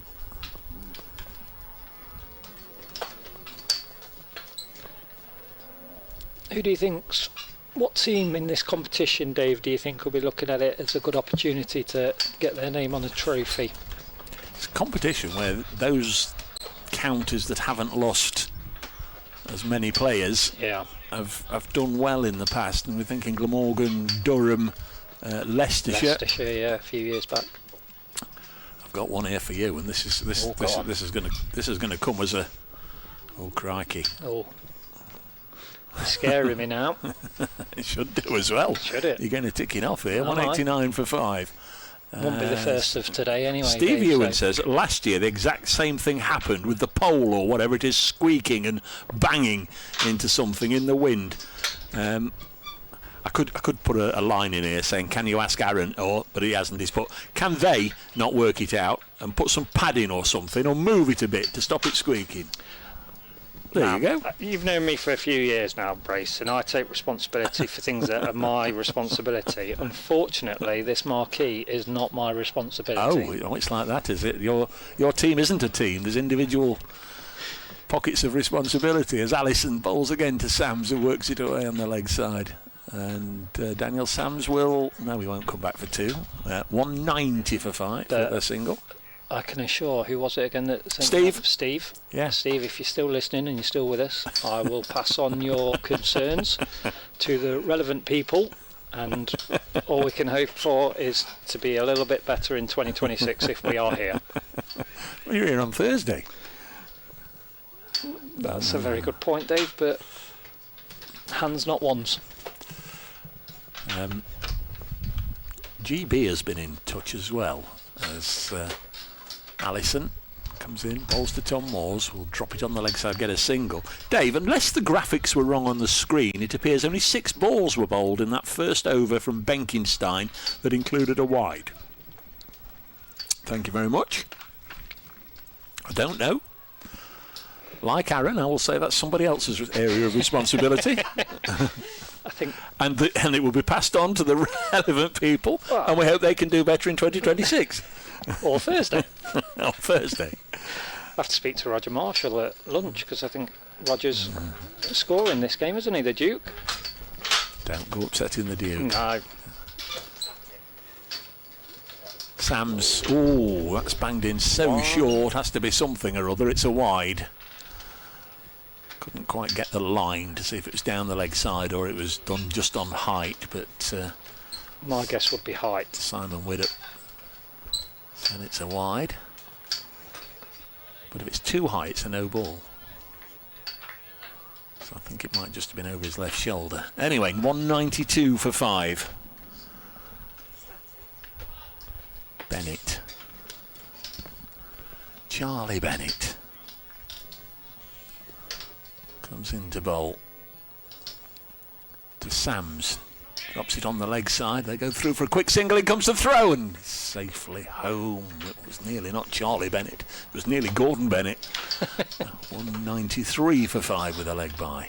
I should have saved that for a better moment, shouldn't I? For his big moment. I've gone early on that one. You've gone early. Man of your experience. Gordon Bennett. Don't know who was Gordon Bennett that the saying comes from. Gordon Bennett. 193 for 5. This is the 34th over. Moore's on 89, and it's down the leg side. It's another wide. That'll have to be reloaded. Knots just inching their way up to 200. There's a bit of weather around, Dave. I love that Looking at saying. that. When is there not ever a bit of weather around? Well, not good weather. I don't need an app to tell me that right over the ground at the moment is a filthy black cloud. I've heard the pylons, well not the pylons, but the electricity wires that drape over the field at the far end. I've not heard them crackling yet, as we have in past years. This goes through to the keeper. When you get the drizzle on those and the sparks are flying and lots of crackling. Little mini scoreboard at the far end is not in use this year. It's there. It just says total and overs and to win, but they're not using that one. We can just from our Bijou commentary marquee see one scoreboard away to our left. There's another one that houses the scorers. They're behind us. Roger the Duke Marshall's in there, and from Essex, Paul Parkinson. Next ball on its way, and Moores will nudge it up to Wesley at mid-off, and there's no run. Just going back to the sides that haven't lost many players to the 100. I think Essex are one of those sides, aren't they? I think they've only lost maybe 3, potentially 4 people. Because, of course, some sides get absolutely decimated, don't they? They do indeed, yeah. They've lost Elgar and Harmer and Sam Cook, at least, for various reasons. 34 gone, 194 for 5. Knots who were put into bat by Essex skipper Tom Wesley, who won the toss. No surprise from that for you, Dave? No. And Kevin Shine confirmed that Knots would have done the same. They would have put Essex in. Sam's drives into the offside, and there's no run. I mean, much about No, that. county championship. But he didn't win this one. Oh, full toss, 4 runs. That was as bad a ball as you can imagine, really. And Daniel Sam's eyes lit up and he smashed it away through the offside for 4 to take Knots to 199 for 5. But Yeah, that got the punishment it deserved, I feel. it's a strange thing, the toss, isn't it? With India losing all 5 in this series, and Yeah. something like 14 or 15 in a row. Another one pulled in the leg side, and will that be cut off? It will, out there by Snater. And they come back for 2, so the 200 comes up for Knots, 201 for 5. Well, I had this conversation with Haas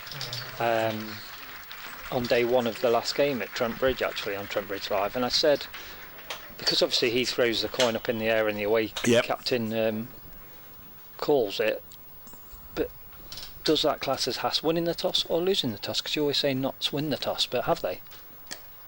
Oh, Sams has hit this. Now then it's gone high, high, high, high, high. Oh, it's going to fall shy of the fielder, and they get a single. I think there was a lot of worried and a lot of expectant people just wondering where that was going to land. I think that's actually Snater in the deeps. I don't know who it is over on the leg side. We need to reinvestigate. 201 for 5. Moore's 89. Sams is on 45, and now Tom Moores has lifted this over extra cover and away into the distance, and one bounce into the deck chairs for 4, and Moore's into the 90s for the first time in List A cricket. Yeah, just 7 away from his maiden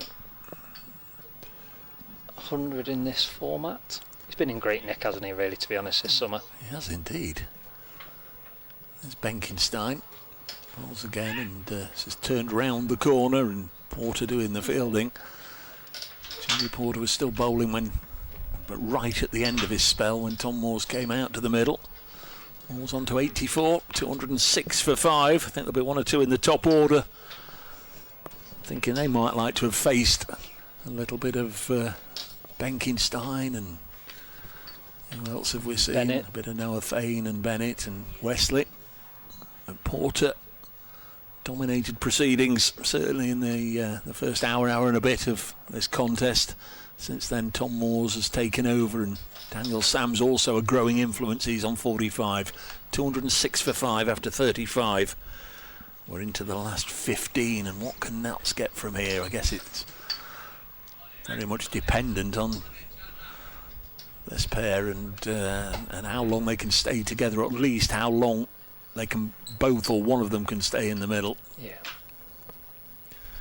It's going to be Bennett given a lengthy bowl here to come into Tom Moores, and he'll pull this behind square, and that'll go for 4 to take Tom Moores to 98. Fabulous stuff here from Moores. It really is. This is batting of the highest quality from his perspective. He won't mind who's bowling at him, but there's been some wonderful cricket shots, and he's really, really helped turn this around from where he was. Not so very much enjoying his individual innings, which has aided the team and helped in their recovery. I make that 67 balls, 12 fours, 4 sixes. He's on 98. Charlie Bennett to bowl to Tom Moores. He's in now, and Moores will flail it into the offside, and they'll only get a single. So he goes to 99 at the non-striker's end. Just shy of 150 strike rate as well, so I'd say he's been aggressive, but he's always a front foot kind of batter, isn't he? He likes to take it to the bowlers. Yep, certainly is. 4 sixes in that as well. Yep. Daniel Sams is at 3, and he's on strike now to face Bennett. 211 for 5 knots. As Bennett bowls, and this one's hit high up in the air on the leg side, and again a couple of fielders trying to converge on it. Oh, it's a wonderful catch. Really good catch running back at deep mid-wicket. That's tremendous stuff. And Sams goes for 45. Bennett gets a wicket, and Essex have ended the partnership. Really good work by the fielder running back at mid-wicket, who we'll try and identify for you in a moment. I feel it's Allison, isn't it, I think? Potentially. I thought he wasn't actually going to get there for a minute. It kind of, maybe it held up in the air with the wind or something, I'm not too sure, but it kind of looked like the Essex fielder kept his eye on it, but sort of stopped his run. But then, yeah, like you say, great catch, to be fair. And we just mentioned about that partnership, how long that partnership could continue, and I guess Essex have got the breakthrough that they desperately wanted over the last few overs. So debutant coming out at number 8 for Notts, Joe Pocklington. It is Charlie Allison. Good spot, Aaron. Left-hander, 24 years of age. Doing impressive things in the national counties with Lincolnshire. Notts had a little look like what they saw.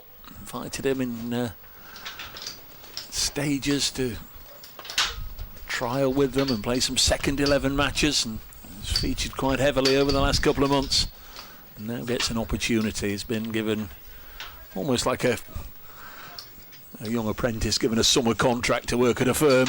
a little bit of summer work. He's been given a short-term contract by Notts. Real chance to shine here. Dancing on the spot. It's a different sort of approach, isn't it? Bobbing up and down. Yep. There'll be butterflies. I hope there's family and friends here watching it. He's going to face his first ball for Notts. Tom Moores at the other end on 99 not out. And there's Bennett bowling, and Pocklington works his first ball to mid-wicket, and there's no run. I think it's always nice when you get the bat on ball first ball, for me.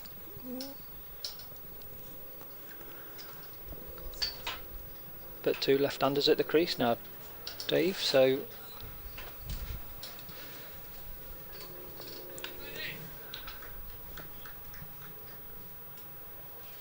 different heights. He'll have to bowl a different length to Pocklington than he will to Tom Moores. And comes Bennett to bowl again, and wide enough to be left alone, and goes through to the keeper. So still to come Brett Hutton, Rob Lord and James Hayes. The uppermost in their minds, not just yet, but down the line, that they need to bat through the overs, need to make sure they last the 50 overs.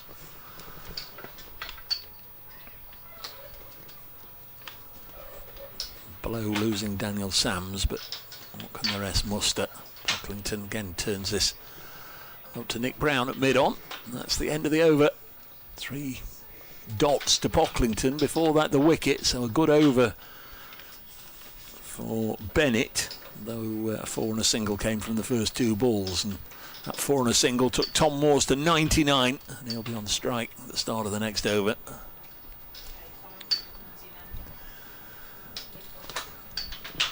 What do you think to the umpire's clothing today, Dave? Very, I know you mentioned it earlier on, but very similar to the Essex, isn't it? What is it? Would you call it a dark blue? No, it's purple. It's purple. Yeah, it's purple. Yeah.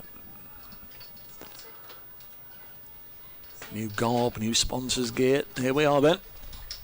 Benkenstein to bowl to Tom Moores on 99. He clips this to mid-wicket, and that's a first List A century for Tom Moores of Nottinghamshire. And that's a fabulous innings. That really is a wonderful knock by the left-hander. Takes his helmet off and raises his bat. Really, really good innings from Tom Moores. 69 balls, 12 fours and 4 sixes. Fantastic stuff from Tom, as I just mentioned. He's been in great form this summer in the T20, and well, there's nothing like getting 100 in your first game in the Metro Bank this season. There isn't. He's scored 2 equal 50s there. His first 50 from 35 balls with 7 fours and 2 sixes. His second 50 from 34 balls with 5 fours and 2 sixes. So going along fairly even paced. Somebody out there will love that stat. 212 for 6. I hope so. There's Pocklington still looking for his first run. Pushes this up to mid-off, and there's no run. Just noticed the ground staff did manage to nail down that matting wicket that had come a little bit unpinned earlier. Next ball's hit again onto the mat, and there's no run. Noah Fain doing the fielding. Tent swaying from side to side, so Steve won't be happy. No. This one's cut into the offside again by Pocklington, and it's all about how many you eventually get, but he's soaking up a number of dot balls here. Joe Pocklington. That's half a dozen so far. Still waiting for his first run. Benkenstein bowls to him, and he reaches forward, and he's got an outside edge. It doesn't matter if they come for a straight drive down the ground or an outside edge through the vacant slips. He's got a couple of runs there, and his first team tally for Notts is underway. He's wearing number 15. I'm trying to think who the last number 15 was for Notts. Aaron, you're all over all that sort of stuff. Toby Petman would be a guess. I was just going to say Toby Petman would be my guess. Featured down here at Welbeck a few times. Again, a very tall bowler. Obviously, pace bowler Toby, but Joe's left arm spinner.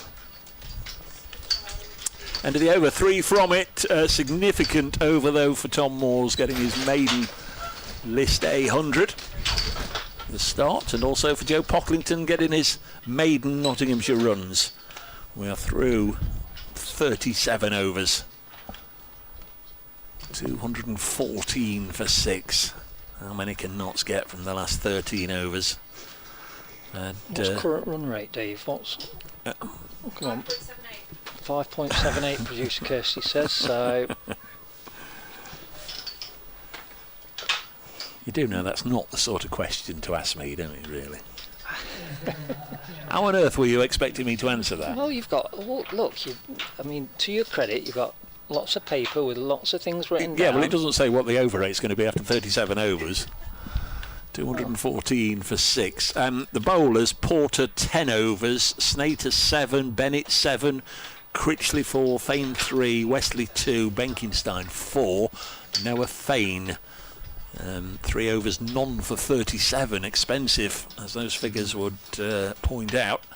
Going to get another go, and he's going to be bowling to Tom Moores on an even 100 100 not out. Fane right on medium pace round the wicket, and Moores has hit this one up in the air somewhere, and Wesley's circling underneath it. And can Tom Wesley? No, he can't. He can't. Tom Wesley can't get it.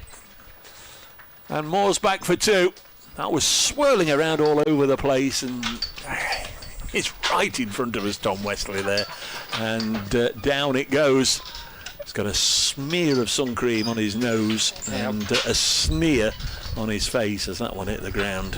I think similar to, Daniel Sams, really, up in the air, fielder, not sure, like you say, swirling around this wind, so potentially not as easy as you think, but I think he'll be very disappointed he didn't take it. I certainly didn't think it was easy at any stage. There's Noah Fane in again to Moores, and he'll play this one along the ground, and that's a lovely cricket shot. There's protection out there. He'll get a couple of runs, but that was a really nice shot. I'd rather see him doing that than hitting down the ground. With it swirling around, it's difficult to know which way you are actually hitting into the wind. I suppose hitting towards the pavilion, you're hitting into the wind, don't you? But it was still doing an awful lot, and Tom Wesley just misjudged it. Might be a key moment. 218 for 6. Fane bowls. Moore's got hold of that one. That's downwind, and that has gone 350 yards down the fairway and into the next field for 6. Huge blow from Moore's. Wonderful shot. And that drop already is looking to bounce back on the Essex skipper, and we're going to get the request for a new ball. Yep, they need the briefcase. It always happens, doesn't it, Dave? Really, you find that after a drop catch that the batter always punishes with a boundary in one of the very next few balls. Both umpires are heading off to the briefcase, and that's because we need to get one ball to see what the replacement looks like, and Robbie White has his ball safely tucked in his pocket, and umpire Widdop is trying to find one that's of a similar vintage. 2 o'clock. We've normally got a little bit further on than this, but of course we've had a couple of stoppages, haven't we? We have, yeah. Soon be time for me to go and collect your lunch.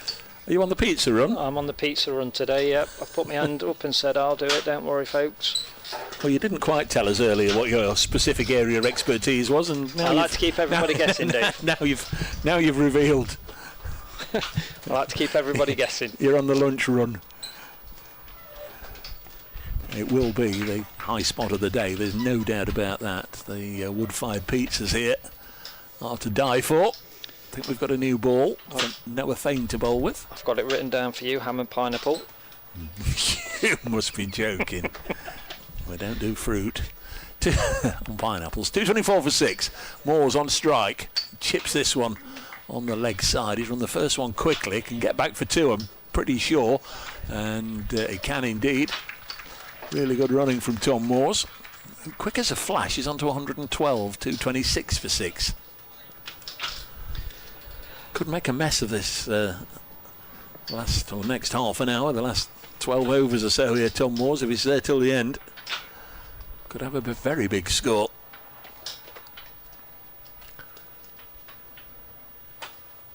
Hutton Lord and Hayes to come. Noah Fane bowls to Moores and chased a wide one there and bottom edged it through to the keeper on the bounce. Yeah, I think 12 overs left after this one. You'd be run rate around 6. If positive, if Tom Moores can stay there for most of them, you'd be looking 300. It's a big if, isn't it? I'm just wondering where the other runs are going to come from. Pocklington, Hutton, Lord and Hayes. A lot depends on Tom Moores as he hits that one through deep mid-wicket, and that'll go for another 4. Marvellous shot to end the over, and that's her up to 230 for 6. And that's after 38 overs have now gone. So 12 to go, 230 for 6. Notts were in a bit of a pickle at 41 for 4 and 74 for 5. And that stand eventually worth 137 between Daniel Sams and Tom Moores for the 6th wicket. Got Notts very much back in the positives. And now with Joe Pocklington, who's only got 2, already 19 have been added in a couple of overs for the 7th wicket.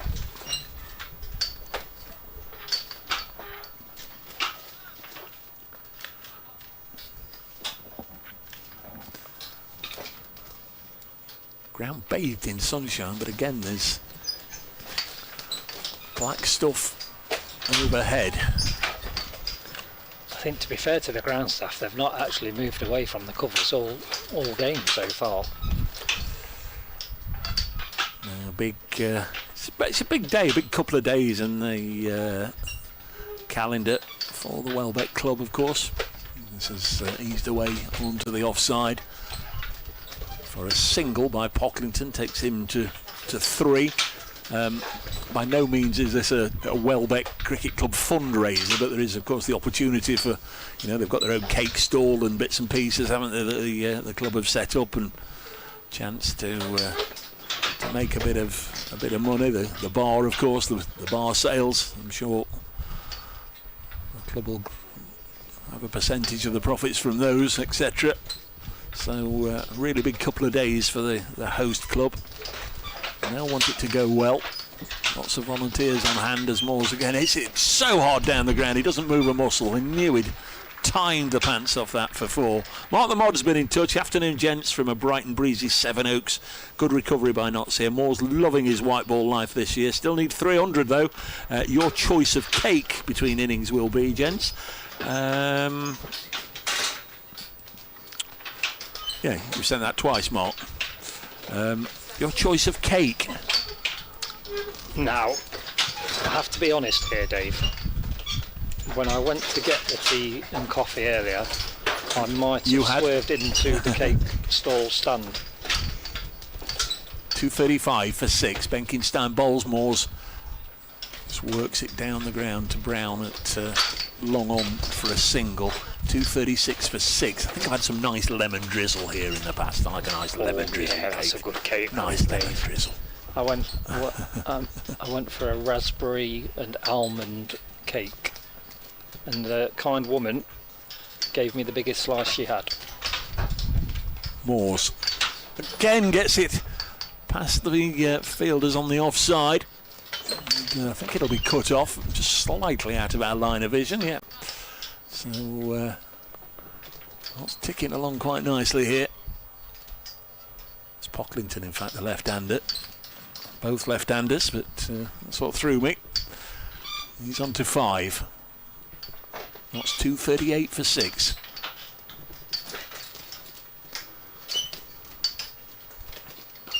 Again, he'll punch it into the offside, but can't penetrate the ring. Fielded by Nick Brown. You have to get in quick though with the cakes, don't you? Because they go quite quickly. They're very popular. Nick Brown, I know the last couple of years he's played when not required by Essex for Whittam. This is I think a leg break that goes through to the keeper. Ollie Mears country, Whittam. Into the over. 238 for 6. A lot of good friends down there at Whittam Cricket Club where Nick Brown plays. Carnhawes and Cody McDonald. Jamie Smith, 1 or 2 others. Very much Ollie Mears country as well. He pops in from time to time. 238 for 6. 11 overs to go in the innings, and Shane Snate is peeling off his sweater.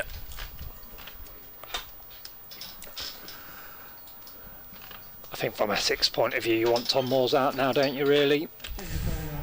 He's had one life. I think they've wanted him out pretty much since he got out there in the middle, but yeah, you're right. In the state of the game, Dave. That's what I meant. Absolutely. 11 overs to go with Tom Moores, and 11 overs to go without Tom Moores. There'll be 2 very different end outcomes for Nottinghamshire here. You'd certainly like to think so. 238 for 6. They can get 300 if he bats there till the end.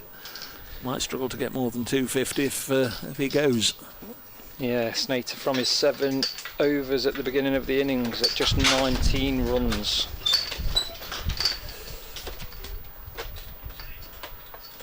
quite being all gloom and doom about the players that are to come. Brett Hutton can certainly put back to ball, and Rob Lord and James Hayes, but you know what I mean. If a wicket goes down, it'll be harder for those starting. Here's Snater into Moores, and he's hit this just to our left. I think it just pitched inside the rope for 4, but that's what I like about him. It doesn't take too long to weigh up the bowler.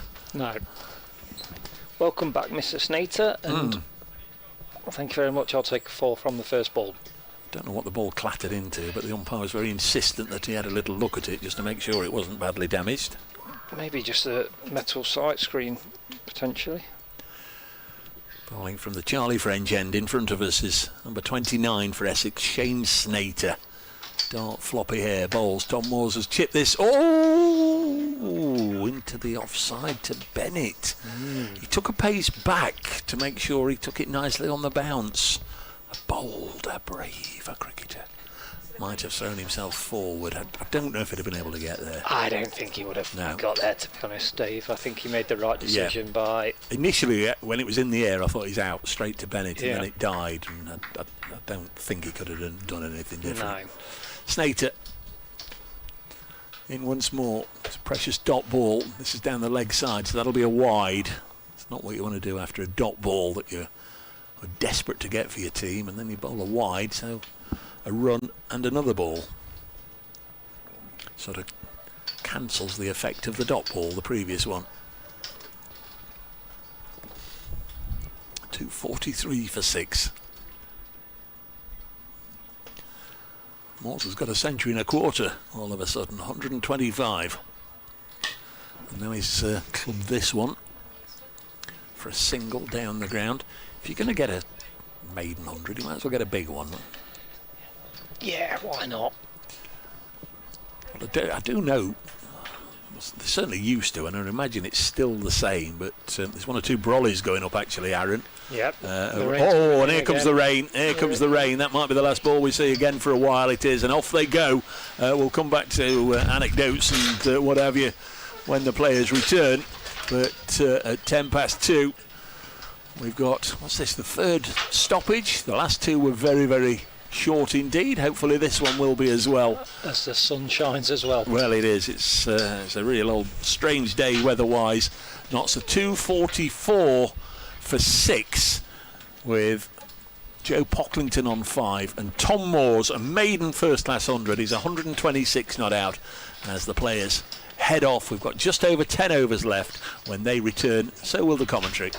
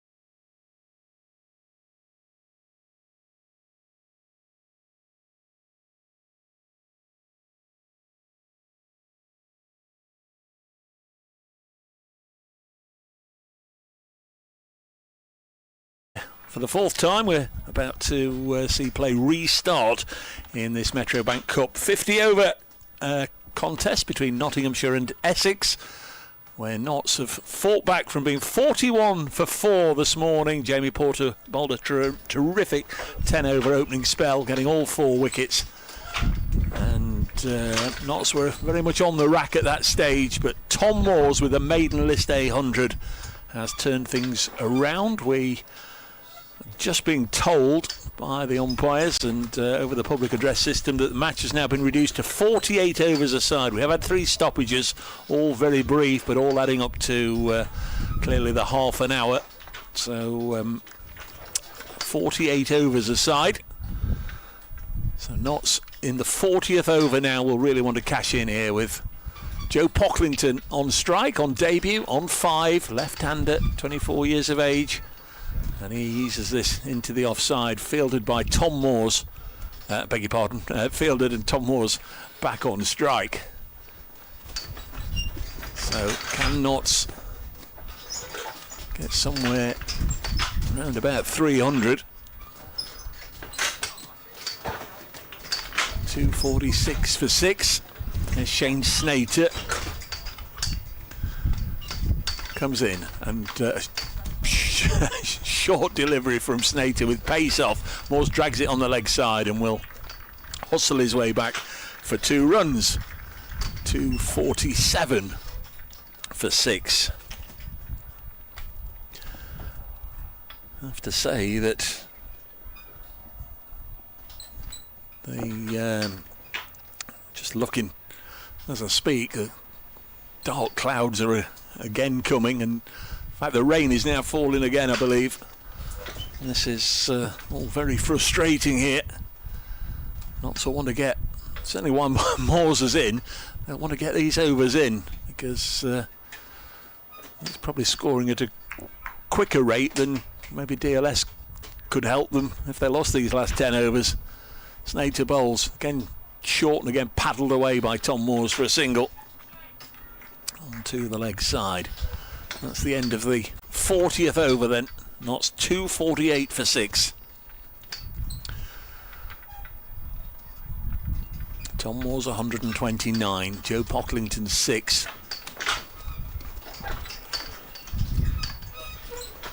Sections of the crowd with the brollies up, sections with the brollies down, but there's certainly drizzle in the air. So last 10 overs, another fielder can be dropped out into the deep. Oh, and in fact the rain has come again, and off they go once more. Hugely frustrating for everybody. Didn't get so much as a full over in then.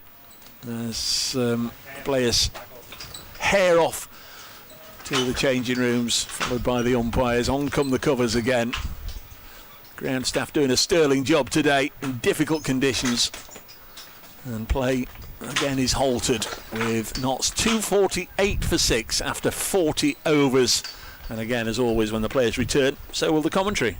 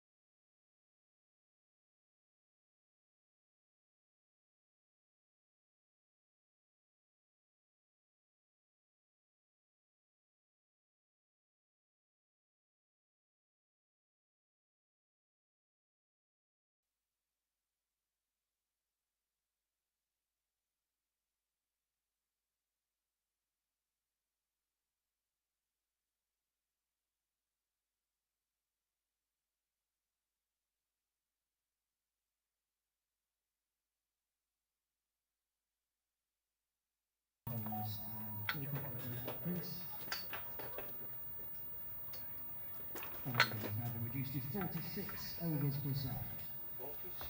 46. Well, here we go again, folks. Is this take 5? Welcome back to Welbeck for this Metrobank 50 over cup competition match between Notts and Essex. Match has been interrupted now 4 times briefly for showers crossing the ground, and it's chipped into the overs. The Notts tally, or the Notts allocation of overs, is now 46. We've had 40. Notts 248 for 6. Tom Moore's enjoying certainly the List A day of his life. Previous best score was 74. He's 129 not out. Joe Pocklington on debut for Notts at the other end on 6. Benkenstein bowls, and Moores has got a scruffy inside edge, and this will run down the slope towards us and go for 4. First ball back after the resumption, and useful runs take Notts past 250. Match, as I say, reduced to 46 overs, so that's the announcement and applause for the 250 coming up. 252 for 6 here at Welbeck. Dave Bracegirdle with you, watching on as Benkenstein with his leg breaks bowls, and Moores whips it wristily down just to the offside of straight, and there'll be another run there. 253 for 6. Notts were in a heap of trouble at the start of the day as Jamie Porter got 4 wickets to reduce Notts to 41 for 4. Matt Critchley with his leg breaks removed Lyndon James for 13. That was 74 for 5. But since then, Daniel Sams and Tom Moores have changed the complexion of the day. Pocklington chasing after this one, gets nothing on it. Sams made 45 in a stand of 137. Some fabulous ball striking from both Moores and Sams. Pocklington will get a single here. He's on to 7. Essex clearly would want a bowl at the debutant rather than the flamboyant Moores. This has just simply been a glorious knock from Tom Moores. He's dropped on 100. Backs away, and he's hit this one over the offside, and away it goes. One bounce over the ropes for 4 more.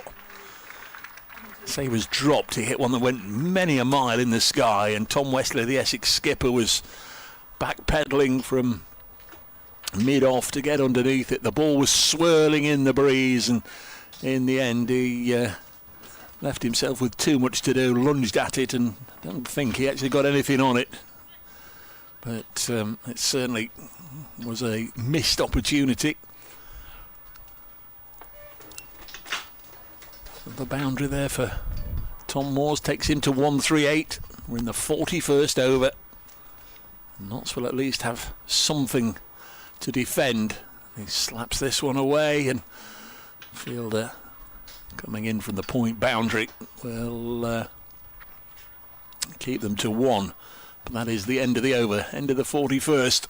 Notts 259 for 6.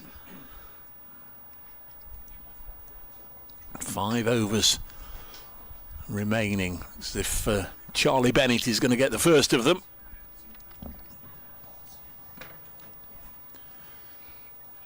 Bennett, one of 7 bowlers used by Tom Wesley.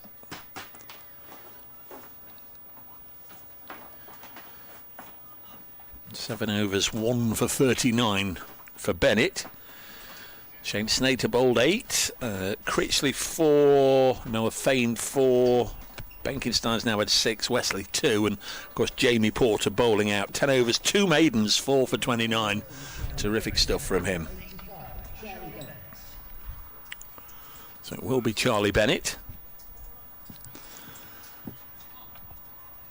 Wouldn't believe the overhead conditions from what they were about 10 minutes ago when it was throwing it down, maybe 15, but glorious right now. 259 for 6, so 5 overs to go.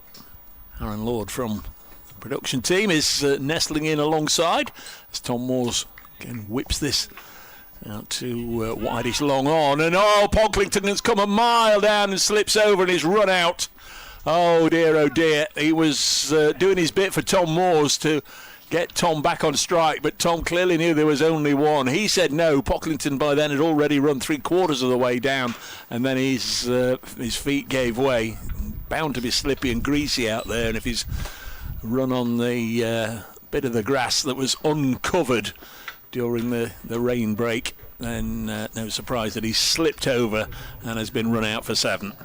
Aaron, you've rejoined me at the fall of a wicket, and that's a shame for young Joe Pocklington. I know we hopefully are going to see quite a bit of him in this competition, and hopefully we'll see him with ball in hand later on. But a little bit of a shame to end up there on your backside as the throw comes in at the far end and you run out. Yeah, I think he said sorry to Tom. He put his hand up. Like you said, I think he was trying to get Tom back on strike, wasn't he? Which is, you could argue, is the right thing to do. Obviously, you know, Tom is the man that's seeing the ball very well right now and scoring these runs for knots, which are very crucial now that we've lost 4 overs. New man is Rob Lord. Played a little bit in last year's competition. In fact, this was where he made his knots bow in this competition. Got a bit of an extended contract on the back of it. Came into the side and got a 5-wicket haul against Surrey down at Guildford. Not seen him deliver too much with the bat, but chance here just to make a contribution. This one's past the outside edge though and through to the keeper. Played in one first-class match this season. Rob Lord, the match that Notts lost this campaign. No connection between the two, but he played up at Durham, up at the Riverside, the game that Notts lost, having been in a fairly comfortable position to hold on for a draw at tea on the last day. Bennett to bowl to Rob Lord. Essex will want to keep Tom Moores away from the strike for as long as they can. And Lord gets bat on ball and another dot. 260 for 7. Suspect that wasn't or wouldn't be the end of the rain breaks, but hopefully if they're only 3 or 4 or 5 minutes long like they've all been so far, it's just about bearable, just about manageable. Yeah, I think there's some more coming later on today as well, so I think we're in for it for the whole day really. So it definitely affects Essex innings as well, I believe. 260 for 7, 42nd over of 46, and again Rob Lord gets into a position to push the ball into the offside, but this time he threads it through a gap and gets a single to get Tom Moores back on strike. 1 ball left in the over though, so Moores will need to be crafty and creative. Although if it's there to give it a bit of a wallop, I'm sure he'll be up to that as well. 261 for 7, last ball of the 42nd over. Charlie Ellison walked towards us and puffed out his cheeks, turned and runs away from us at the Charlie French end to bowl to the left-hander. Low full toss and Moores hits it down the ground to Matt Critchley and they get a single. So Moores will be on strike. In fact, there's one ball left, miscounted. 1 ball left. I was just thinking from Essex point of view, from Notts point of view, you wouldn't mind that really, would they? Essex gave him the single down the ground and he would have remained on strike, but 1 ball left, as you say, Dave. So Rob Lord to face. Thought that was it. Moore's got a single that led to the run out. Anyway, here's the last ball of the over and Rob Lord pushes it back to the bowler. 262 for 7 after 42.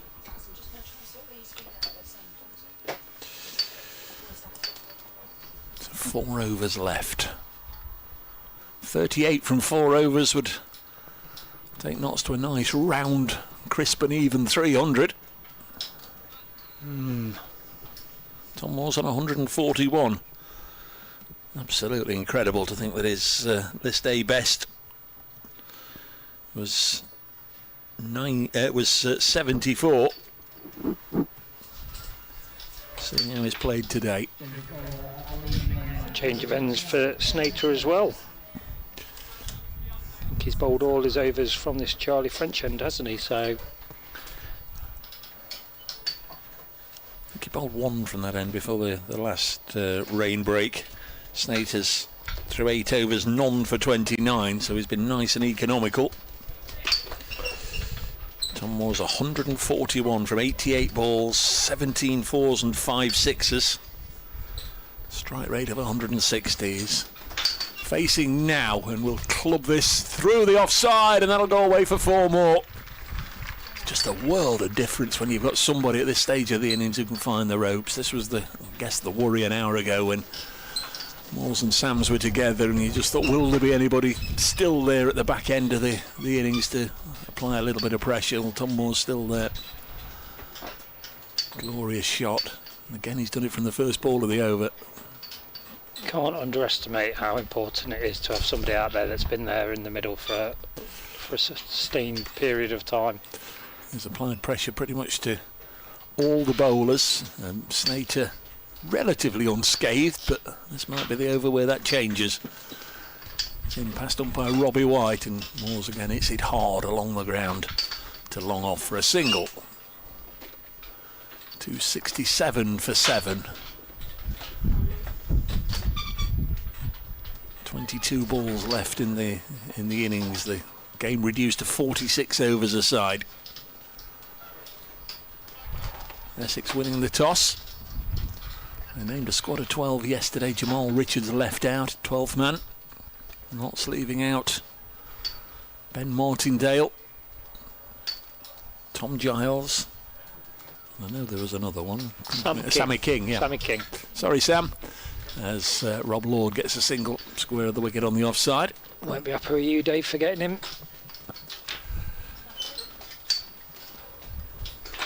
268 for 7. That's sending a Seba Mead out at the top of the order. It's not been the way he's done things over the last 2 or 3 years in this competition. He's found himself in at 4 more often than not. Snater pulls again to Moores, and he'll pull this one to leg for a single. And he's got himself a snooker maximum. 147.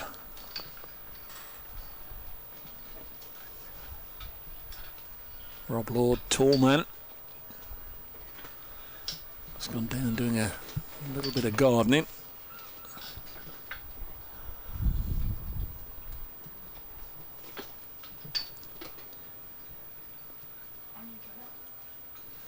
Sun shining again, glinting off the cars in the distance. Good crowd that have come along. I think we lost a few the last shower of rain, unless they nipped off. This is down the leg side, and that'll be a wide. Unless they lived local enough just to pop home and towel off, get a cup of tea and come back for the run chase later. But certainly there are a few heading out. Not nice if you've not brought your brolly. It's chucking it down with rain. 270 for 7. Worth bearing in mind, folks, if you're listening in and planning on coming here on Thursday for the Worcestershire game, just have the brolly with you in case. Don't know what the forecast is for Thursday, as this has eased into the offside and fielded by Wesley, but there are plenty of people telling me that after the 9 o'clock shower here this morning that would be okay for the rest of the day, but I think we've had 5 little flurries since then. Sunny intervals on Thursday, Dave. The wind's still up though, so it's obviously... Well, the word interval goes to mean in between something else, doesn't it? So sunny intervals in between what? Patchy cloud. 270 for 7. Snater to Rob Lord. He chips it. Would have been a simple catch to a mid-wicket saving one, but Essex have got all their fielders out on the leg side for a single, and that's the end of the over. 271 for 7 with 3 to go. Tom Moore's losing strike a little bit in that over. Yeah, I was going to say, really, it's quite simple from Rob Lord's point of view here. You want to try and get Tom Moores on strike as much as possible and let him do what he's been doing since he came in, really, and getting bat on ball and scoring a lot of runs. 147, as you say. Can he be there at the end?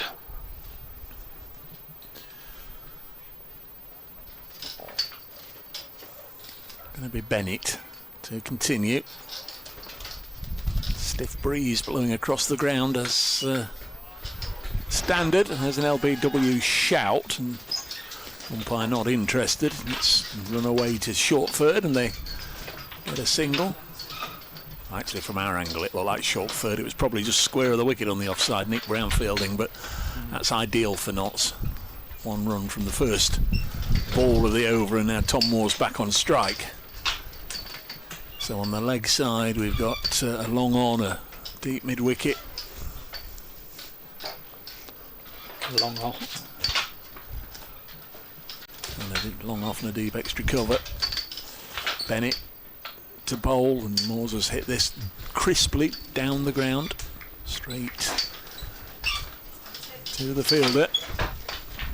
Snater again, another single.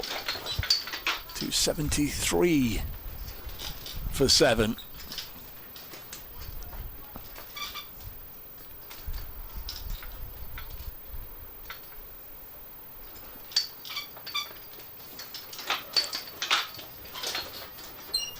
Bennett turns.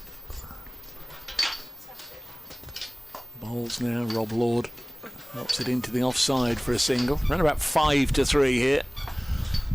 Local time. This innings should have finished at 2:30, but of course that's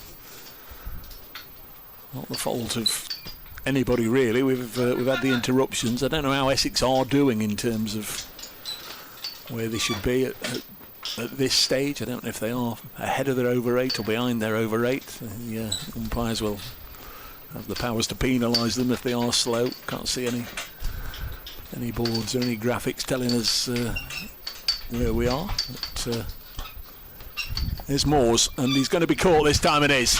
Gets a low full toss, and it's straight down the throat of long on, and Tom Moores has to go.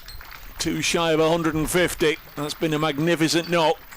When it comes to an end to the bowling of Charlie Bennett, low full toss, and Moores quickly into position, hit it well, but picked out Snater on the long on boundary, and he has to go, and it's 274 for 8. Yeah, fantastic from Tom Moores there.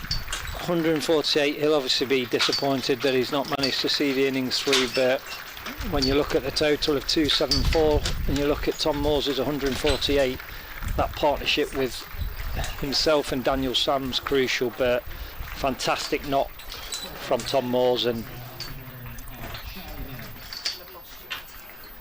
really good innings, and getting really good reception from everybody here at Welbeck. Here comes Brett Hutton out with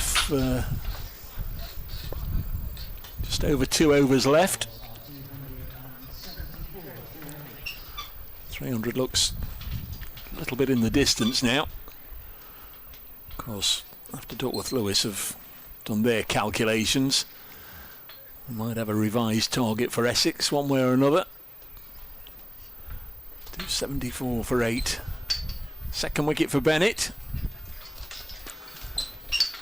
So Brett Hutton and Rob Lord there with just James Hayes to come, who of course had a little bit of first team experience earlier in the summer when he was on loan with Sussex.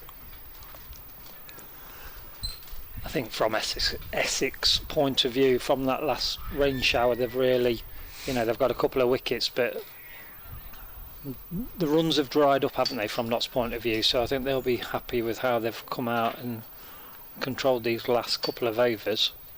As you say, 300 looks a bit tough to get now potentially, but let's see what Brett can do. There's Bennett in to bowl to him, and he's away first ball, deflecting it down the leg side. Probably only have one. Yeah, since that last delay, Essex bowled a lot of balls at Pocklington and then a lot of balls at Rob Lord, and starved Tom Moores of the strike a little bit. Got rid of both Pocklington with the run out and then Tom Moores. 275 for 8. I think maybe Tom felt that as well and trying to get a boundary. Obviously managed to hit that one down the throat to Snater. He did well to actually hit a low full toss as far as he did in the air. Bennett to bowl. Rob Lord just beaten by an extra little bit of zip, extra bit of bounce, and another good over for Essex, good over for Charlie Bennett. 275 for 8 with 2 overs to go. Just looking at Wesley there as he was running past us, talking to Matt Critchley. As you mentioned earlier, he's got a thick layer of sunblock right across his nose and cheeks, hasn't he? I'm not too sure he checked the weather forecast this morning. I mean, he was in the team hotel, I imagine. He often does that. Tom Moore's figures, by the way, 148, faced 93 balls. Only 30 of them were dots. It's an interesting one that they always put there nowadays, the dots on somebody's stats. 18 fours and 5 sixes. Joe Pocklington, 7 from 15. The other one to go in recent times. So 2 overs left. Looks like it's going to be Benkenstein. Bennett has finished, you'd imagine, 9 overs, 1 maiden. Well, he could have the last over, of course. This is heaved on the leg side by Brett Hutton for a single. Bennett 9 overs, 1 maiden, 2 for 45. So 11 balls left in the innings, 276 for 8. Competitive score certainly. Essex will have to bat well to chase it down as the clock hits 3 o'clock. Benkenstein bowls and Rob Lord's got hold of that one, but not going to clear the fielder at long on. Noah Thane takes a comfortable catch and Not's in danger of being bowled out here with 9 balls of the innings left. It's 276 for 9. Rob Lord goes for 4. Tempting that was, wasn't it? You can just see a little bit of floated that one up, and I think Rob Lord just tried to hit that down the ground. Potentially didn't catch it 100% in the middle. Like you say, quite a simple catch there. Never really found any fluency today, Rob Lord.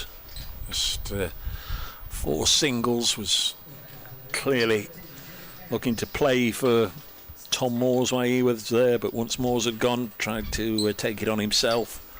And 4 from 11 balls.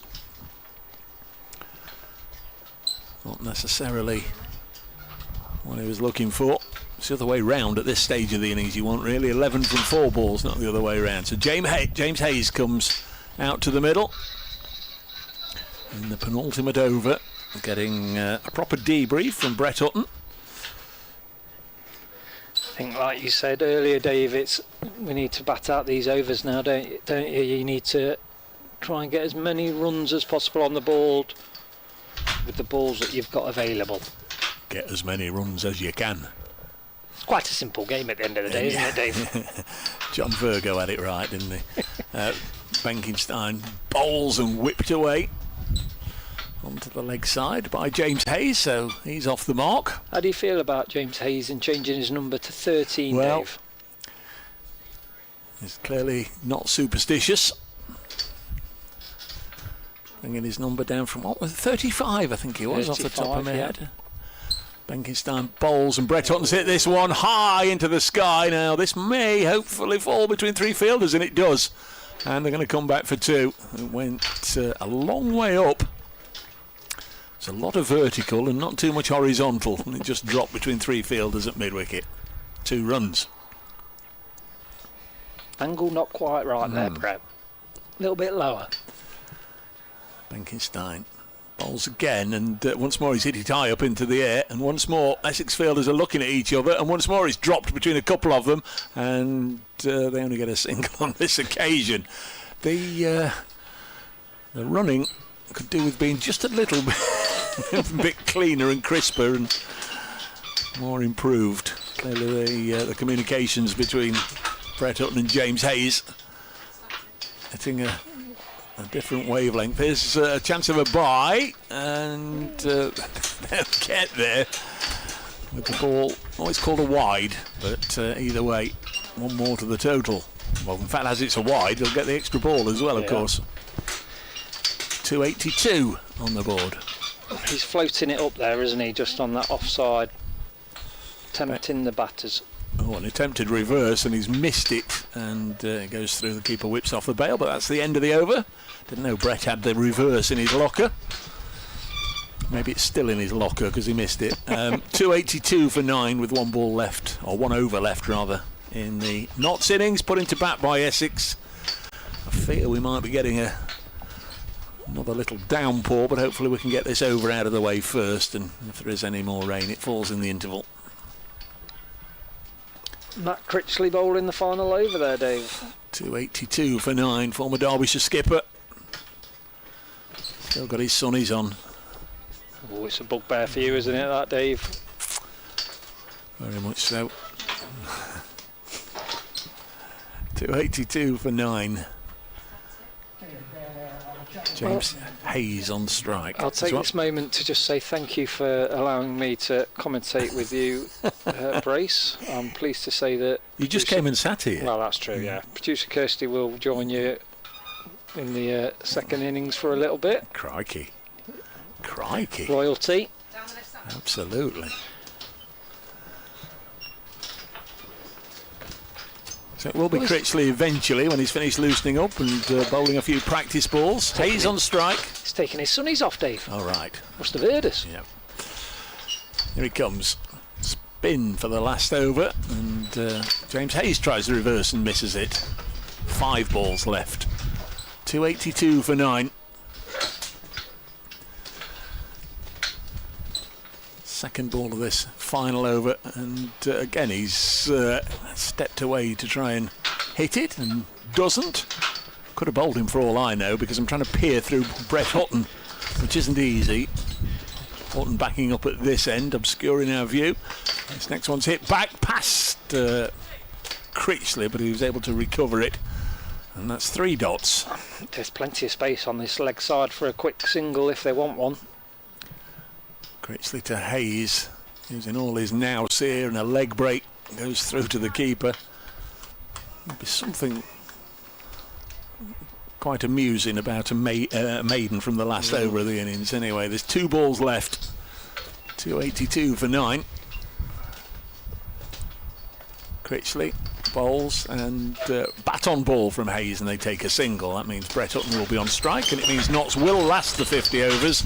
Whether they are 9 down or all out after this next ball remains to be seen, but they're 283 for 9 with 1 ball left in the innings.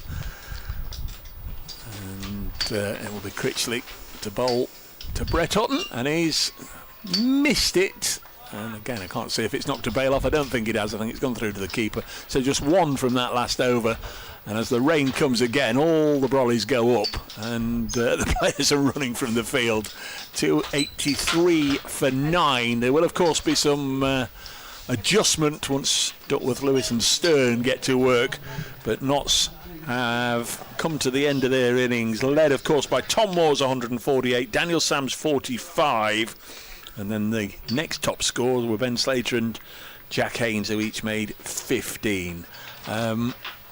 283 is the end of innings score. I think that's popped up to 10, hasn't it? I wonder if Brett Hutton was dismissed there. We'll sort all that out for you when we come back, and of course we'll get the Essex target confirmed by the scorers in the interval. I'm afraid the covers are coming on here at Welbeck, but Notts have finished their innings. 46 overs aside the match now.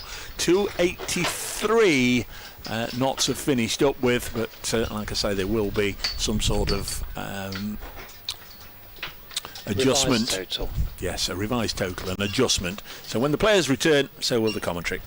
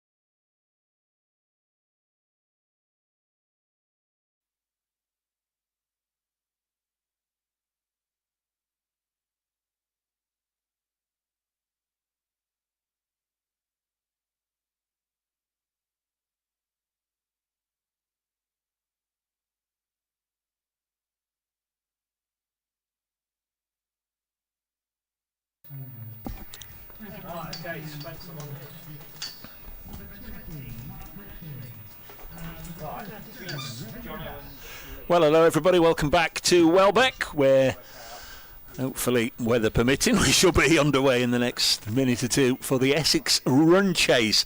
Notts making 283 for 9 from 46 overs. The Nottinghamshire innings was interrupted, I think, 4 times in all. Each stoppage was fairly brief, but it ended up a 46 over game, and as a result, Duckworth, Lewis, Stern have been hard at work, and Essex have been given a victory target of 286. So not much difference. Notts 283 for 9. Essex have been given a victory target of 286. They've sent out Robin Dass to open, and also Matt Critchley. So Dass, who got 100 against Notts in this competition last year at Trent Bridge. Critchley, of course, vastly experienced, been getting big runs at Chelmsford over the last 3-4 years or so, since he moved from Derbyshire, batting 4 or 5 in the order, getting a chance right up at the top. It's going to be James Hayes to get things going for Notts here, who managed to put a score on the board despite being at one stage 41 for 4. Umpire White at the far end calls play, and here comes James Hayes, and the first ball to Robin Dass is eased into the offside, and there's no run. So we're underway with Notts in the all green, gold shimmering stripes on the top, and gold names and numbers. 2 slips, Jack Haynes and Lyndon James.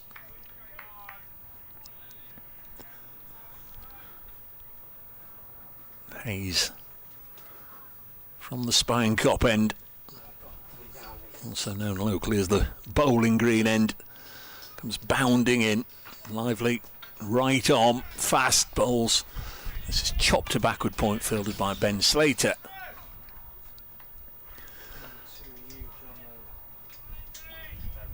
So on the offside, there's the 2 slips, Haynes and James. Rob Lord is down at third man. Backward point is Ben Slater.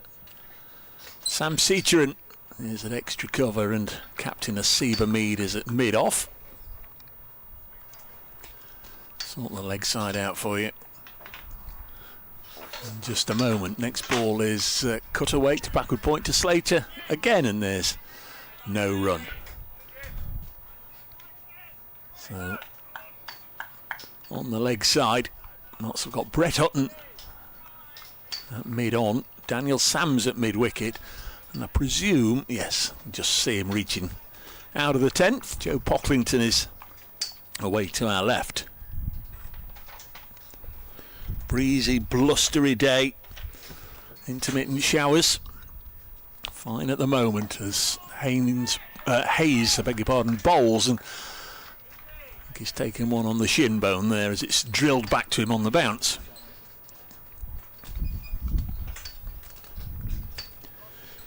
Tidy stuff this, decent start for Hayes.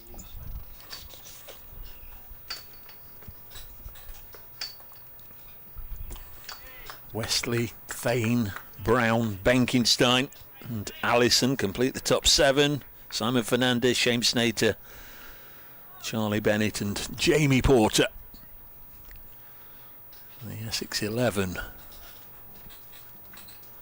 Hayes in again, bowls, and once more Robin Dass pushes it into the offside. Hamid loses his spectacles and his Nottinghamshire cap, as always.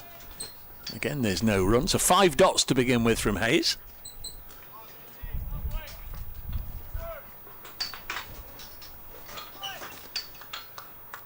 .286 the target. Tom Moore's 148 is maiden one-day 100. 45 from Daniel Sams, the Australian. Hayes passed umpire White, bowls now and slapped away through the offside. Backward of point by Dass for a boundary. And after 5 dots, Dass manages to pierce the ring on the offside, and Essex are up and running 4 without loss.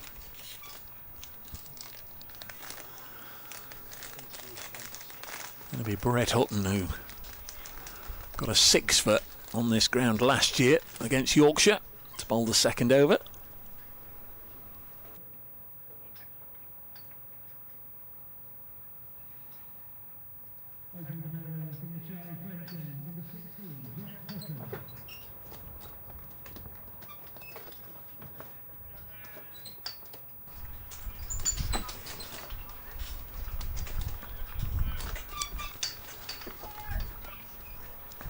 Matt Critchley on strike. He's taken guard from umpire Widdup.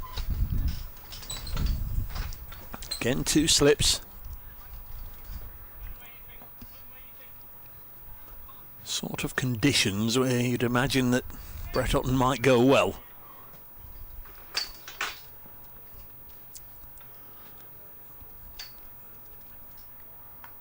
First ball finds the edge, but runs safely through the gully region, down to third for a single. And Critchley away.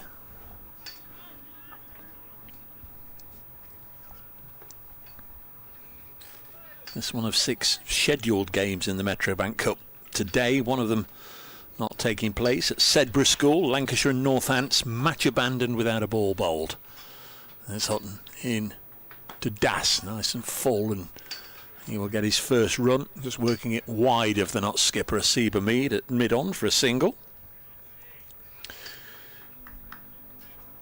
In the same group as Notts and Essex, Glamorgan at Neath are 79 for 4. Earlier Hampshire made 324 for 6, with Nick Gubbins scoring 144 not out. 79 for 4 Glamorgan, so they're in a little bit of bother. Century for Ollie Price at Cheltenham, got Gloucestershire to 341 for 8. As Hutton bowls and Critchley turns it to leg and gets a single. Cheltenham, Gloucestershire 341 for 8. Derbyshire are 76 for 2. Cayman Jeweller already out. Matthew Montgomery on his Derbyshire debut is 15 not out. He got 1 wicket a little earlier on. In the other group, as I just mentioned, Lancashire and Northants match abandoned. The other 2 games are Durham, Sussex and Yorkshire, Warwickshire. At Scarborough, Warwickshire 137 all out, 5 wickets for Ben Cliff. Yorkshire 72 for 4 in reply. And at the Riverside, Durham 310 for 7, century for Ollie Robinson in that one. Sussex in reply 59 for 3. Not missed any cricket at all. We've had a bit of a bail issue at the far end, but all sorted out now, and it'll be Hutton to bowl to Robin Das, who pushes this into the offside and judges that nicely, scampers through for a single. Gradual accumulation here by Robin Das and Matt Critchley in this over. 4 singles from 5 balls.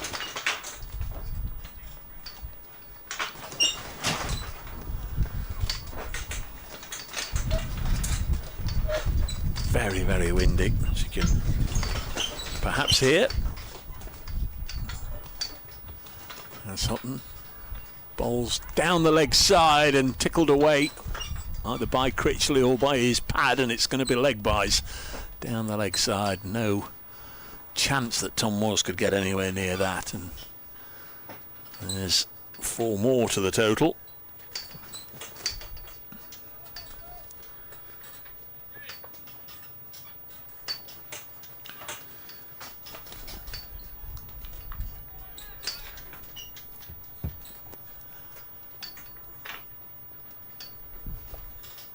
Without loss. Hutton to Critchley, drives it to mid-off to Rob Lord, and there's no runs, so 12 from the over, 4 singles, 4 leg byes, 8 from Brett Hutton's opening over, and Essex starting nicely in pursuit of 286.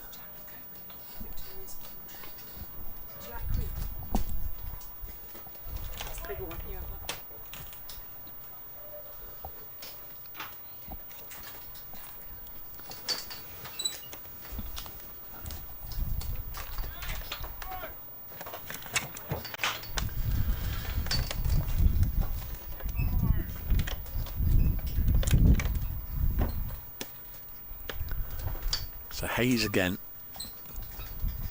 From the bowling green end, bowls to Robin Das, works it into the offside. Fielded by Sam Cetron.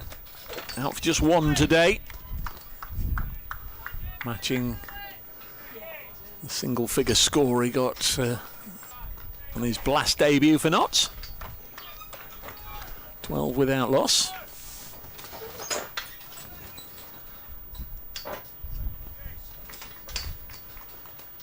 Just two fielders allowed outside the ring, of course, in the opening power play. Here's Hayes. Lengthy stride, bangs it in short and is pulled away by Robin Das. One bounce over to deep mid-wicket. Nice clean pick-up. Lovely cricket shot. It was safe. Nobody outside the ring on that side of the ground.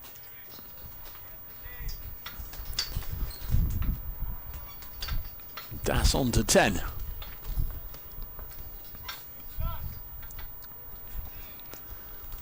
So that's consecutive boundaries from the bowling of James Hayes. Last ball of his first over, first ball of his second. What's he got by way of a comeback? Bowls now to Das, digs it up there, and this has tickled nice and fine. Joe Pocklington doing the fielding. Good on from the debutant. Found himself run out for 7 on his debut. Just trying to get Tom Moores back on strike and slipped over. Not sure he'd have got back in any case, but ended up on the seat of his pants trying to make his ground. Essex 17 without loss in pursuit of 286. He's bowls cut through the offside for 4. Nice stroke. This time by right-handed Critchley.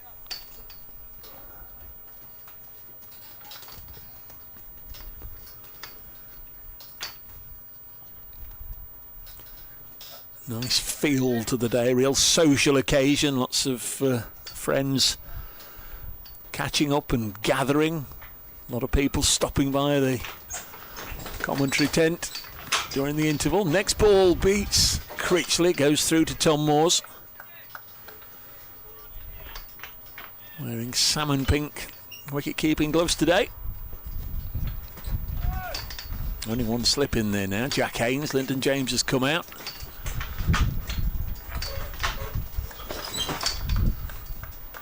Reinforcing that offside.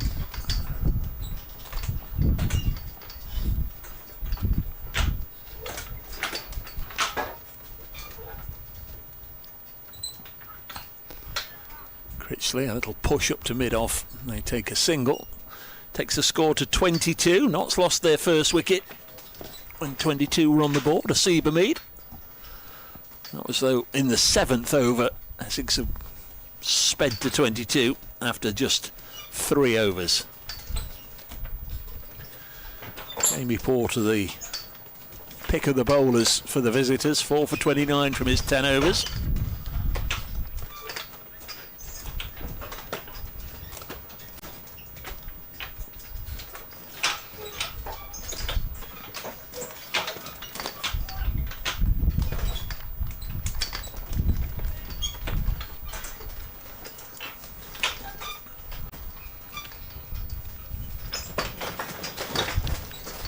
Here's Brett Hutton into bowl to Critchley, work to point.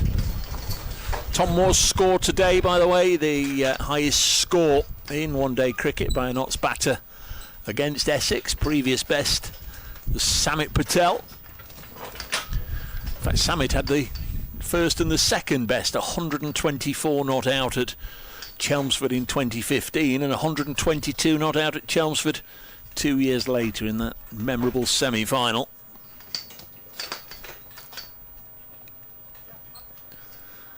There's only been 8 previous centuries by a Notts batter against Essex as Houghton bowls down the leg side, helped away, and that'll probably go to 4 for 4 as well. 4 more leg buys. Runs coming thick and fast at the moment for Essex. Samit Patel with 2 Notts hundreds against Essex. Paul Johnson got 2, and the other players to hit centuries against Essex: Derek Randall, Mick Newell, Alex Hales and Stephen Mullaney.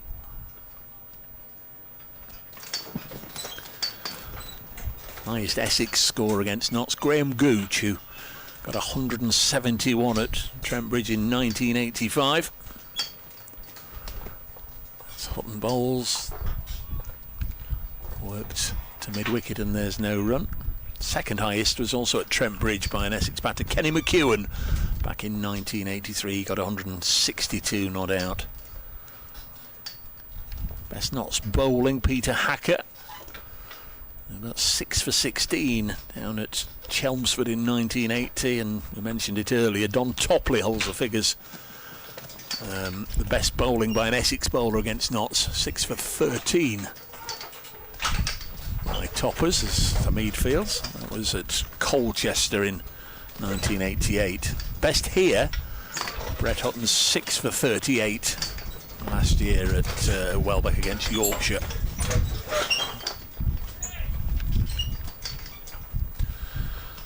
All the background noises relate to the blustery conditions and our tent swaying in the breeze.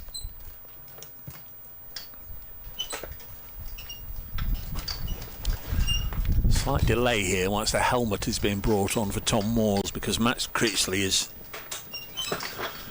batting out of his crease, and Moores is going to stand up to Brett Hutton.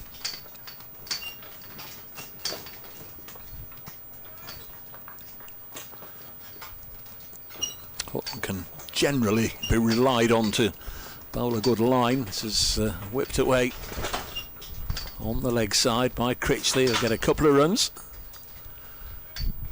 Or standing up. Last thing you want is the bowler spearing it down the leg side.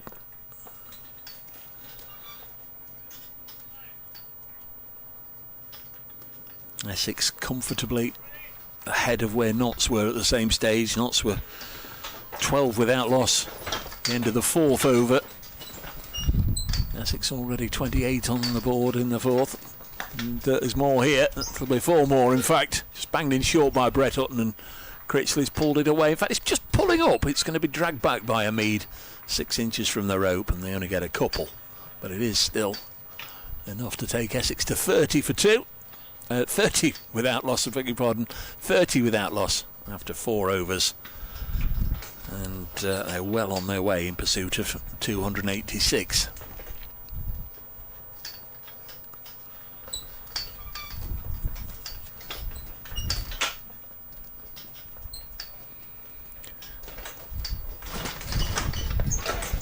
Fifth of August today, a Nottinghamshire cricketing birthday. Vasbert Drakes, the Barbadian, had 1 season with Notts and took something like 80 first-class wickets. He also was the last man to get a 1-day hat-trick for Notts against Derbyshire, and he actually got 4 wickets in 4 balls as Hayes starts a new over. This is cut to point and there's no run. Vasbert Drakes, who's 56 today.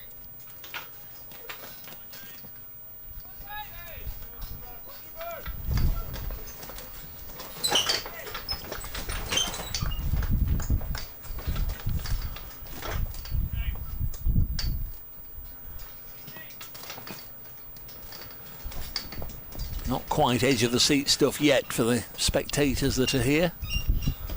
Many of whom went and got a cuppa and cake or burger or pizza during the interval. Nice looking shot from Das, and he's going to get another boundary here. Nicely played away behind point. Crowd just settling back down after the interval. And they'll, I'm sure, very much buy into this as the overs pass by and the Essex total builds. You know how important it is for both sides to kick off their campaign with a win in the opening match. Games come short and fast, thick and fast over the next 2-3 weeks. 4 at home, 4 away. Top 3 in the group go through. Ace bowls, dropping Das again, playing from the crease, pushes it up to mid-off, and there's no run.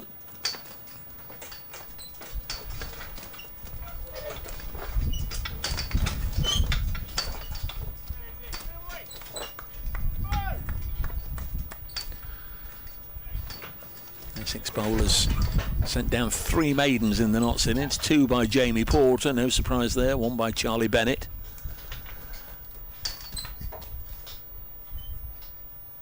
Hayes looking for the breakthrough, bowls now and sliced away down to third. Rob Lord doing the fielding, 1 more.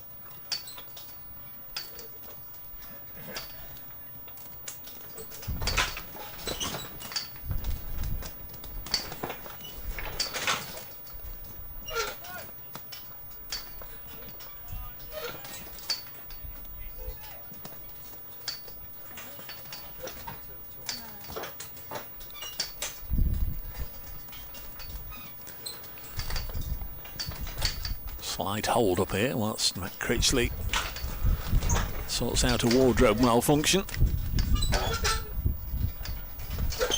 He's on 11 from 13 balls. Robin Das 16 from 15. Critchley turns this to leg. Good diving stop at square leg by Daniel Sams. Certainly prevented a couple of runs there, and Hamid has decided he can do without. I was going to say he can do without a slip altogether. Jack Haynes has run from slip to congratulate Daniel Sams, and then has run back to slip.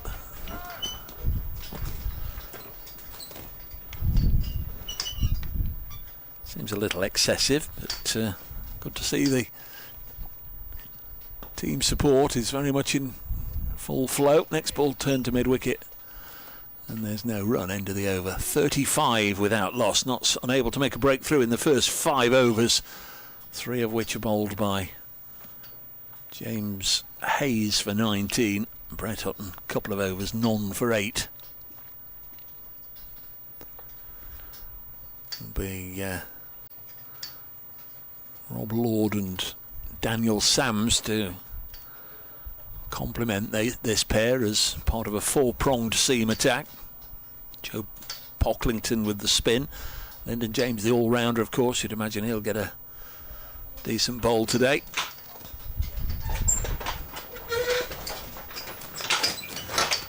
So certainly 6 frontline bowlers for Notts.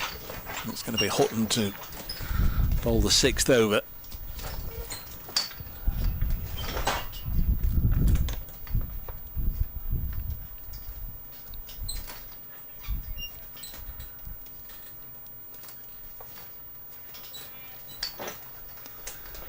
Slight difference of opinion there. I think Mead wanted to bring the second slip out, Lyndon James, but Brett Hutton's popped him back in. And this one just shapes away from Robin Das, goes through to Tom Moores.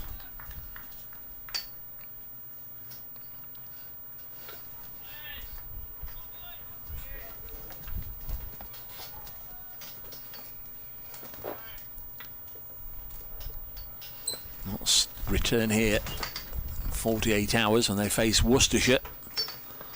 Worcestershire today are playing against Herefordshire in a warm-up game as this one's sliced away, and it's been stopped down there at third. Just a single. It's a long way away from where we are. I think it's James Hayes. That's not, it's Sam Seacheran. Really good bit of work from him. Down at wideish third. Worcestershire today playing against Herefordshire in a warm-up game.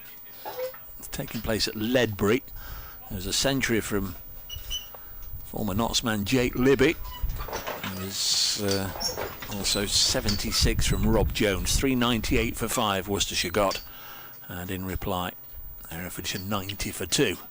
Hutton bowls to Critchley, who turns it to mid-wicket.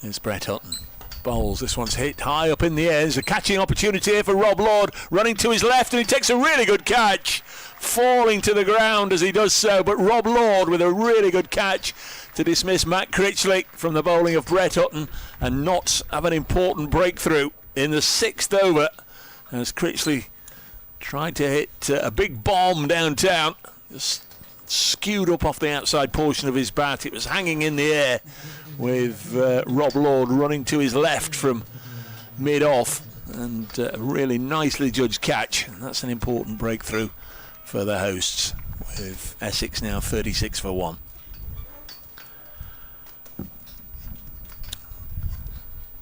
Critchley out for just 11. Here's the Essex captain, Tom Westley, coming in at number 3 in the order. Former England Test player, of course.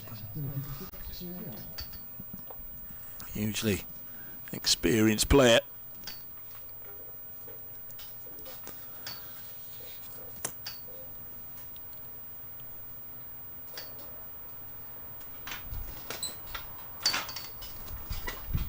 Nice mix of experience and youth in the Essex batting card, but with Critchley gone, Notts can get rid of Westley as well, sooner rather than later. Just going to put a lot on the young guns. Still Nick Brown there to come in, of course. Normally an opener. Brown does tend to slide down into the middle order in this format. A happy Brett Hutton. Generally always had a good record here at Welbeck. Very, very pleased indeed to see Rob Lord hang on to that one. So there we go with Westley on strike, and a crisp drive up to the Notts skipper Hamid at mid-on, first ball.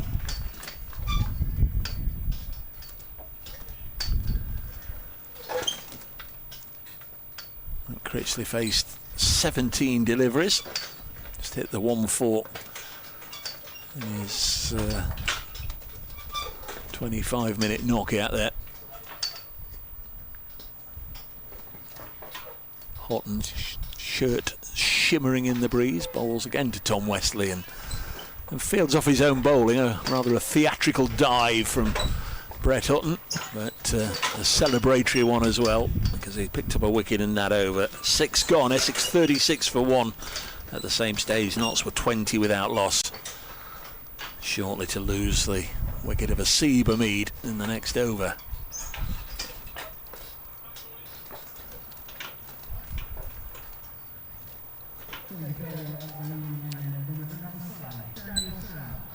Perhaps heard on the tannoy. Daniel Sams is going to relieve James Hayes, get his first bowl of the day. Batted nicely, the Australian, made a very good 45, batting alongside Tom Moores. A little bit of left arm pace. Sam's into Westley, and he begins with a wide-ish delivery that Tom Moores can't rail in, and they'll go through for certainly an extra. Is it going to be a bye? No, it's a wide, so they'll get a couple from that, and it'll have to be re-bowled.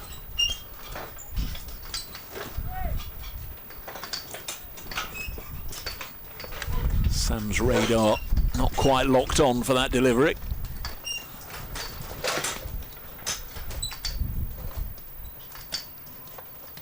He had a ring of 4 in the offside. He's just asked Lyndon James to pop over onto the leg, and has him in fairly close mid-wicket, catching. There comes Sams. And Westley shoulders arms.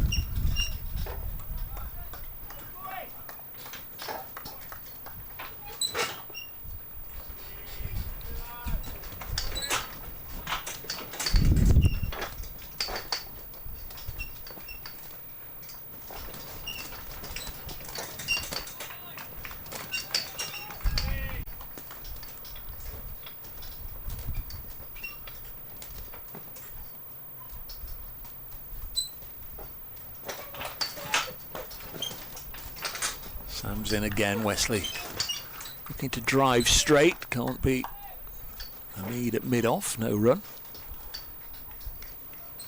Probably about 1,500 here, I would imagine. A number were deterred this morning with drizzle in the air and a forecast of perhaps 1 or 2 interruptions. Well, thankfully, though we have gone off, I think, 4 times, they've all been fairly brief. And the best conditions of the day right now with blue skies overhead. Sam's bowls again, and Wesley once more drives up to the Notts captain without scoring.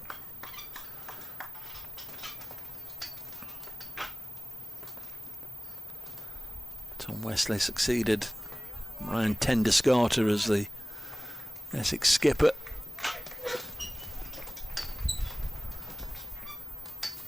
Magnificent servant for the club.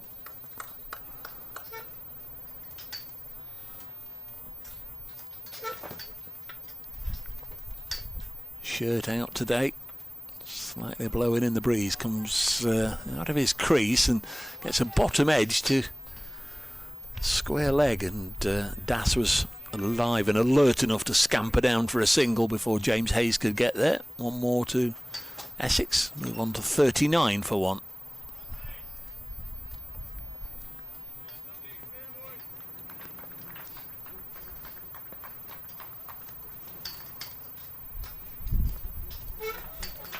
Lyndon James pushed back across into the offside.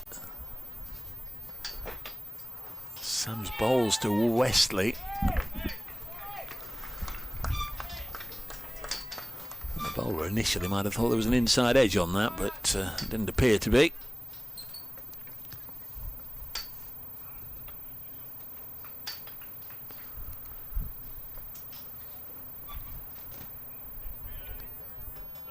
Match should have finished around about 6:30, but I guess if I go all the way, there's every likelihood that it'll be closer to 7 o'clock with all the various stoppages we've had. Sam's in again to Das, works this to backward point, and there's no run.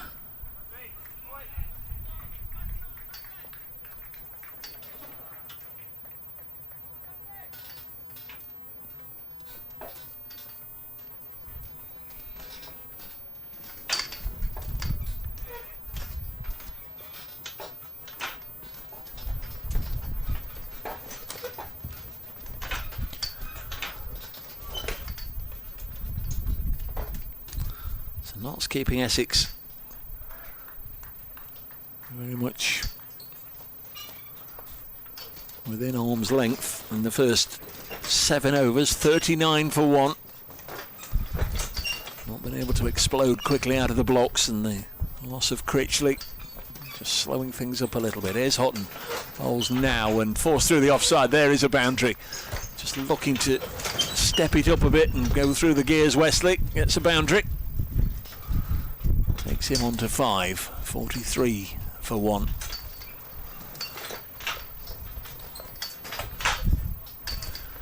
So Tom Moore's up to the stumps for Matt Critchley, but for Wesley he's gone back, and if Wesley advances again like he did for that ball, we may yet again see Tom Moore's come up to the stumps. Here's Houghton.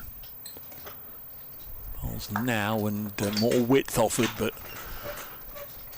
Wesley will feel he's missed out a little bit there, driving it into the offside to Pocklington.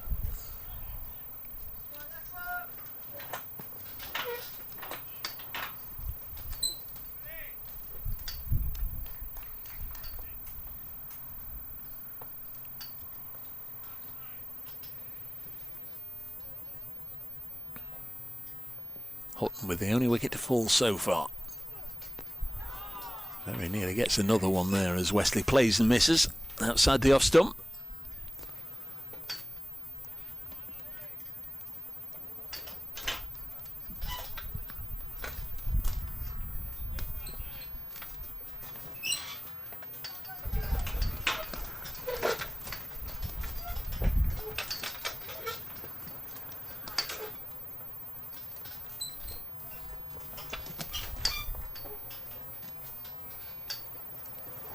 Wesley on strike, turns this behind square. Chance for fair couple of runs, but nicely fielded by James Hayes to keep them to 1. Matthew Montgomery has been dismissed in the Derbyshire match. His first innings for Derbyshire Falcons, bowled by Graham Van Buren for 42 down at Cheltenham. Gloucestershire 341 for 8, Derbyshire 125 for 3 after 22 overs. So stiff challenge for Derbyshire from there on in. Of course, they host Notts at the weekend.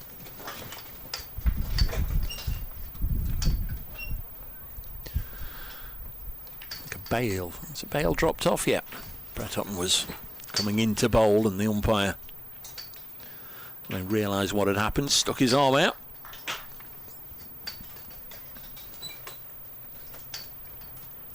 So in this group, Group 8, just 3 matches today.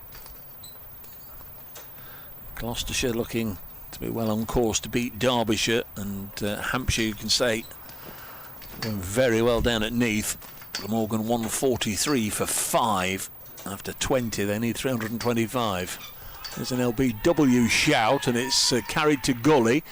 Notts having sixpence one way and half a bob the other. I think Brett Hutton was appealing for the LBW, and 1 or 2 were just wondering had there been an inside edge onto the pad as it looped to Gully. But nothing doing it.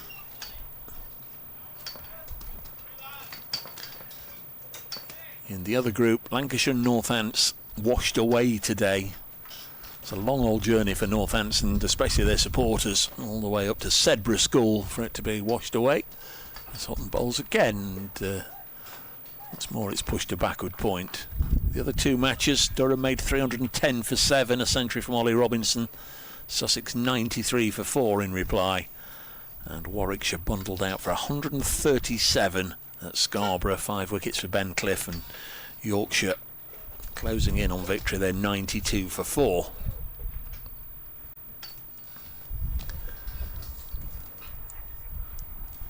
Here we've reached the end of the 8th over, 44 for 1. Or Essex, Notts, remember, were 41 for 4 in their innings.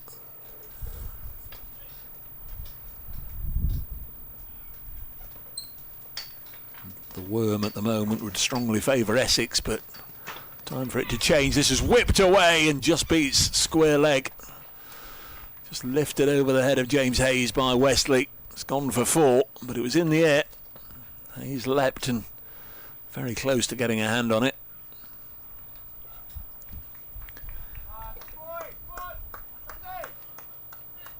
Tom Moores and Daniel Sams had some big overs. Around about 3/4 of the way through the Notts innings, and Essex will need to be in contention round about then, you'd imagine. Sams bowls, and Wesley again trying a big shot. He'd walked well down the track towards Daniel Sams, and then plays all around it. Notts with just one slip in Jack Haynes. It's just a little bit of a gut feel as to where he should stand. Will be a real bonus should Wesley nick one off straight to him. Sort of in a second slip position at the moment. Need to have an understanding with his keeper who's going to dive where. And again it's chipped on the leg side, this time over Lyndon James, and that'll run away. James Hayes is after it. Can he dive? He can dive, but looks very, very close to the boundary ropes. But obviously all is well out there, and they come back for 3. Essex 50 comes up in the 9th over.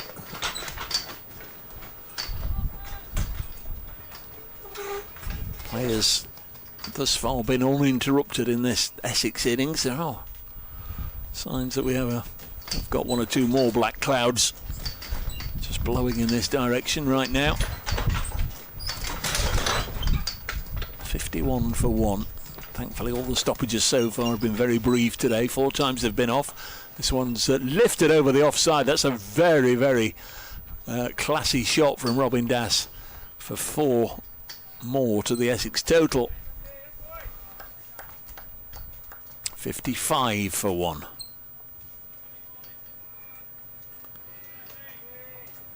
Notts at the same stage were 28 for 1. At the end of the 14th, they'd slipped to 41 for 4.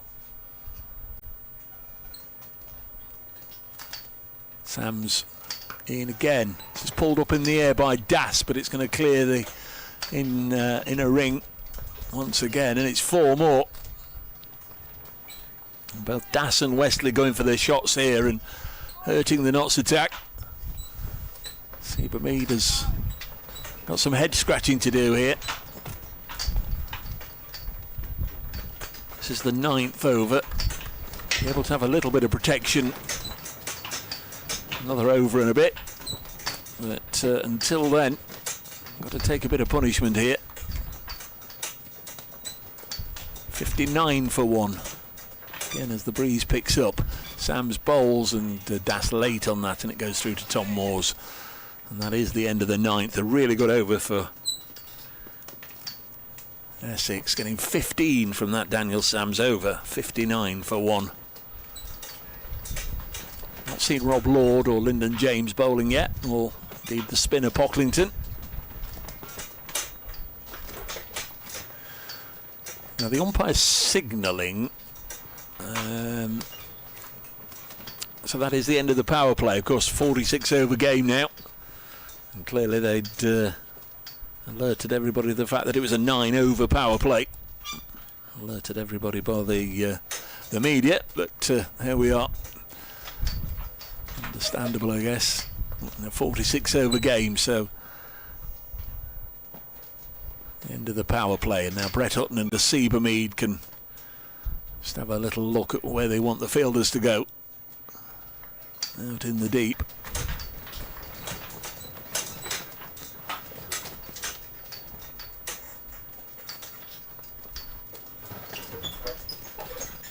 And a strong start this for Essex.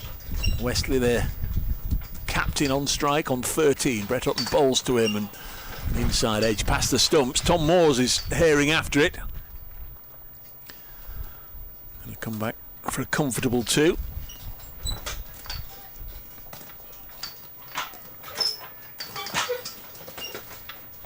And Essex on to 61.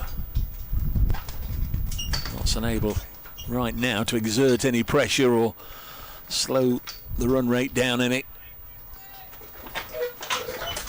The target 286.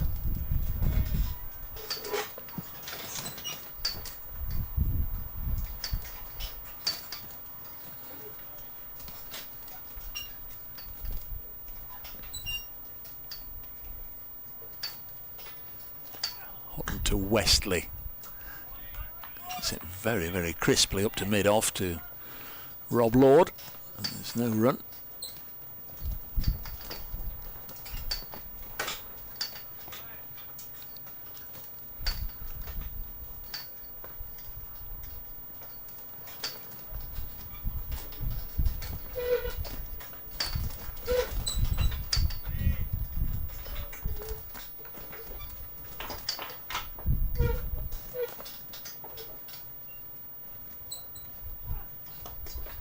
This one turned away through the leg side, and that may well go to the fence as well. Hayes is out there, but quick as he is, can't cut that one off. Very nice shot indeed. Tom Westley looking in good order here. Getting his side off to a power pack start. He's up to 19, 65 for 1.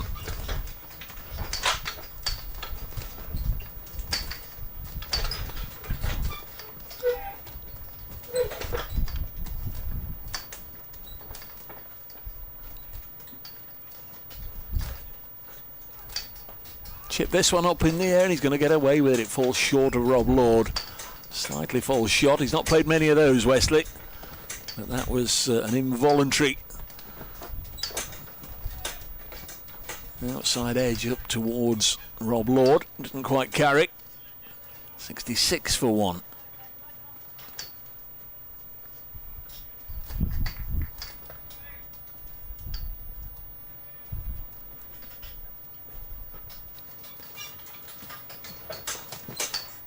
Surface hard and true. Hutton hits it with a bouncer, goes over the head of the batter, Robin Das, who bobs down. Hutton gets away with it. Seemed to be substantially higher than his helmet, but he's got away with one there maybe. And it remains 66 for 1, 220 more required.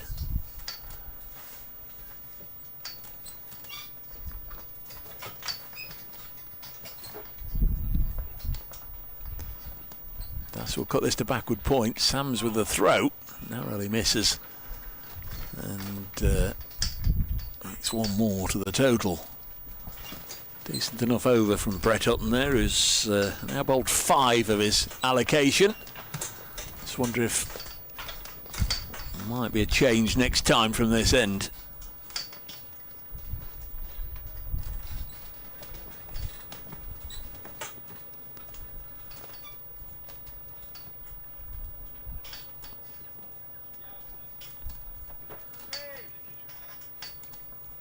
Hutton's 5 overs brought in figures of 1 for 22.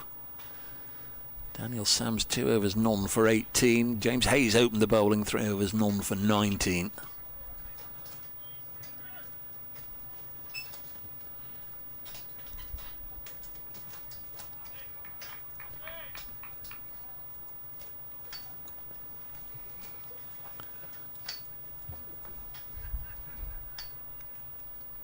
Sams starts a new over. Das will take a fairly comfortable single, driving it up to mid-off.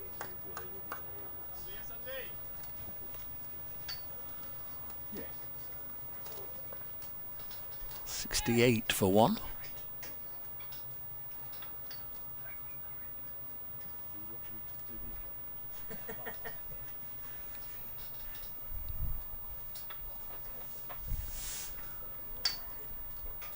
Notts have to find a way of picking up a wicket here and breaking this partnership, which is going from strength to strength.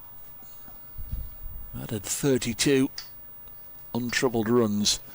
This one's hit crisply, getting to mid-off to Brett Hutton. And there's no run.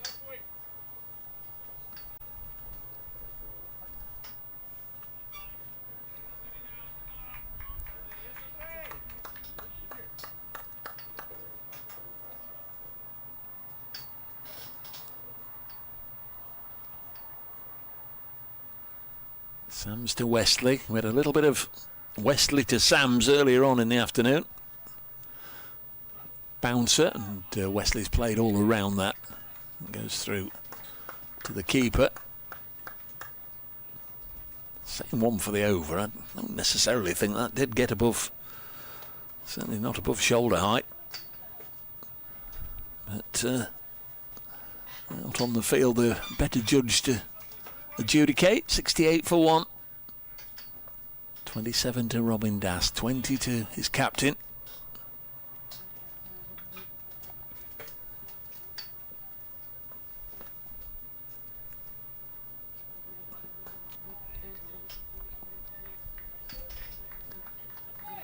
The one guided down to third man for a single.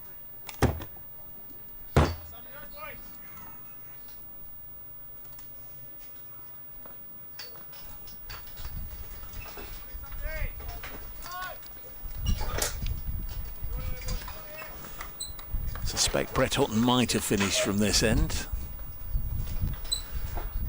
Could well be Rob Lord to have his first bowl. It could indeed be Lyndon James. Sams bowls again to Das. Eager to replicate his century from the corresponding game last year at Trent Bridge. Sides met early in the group stage there.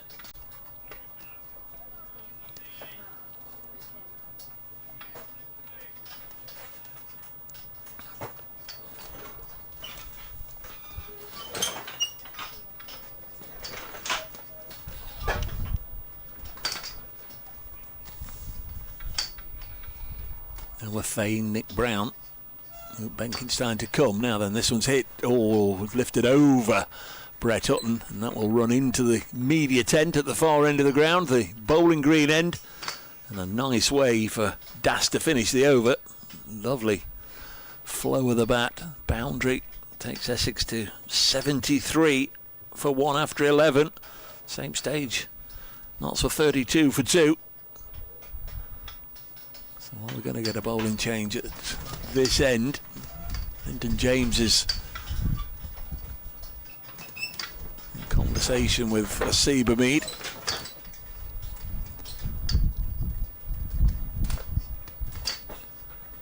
Well, Brett Hutton had to fetch the ball. That's a slight delay. Brett's going to get another one. Saw Essex utilised Jamie Porter to the full at the start of the match, kept him going and got the reward. Porter taking 4 wickets.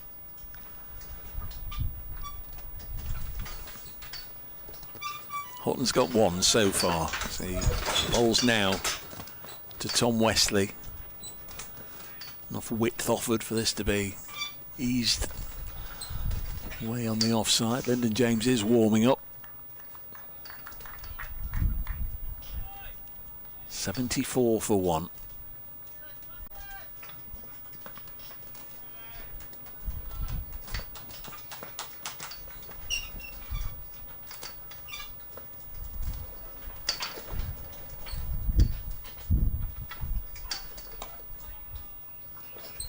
Another easily gathered single. A bit of a loose throw from Hamid, but no damage done. Lyndon James is there. So 2 groups of 9. You play the other 8 sides in your group. 4 at home, 4 and away. 8 matches. The top 3 sides go through to the knockout. The first go straight through to the semi-final, the first in each group. This is a lovely shot by Wesley. That's 4 more through mid-wicket. Really sweet piece of timing. And those group winners are joined in the semi-finals by 2 winners of the quarter-final, or the eliminator round if you like. Second in each group hosts the third in the other.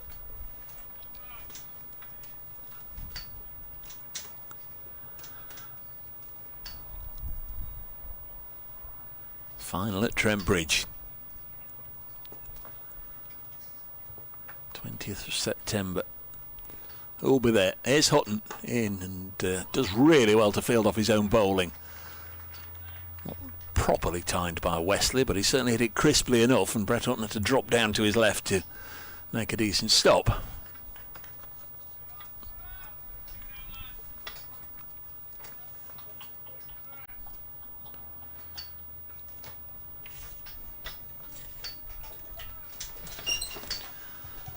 Essex very much bossing this run chase at the moment, but when you pause and reflect, they still require more than 200. As Hutton bowls again, and that's a really good delivery. Just nipped off the seam, and Wesley was groping at fresh air as it goes through to Tom Moores. Another wicket or so, and 200 more looks quite a way off for the chasing side.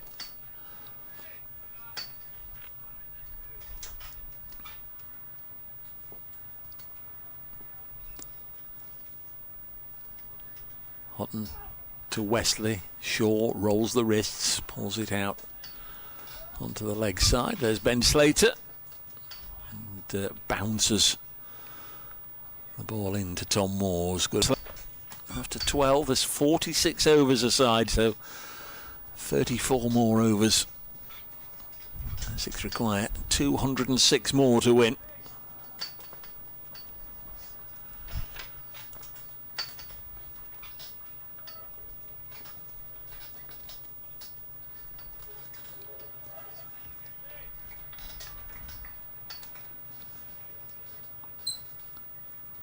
Still going to be Daniel Sams. No sight of pace being taken off the ball yet by Asiba Mead. Not that he's got too many options today in that department. Joe Pocklington. Slow left arm spinner. There's Wesley just dropping it on the leg side. Hamid will field, and an underarm flick towards the stumps is slightly off target, but he'd have got home anyway. One more.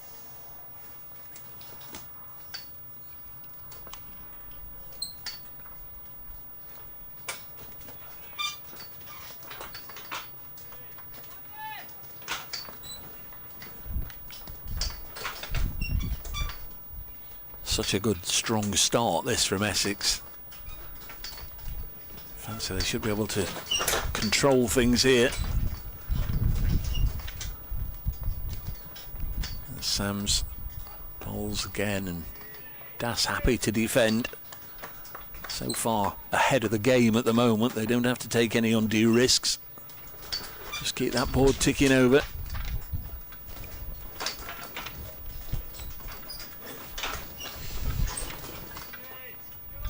Knott's got a bit of a spurt on around about the halfway stage of the innings. There were 117 for 5 and 2 big overs. Then 37 came from 2 overs, Moores and Sams, with some big shots. So the next one's worked to mid-on, and there's no run.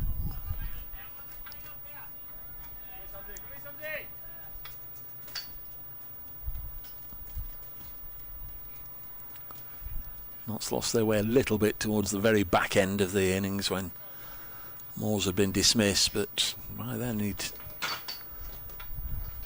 we'll get a very respectable score on the board.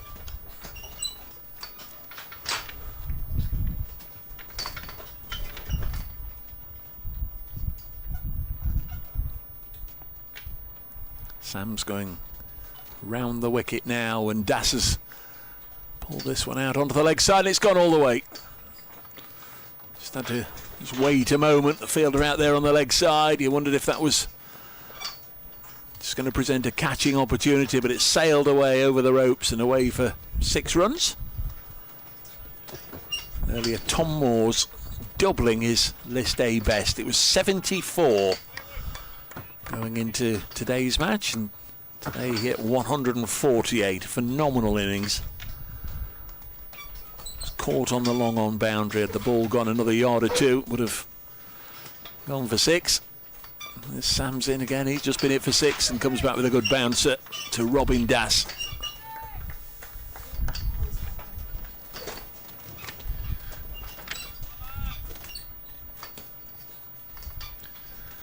Yorkshire on the brink of victory at Scarborough. They need 10 more to defeat Warwickshire, with half the afternoon left to get them. So they should rack up the first win in this round of matches. Lancashire and Northants sharing the points at Sedbergh. Not a ball was bowled there in rainy Sedbergh. Next delivery is deflected down the leg side by Robin Das. And they'll push for 2. I'm feeling it's just a little too easy at the moment for Essex. What Paul Franks will be making of it. But certainly those will be worrying times, I guess, for the Notts acting head coach. I think we're going to get a bowling change now. It is going to be Rob Lord, with 13 overs having been bowled. No.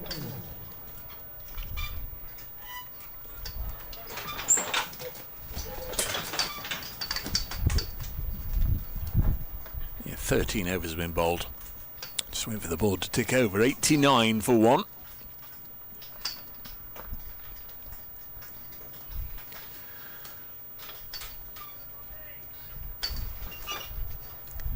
So Rob Lord, who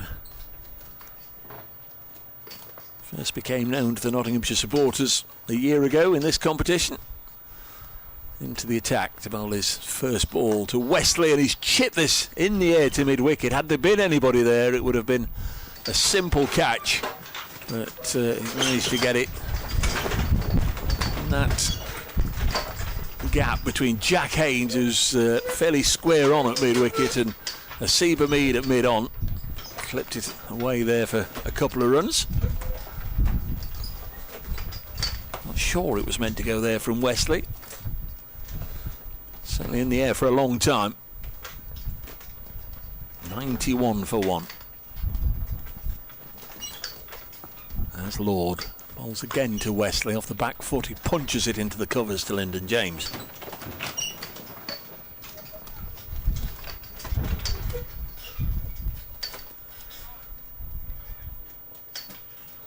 I've seen Lyndon James stretching and doing a bit of a warm-up, but not yet into the attack.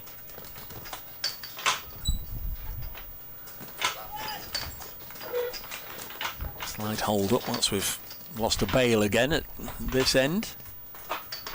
Certainly the breeze doesn't seem to be anywhere near as strong as it was this morning, but bail's going flying nonetheless. Here's Lord then into Wesley. Bowls now, and Tom Wesley again nudges it into the offside. And Jack Haynes will, beg your pardon, Lyndon James will make the stop.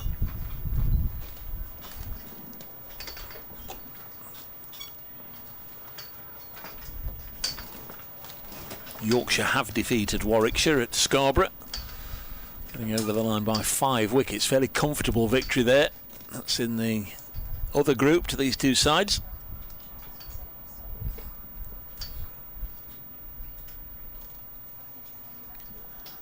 There's Lord. Bowls now to Wesley, and that was very short, and that'll be called as a wide. Too short in the opinion of the umpires. Say umpires, Robbie White at square leg held his arms out to indicate that he felt it was a wide, and that was verified at this end.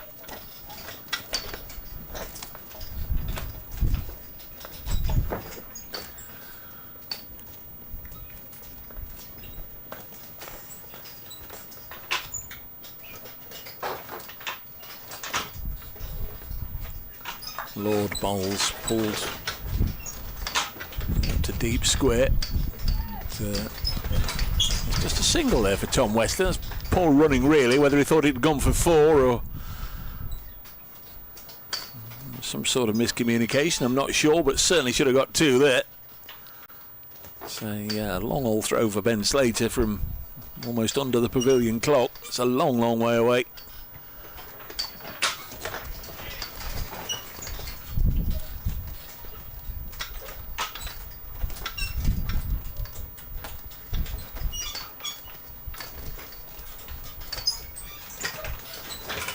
Lord in again to Das, again banged in short.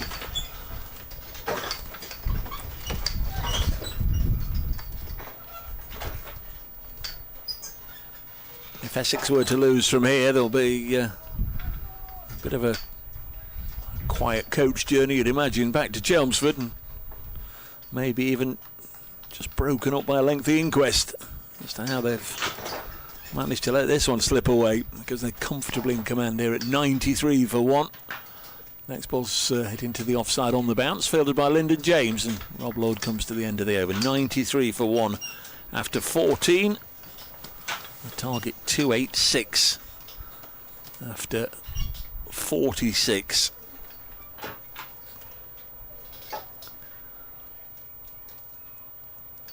Another 183 required then to win in 32 overs. Certainly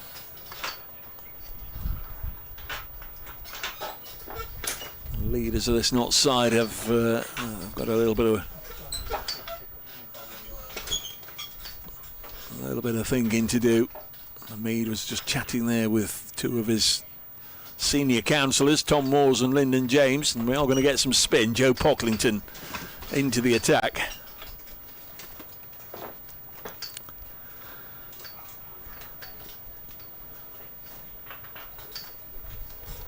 So he's on debut. It's a bowl, by the looks of it, slow left arm round the wicket, running between the umpire and the stumps. Bowling with no slips.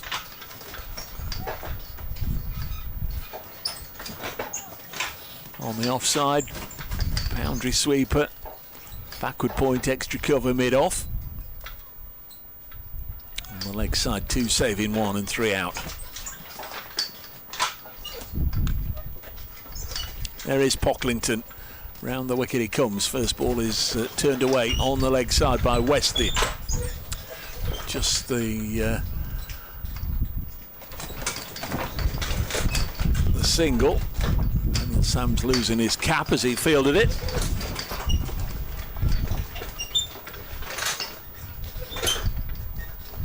Breeze had dropped a little bit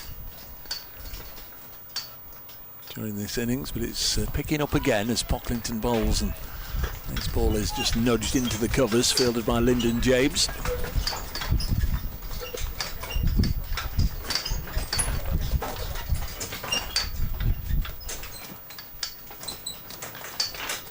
Comes the spinner again, and a late cut. This will run down the slope towards us. Don't think Sam Cetron's going to get... Oh, he does. Really good work from the on-fielder. Wholly committed in that chase for the ball. Couple of runs nonetheless to Das. 96 for 1 Essex. Moving towards 3 figures here.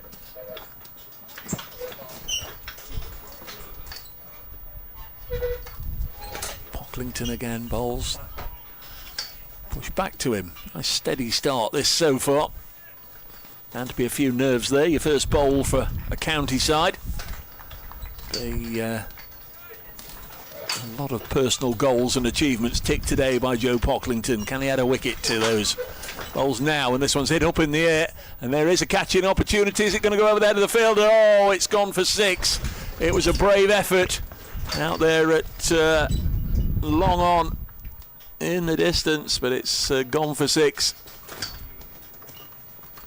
Jack Haynes just couldn't quite rail it in. Got his hands to it. He was always falling over the boundary rope. 600 comes up. Pocklington bowls again, and this is eased into the offside.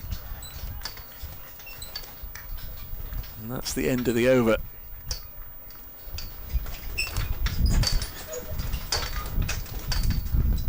Just checking. I wonder if it was signalled as a 4.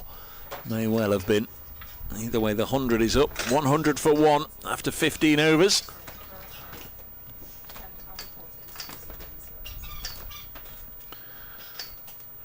It's up a long, long way, and it's a great effort from Jack Haynes. Try and take the ball above his head, right on the ropes. But somehow it came down, and it's adjudged to have been a boundary.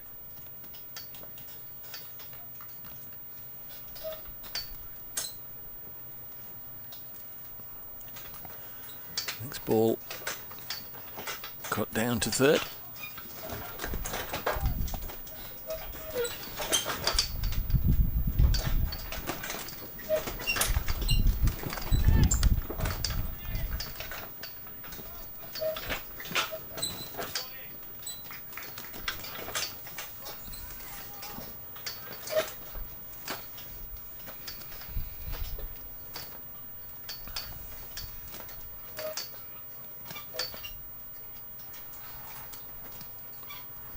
There's Lord in again. Turn to mid-wicket, no run.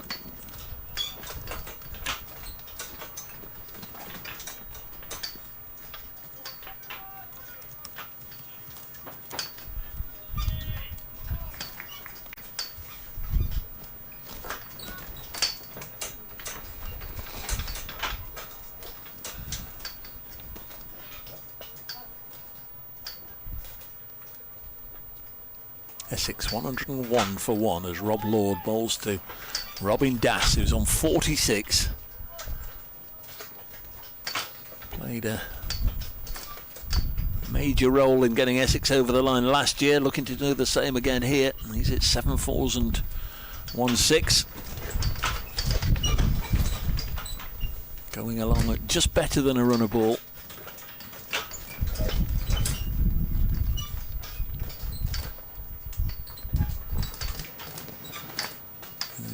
Lord in again, and this one's hit up in the air, and Hamid will take the catch, and Rob Lord's got the wicket, and Das falls.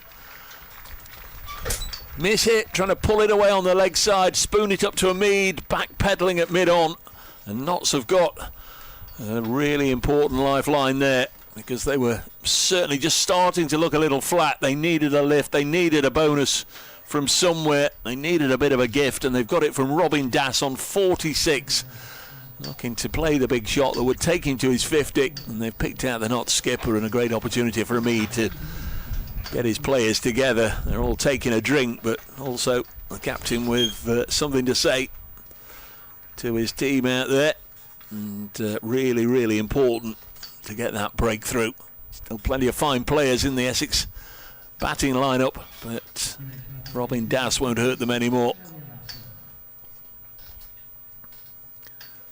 Wicket for Houghton, wicket for Rob Lord, who was eager to punch the air as soon as the catch was taken.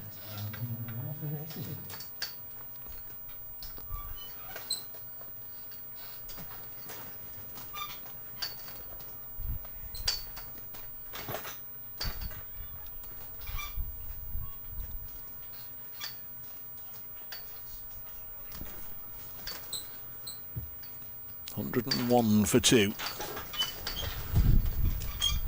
New man is Charlie Allison. Brother Ben, of course, plays for Worcestershire. May very well be here on Thursday. Allison coming in at 4.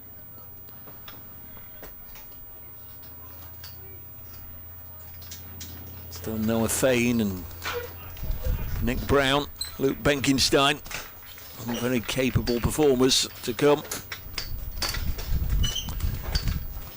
Simon Fernandez, Shane Snater, Charlie Bennett and Jamie Porter. Here's Lord then into the new arrival, who's away first ball. Hamid did well after a little bit of a juggling pick-up to start with to fire in a shy at the stumps, which narrowly missed.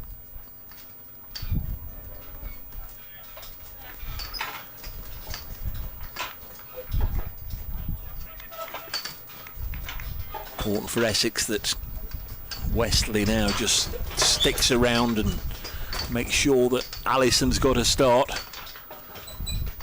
The worst possible thing for the visitors to lose 2 in quick succession. Lord in to Wesley, and he's pulled this one over Hamid, and he very, very nearly played the same shot from the same bowler to the same fielder, just inches out of Hamid's reach. He's got a couple of runs for it, but crikey, I was just saying how important it would be for Wesley to stay there, make sure he didn't lose his wicket in quick succession to Robin Das. He very nearly did, very nearly went the same way. Successful over for Rob Lord. Essex 104 for 2. Notts just getting a little bit of a foothold on the second rung of the ladder.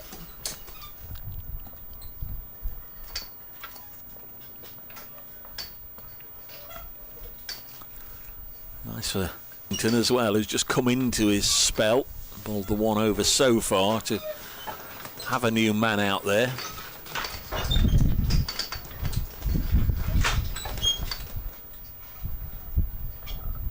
Evens things up a little bit when he came on to bowl his previous over. Of course, he got 2 players who were timing it nicely, seeing it nicely. But a new bat out there in the middle. I'll be hoping Charlie Allison has a respectful look at him. Allows him to bowl a tidy over.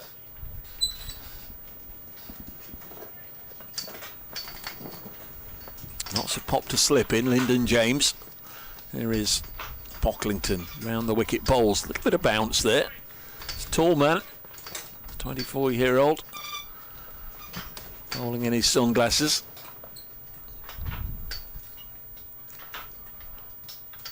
Charlie Allison has a look round the field,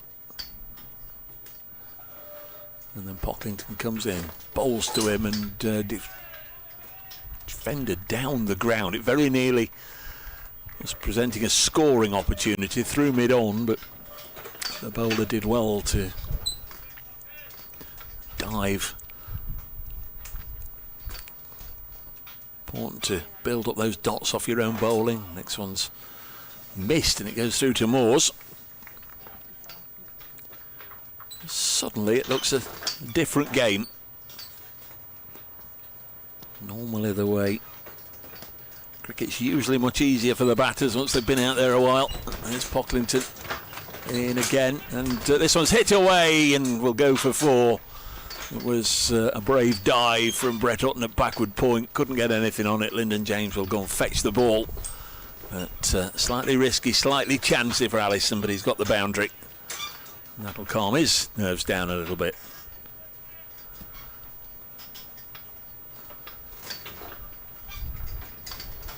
I think the general feeling at the not score, it was a good score. It wasn't definitely we've won this sort of score. It's also a feeling that we could be in for a pretty tight finish, a pretty tight last hour, which we've not quite reached yet as Pocklington comes in and bowls and Allison defends. 3 dots, a boundary, another dot. There's 1 ball left in the over. 108 for 2. Same stage, Notts were 56 for 4. 2 vastly different innings as this is blocked. So 5 dots in the over, but the boundary from the bowling of Pocklington. Notts put in this morning, and it confirmed from Kevin Shine, the bowling coach who was with us earlier, that Notts would also have made the decision to bowl first.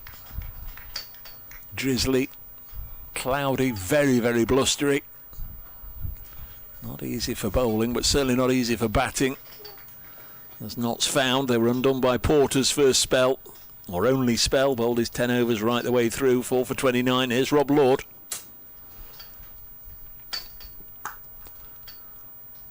Nice clean punch by Westley into the offside, straight to Lyndon James. I'm sure he's still growing. Must be about 7'11" now. He's very, very tall young man, Lyndon James. As anyone who's stood anywhere near him will testify. Big wingspan. Wingspan is hard to get it past there at short extra cover. Here's James in again. Oh, Lord. In again. Chipped up in the air and over Rob Lord.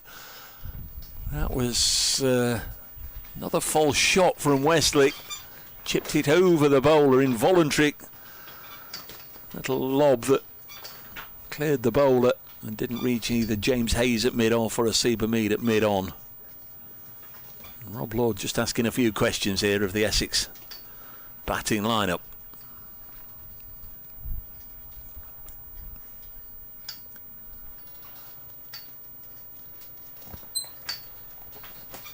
Charlie Allison down the far end.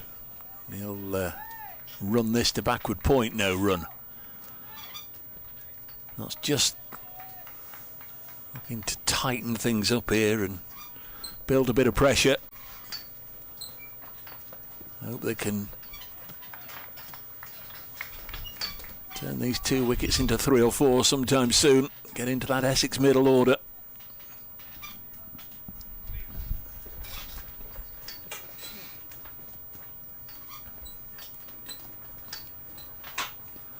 Decent spell this from Rob Lord so far, but that's too short. That'll be a wide.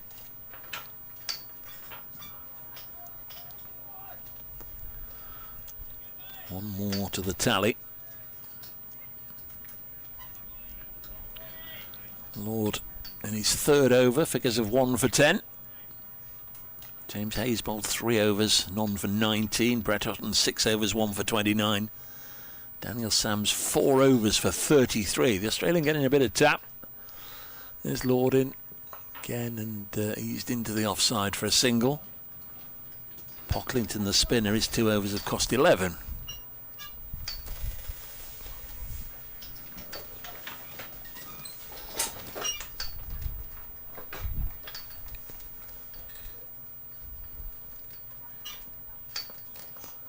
Stiff breeze seemed to have calmed a little bit now.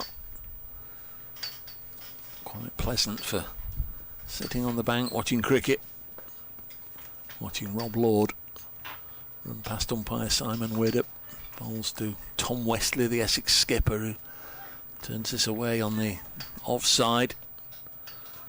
Moves on to 37.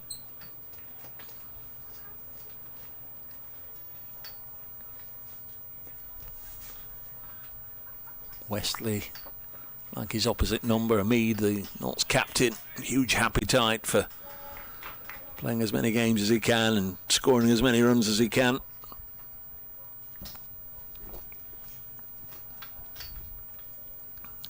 Lord into Allison. Dot to end the over.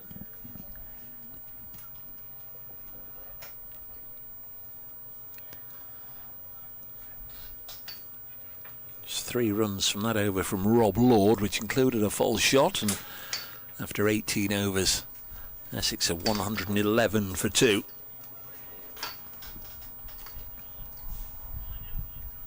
Notts was 60 for 4 at the corresponding stage, so huge difference both in the resources left available and the number of runs on the board. It's going to be Pocklington to bowl his 3rd over.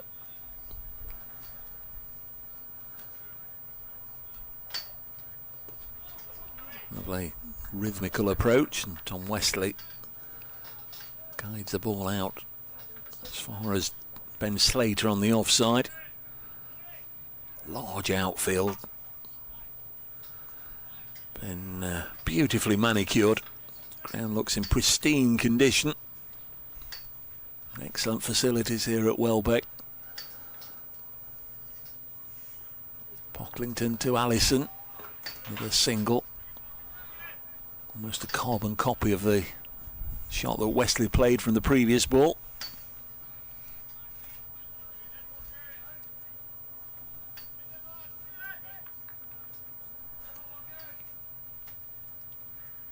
Let's remember 46 overs aside rather than the 50. As Pocklington comes in once more, that's a nice shot. Through extra cover, don't know if Slater can get anywhere near that, he can't, and 4 more. To the Essex captain, really lovely cricket stroke through extra cover all the way along the ground.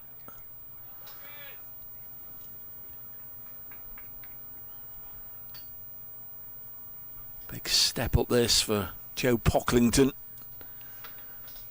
from bowling in the Notts second 11 or bowling for Lincolnshire to bowling to a former England Test number 3 who looks in very good nick as he works this one away on the leg side. Another single.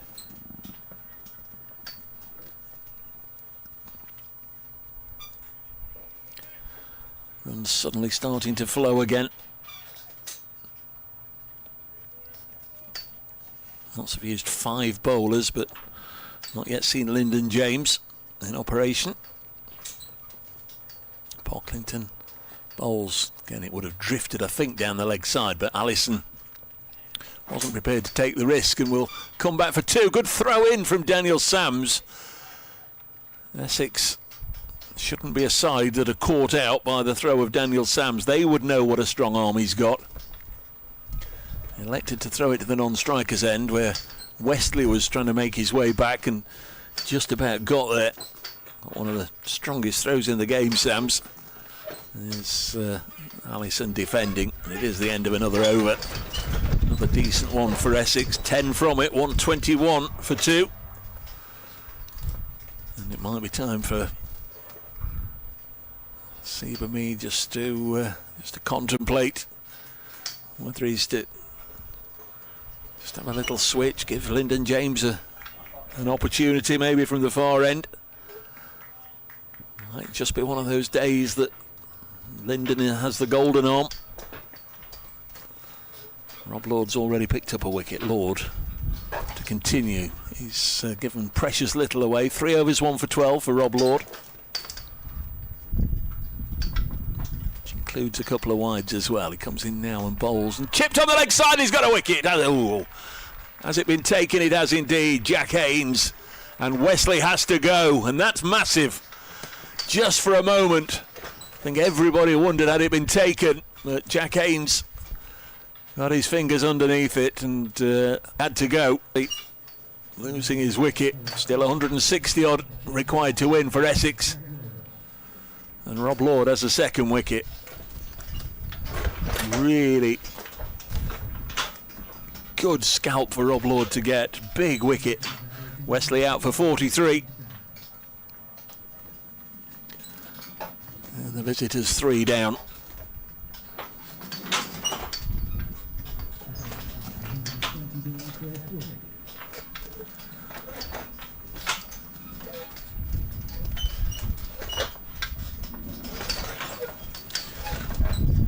Tom Wesley faced 40 deliveries, hit 5 fours in his time out there in the middle. New man is Luke Benkenstein, son of course of Dale, former Durham bat, had a long spell with Durham. Of course Dale recently lost his post at Old Trafford as Lancashire's head coach. This is son Luke, right-hander, coming in at number 5.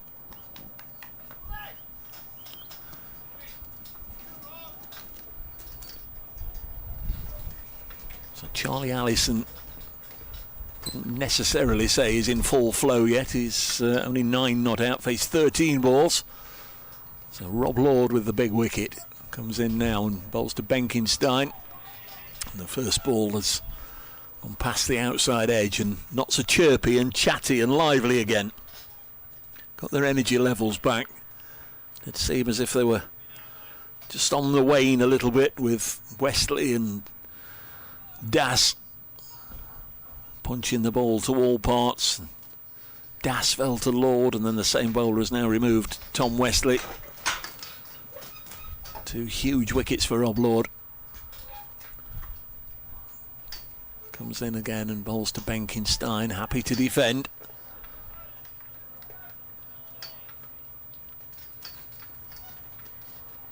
A lot of cricket left to be played yet. Might have another almost,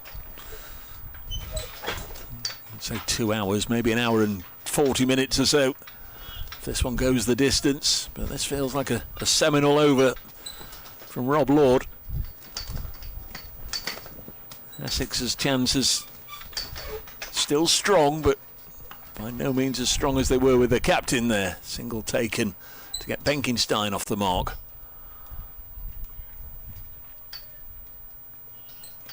.122 for 3 Essex. Notts made 283 for 9, but there were so many interruptions to their innings. Duckworth, Lewis, Stern have had a recalculation.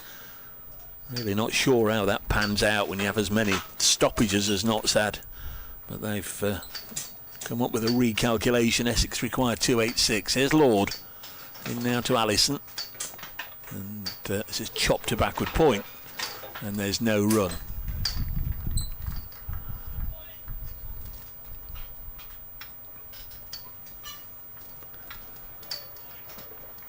Most observers would still have Essex as favourites, given the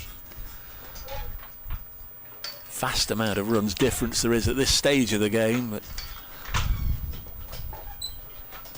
not yet at the period where Moores and Sams were going at their most fluent. Rob Lord to bowl, and a little bit loose from Charlie Allison, and it goes through to the keeper, and it's a really, really important over for Rob Lord there. 1 run from it, but crucially the wicket of Tom Wesley, and Lord is now 4 overs, 2 for 13.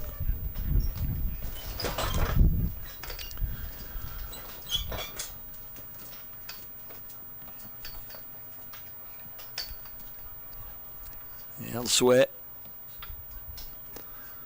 3 matches in the other group, 2 finished. Didn't get any play today at Sedbergh. Lancashire and Northamptonshire sharing the points. At Scarborough, Yorkshire with an easy victory over Warwickshire. The other match, Durham 310 for 7.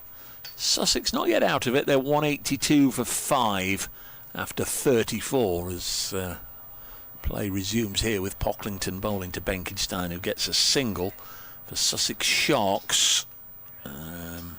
Carter and Lamb at the crease. Durham, you would say, will be strong favourites from there to pick up a win. But in Group A, Notts play Essex, which we're watching. This one's chopped out to Slater for another single. At Cheltenham, Gloucestershire 341 for 8. Derbyshire 228 for 5 in the 37th. Matthew Montgomery on his Derbyshire debut made 42. Brooke Guest is captain in Derbyshire and he's 84 not out. 228 for 5. Pocklington bowls hit back, just out of reach of the spinner. The ball continues to make its way down towards the far end, but Allison slipped over, so they only get 1. And the other match in this group that's taking place today is at Neath, and it looks very much as if Hampshire are going to start their campaign with a victory. They made 324 for 6. Nick Gubbins made 144 not out. Glamorgan 218 for 8. It's Pocklington bowls to Allison.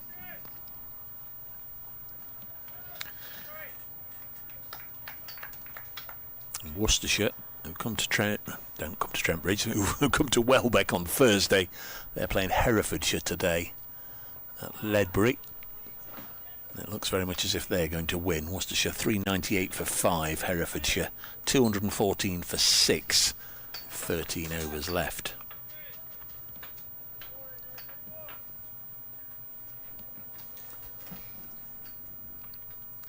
Pocklington in again, getting lots of encouragement from his teammates, and he's also getting through his overs quite quickly. Shame Notts haven't got another spinner here just to apply a little bit of time pressure from each end, getting through a bundle of overs in a short space of time. 125 for 3 after 21.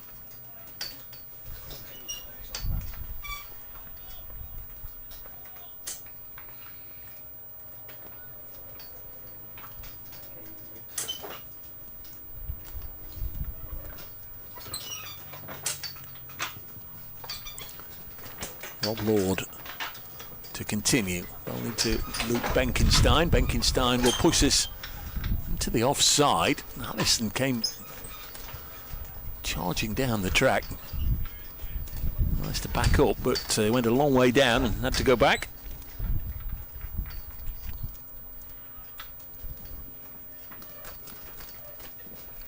The Essex dressing room will be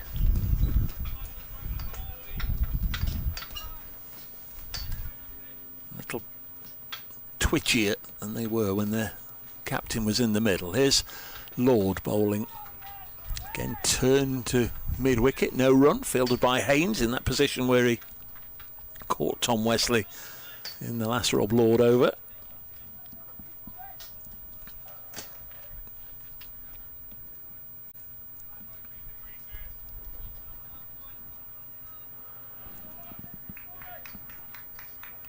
One Notts bowler can bowl 10 overs, 4 of them can bowl a maximum of 9 if required.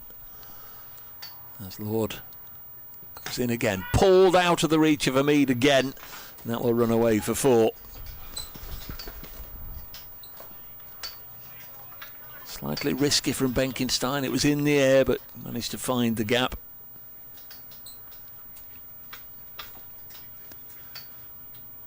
Important boundary. Help settle Luke Benkenstein down a touch. He moves to 7.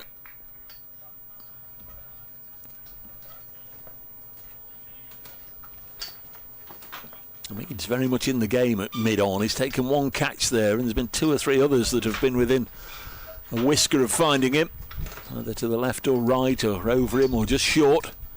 Very much involved. Next one's cut through the offside, and that will be Daniel Sams to the rescue, preventing that going for 4.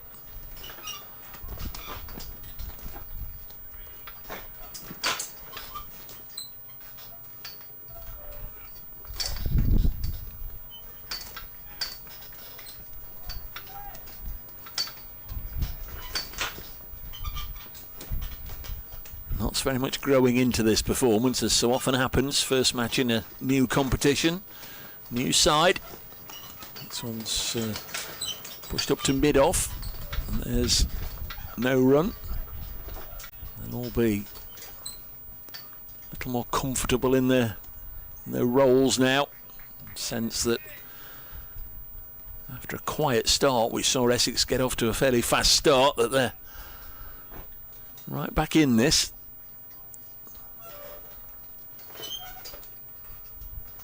Still chasing the game a little bit though, because Essex have the runs on the board. Lots need wickets. Lord bowls cut to backward point, no run. Another good over from Rob Lord.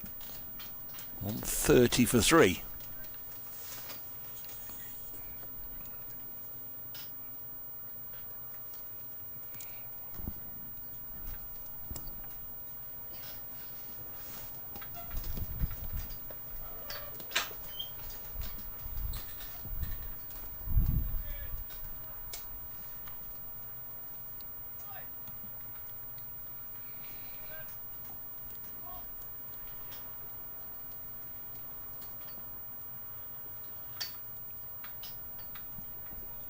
There's Joe Pocklington continuing, but he's begun with a delivery that's just drifted down the leg side. So expensive when you're penalised every time for that. Pocklington 4 overs, none for 23 so far. Starts with a wide, beginning of his 5th over. Comes in again and bowls. This one's cut away out to Ben Slater. Fielding on the pavilion side of the ground.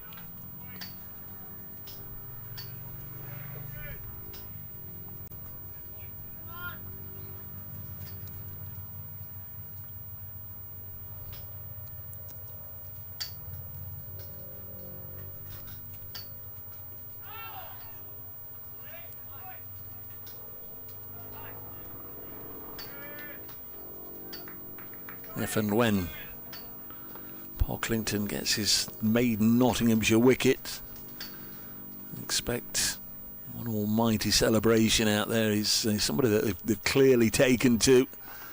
Played a number of games for the seconds now and been in and around most of the players over the last couple of months. Slotted in nicely, forming some very quick friendships. This one's chipped back towards him and just out of reach. They get a single. But everybody will be well aware that he's striving to get his maiden Nottinghamshire wicket here.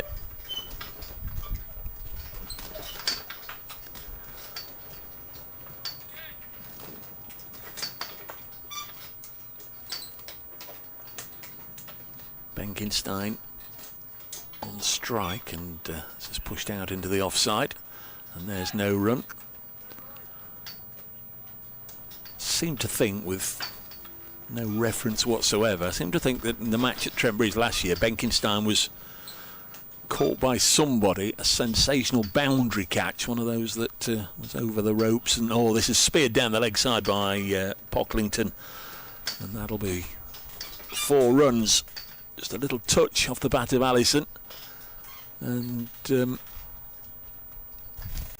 wonder if the players are going to have a drinks break. They all seem as one to be walking towards the pavilion.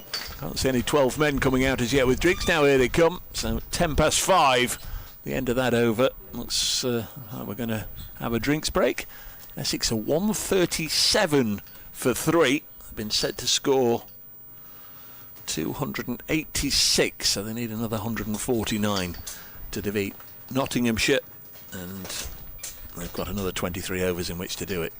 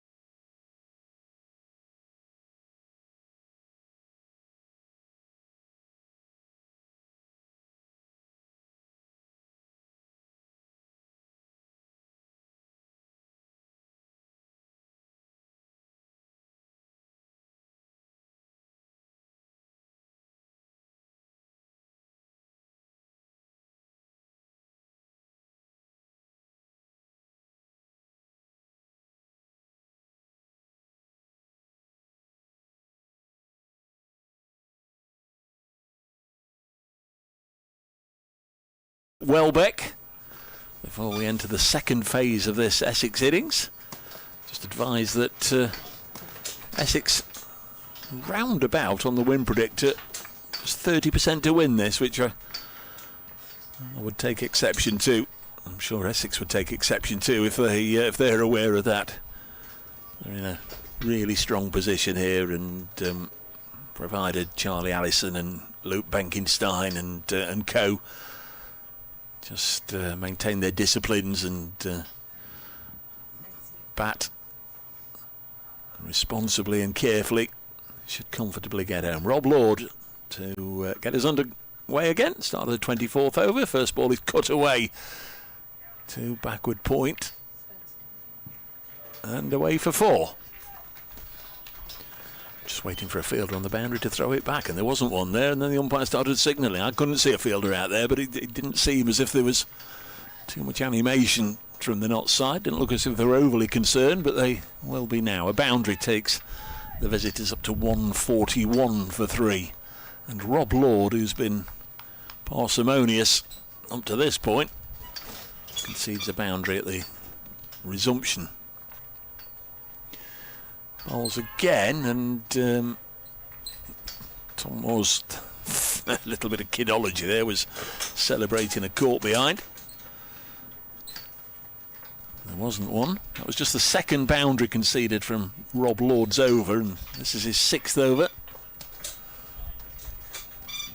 Second boundary in Rob Lord's spell, I should say. This is his 6th over. So he's been very good. 2 for 22 his figures.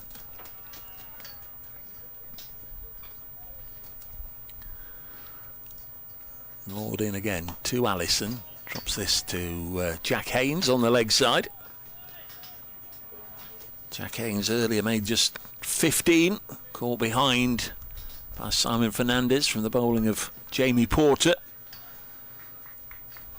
Notts were thinking all sorts of strife and peril at that stage. 41 for 4. It would have been about quarter to 12 or thereabouts, something like that, as Lord bowls, and another shot through the offside. Daniel Sams is out there, will cut it off with a sliding stop, and necessitated the ball running away from him. A couple more to the total. And when Haynes was out 41 for 4, I don't think too many people envisaged would be in this scenario, or indeed still playing. Seemed as if Notts were going to get certainly a sub 150 score, which was unlikely to be enough. And they ended up with 283.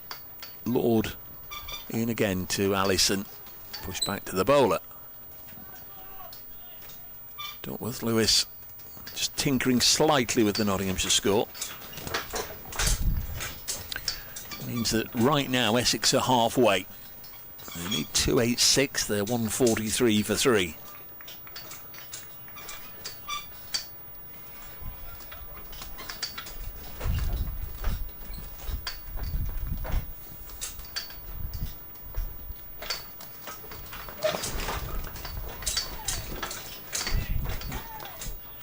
Rob Lord finding a little bit in the pitch here. That one just gets up and might have just rattled the gloves a little bit. And it is the end of the over.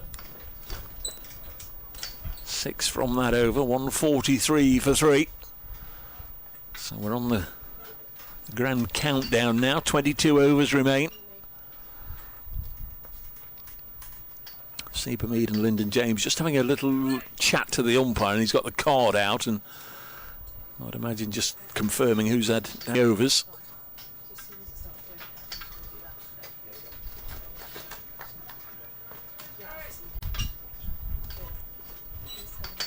Going to be Pocklington. Old his 5 overs on the spin so far, none for 30.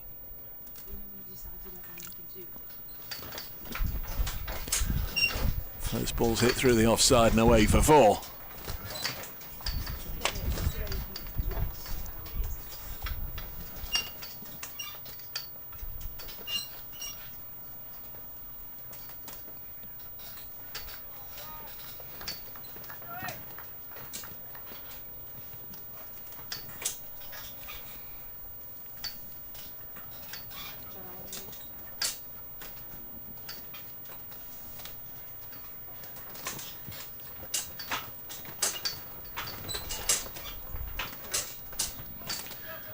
Nottinghamshire on the brink of victory at Neath. They've got Glamorgan 252 for 9. Notts face both of those sides in the group away. Played Glamorgan in Cardiff though. They went to Neath last year, played them in Cardiff. Pocklington just lost his approach a little bit and we'll have to re-bowl that. Nottinghamshire have got to go back to the Utility Bowl where they've recently been to play a county championship match. All in a couple of weeks' time. Next ball is turned away by Benkenstein. He's going to come back for a couple of runs.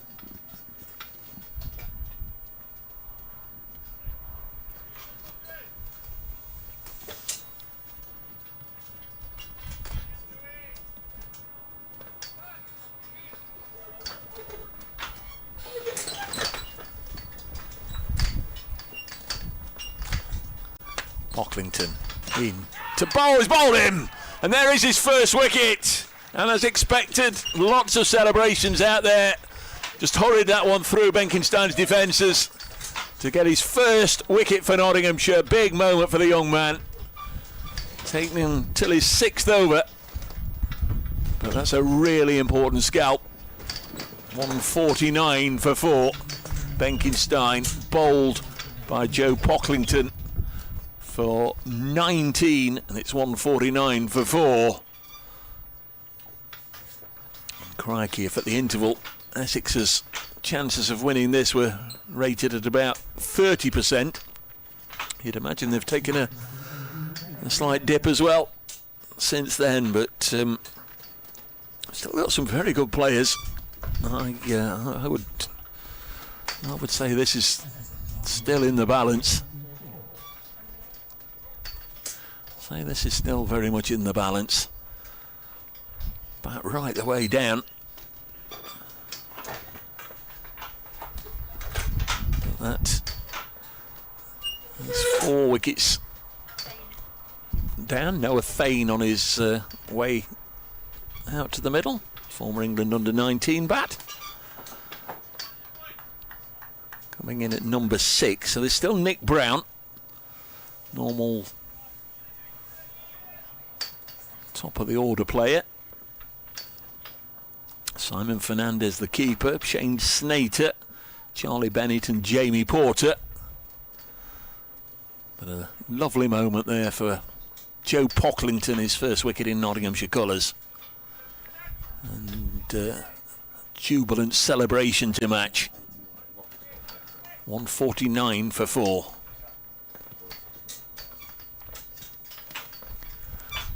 So Pocklington to Thane, and a nervy start.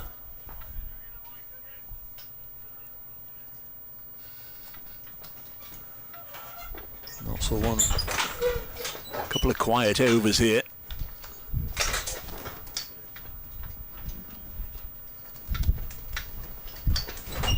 It's Pocklington once more and playing away from his body, Noah Thane. It's off the mark. Charlie Allison is 17 not out from 30. That sort of strike rate's not going to hurt you too much, but that's the end of the over. It brings the 150 up for Essex. 7 from that over. It's about this stage that Moores and Sams were just starting to get in full flow. So the scores could become a lot tighter over the next 5 overs. At the moment, Essex are 33 runs better off than where Notts were. Notts were 117 for 5.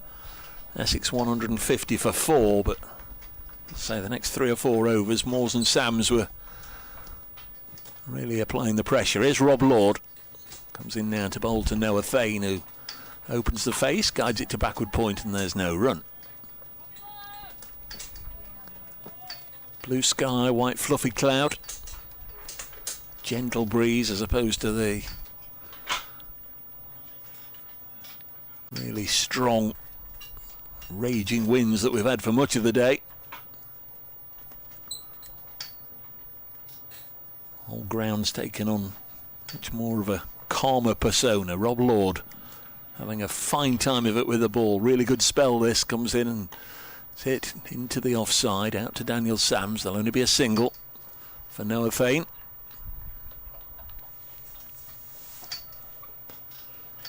Notts won't mind that if they can just have a little spell of keeping Essex down to 2s, 3s, 4s, even 5s and over for a while. It's going to make the back 10 very, very interesting indeed.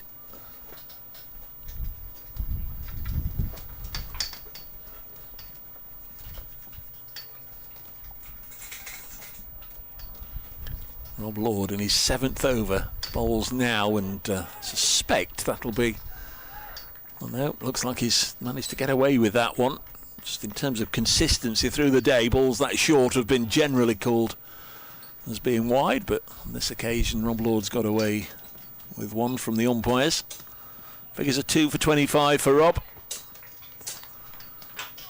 Wickets of Robin Dass and Tom Westley.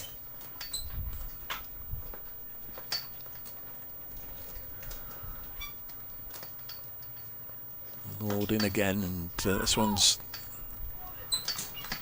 that hit the, I don't know if that hit the stumps or did hit the stumps. I wondered if a balletic Rob Lord had managed to extend his ankle far enough to reach the ball, but no, it was the base of the stumps at this end, denying Essex a chance of a run.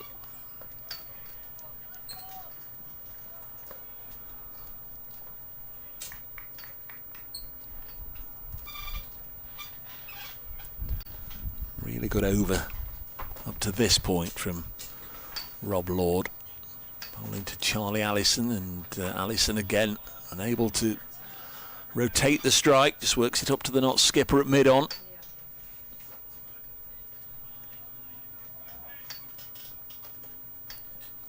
Matt Critchley out for 11, Robin Dass made 46, Tom Westley 43, and Luke Benkenstein, most recent to be dismissed, made 19. All got starts, one manner or another, as Lord past umpire Widdup bowls now to Allison, and he's managed to thread a ball through the offside, but that's nicely fielded by Sam Cetron out in the deep. Got to be all of 150 yards away from where I am, the other side of the ground. A really good stop, and it's the end of another fine over from Rob Lord, and it's 152 for 4, just 2 singles from that over, and that was an over that saw Notts get 14 there corresponding over, so the brakes being applied. Essex have just got to be careful at this phase of the game. They can lose any initiative they have got. Just need to kick on again. But Notts through Pocklington and Lord, just starting to dry up the runs here. Pocklington in once more, chip back to him, cornballed! Wickets in consecutive overs, like London buses for Joe Pocklington. He's got 2 in 2 overs, and that really does now swing it, I think, towards Notts, as Allison just trying to work it away to leg. A little bit of spin, and he ended up chipping it straight back to the bowler. If he plays for the next 15 years for Notts, won't get a simpler caught and bowled. It was lovely stuff, lovely bit of bowling, did him with a flight and a bit of turn, and Charlie Allison has gone for 18, and Essex are 152 for 5.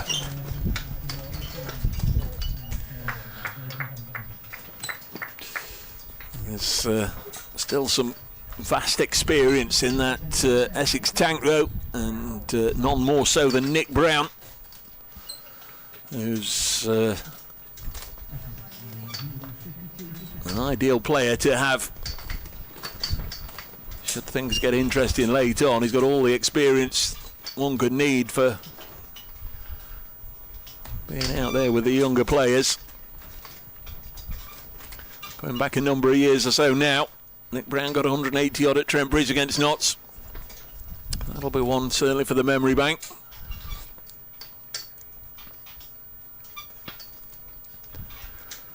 Tall man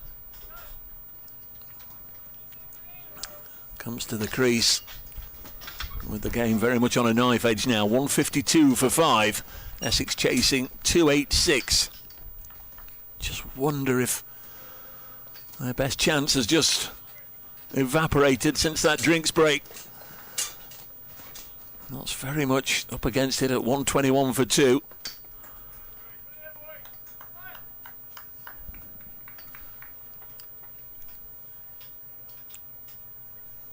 Now Essex 152 for 5. Pocklington bowls to Nick Brown, cuts it to backward point, no run there. A little bit of hesitancy as he tried to get down the other end and get that first single.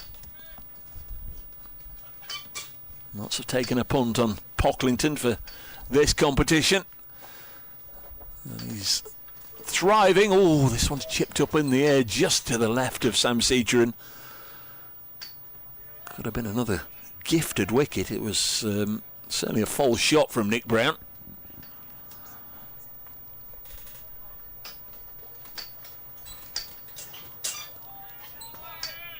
We'll get a game, of course, now. Whatever happens, we will get a result. As Pocklington comes in again, and Noah Thane sweeps on the leg side. Gets a single. Did wonder during the interval at the end of the Notts innings if he might be facing rained-off territory, but thankfully the weather has sorted itself out. Not sure if Storm Floris came as far south as this. It was certainly blustery and drizzly and rainy and showery and sunny all since we arrived here this morning. Another single taken by Nick Brown.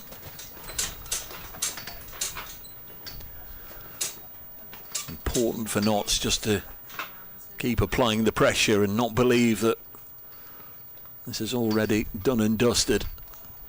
As Thane nudges it back to the bowler, and Pocklington gets the applause from the crowd. 7 overs, 2 for 40 for Joe Pocklington. And Essex are 155 for 5 after 27. And at the same stage, Notts were 148 for 5, so it's very much back on an even footing, an even keel.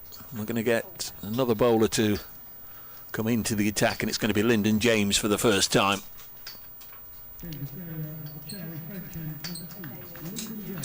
Well bowled Rob Lord, 7 overs, 2 for 26. Very good indeed.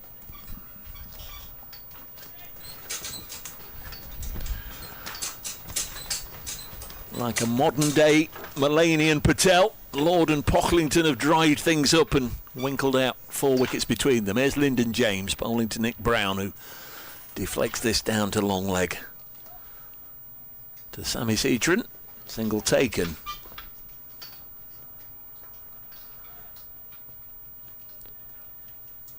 I was just wondering, the two Essex batters just getting together, a touch of gloves there between Thane and Brown, but they've got to sort out some sort of plan for getting 130 runs here. Got less than 20 overs in which to do it. Who are they going to target? There's Lyndon James bowls now and dropped on the leg side. There's no run there.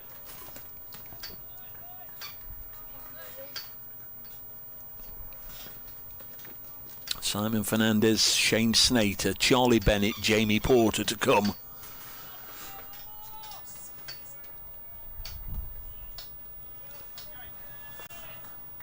I'm hearing from my analyst that Essex are 9% likely to win the game from here. There's Lyndon James bowls, and this is helped onto the leg side. And Jack Haynes fields. I've not yet been at a game where an analyst has scored the winning run, though. I must just drop that in there. And certainly if I was out there in the Essex purple and I was aware that we only had 9% chance of winning, I'd certainly be able to prove somebody wrong. I'm sure Brown and Thane will be doing the same. Here's Lyndon James, eager to get amongst the wickets. Bowls now, and Noah Thane drops it on the leg side, and this is good from Lyndon James. Succession of dots at the moment.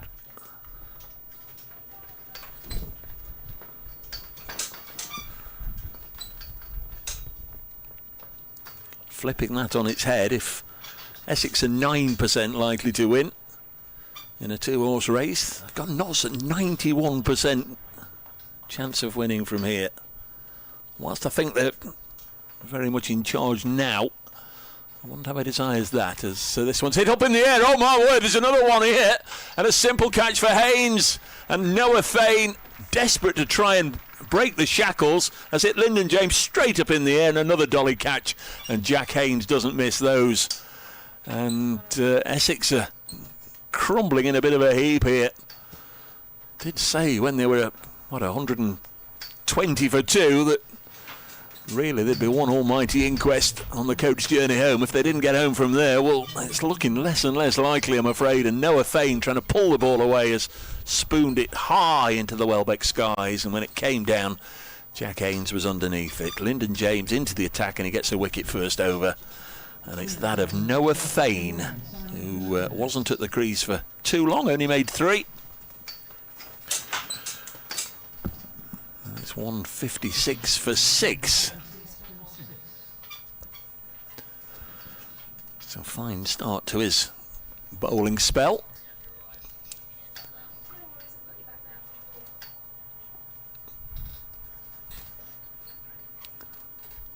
Looks like Simon Fernandez coming in at 8 for Essex.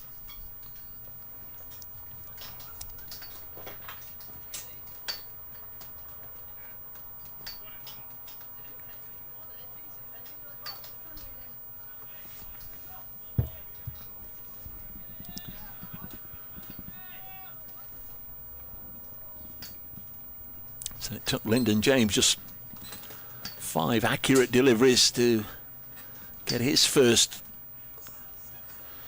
wicket of the day. Bowls now. And Fernandez confidently pushes it out into the offside. He's going to come back for a couple.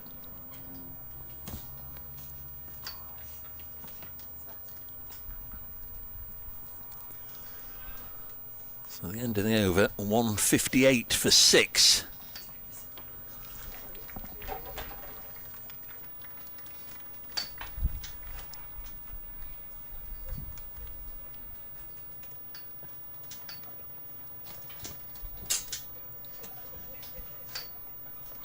Target, remember, is 286.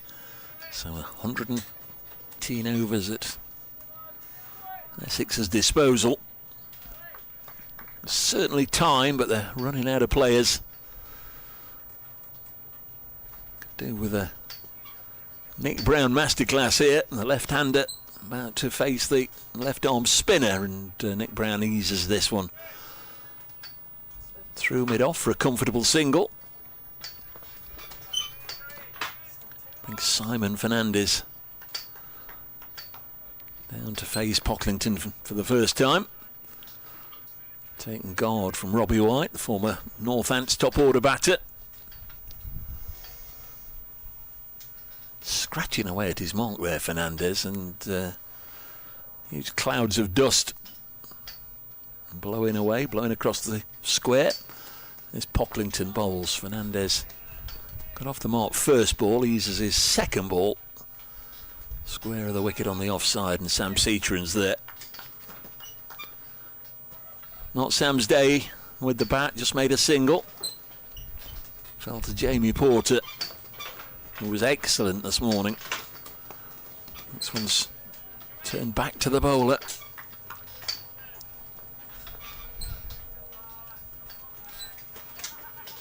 Paul Frank's first game in charge, remember. Acting head coach for this competition. Peter Moore's away with the 100. Pocklington fields off his own bowling.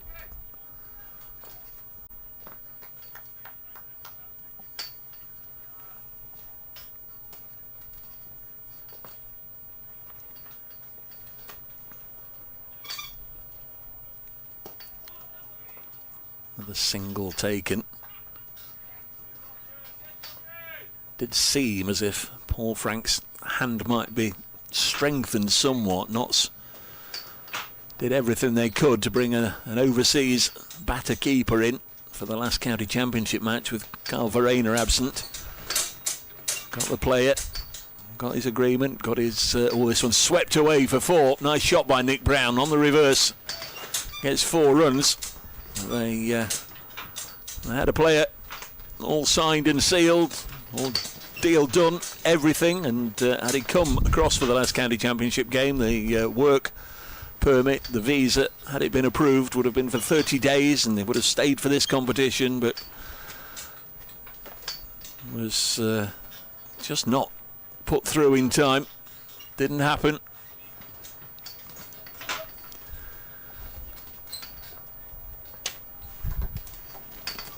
Four useful runs at the end of that over. Essex up to 164, and for the first time in the innings they are 1 behind where Notts were at the same stage. This is Lyndon James continuing. They did target this phase and about the 28th, 29th over, and the end of the 29th over, for the first time Essex have fallen behind where Notts were. That was to do with the Moores and Sams partnership. Magnificent ball striking. They put on 137 together.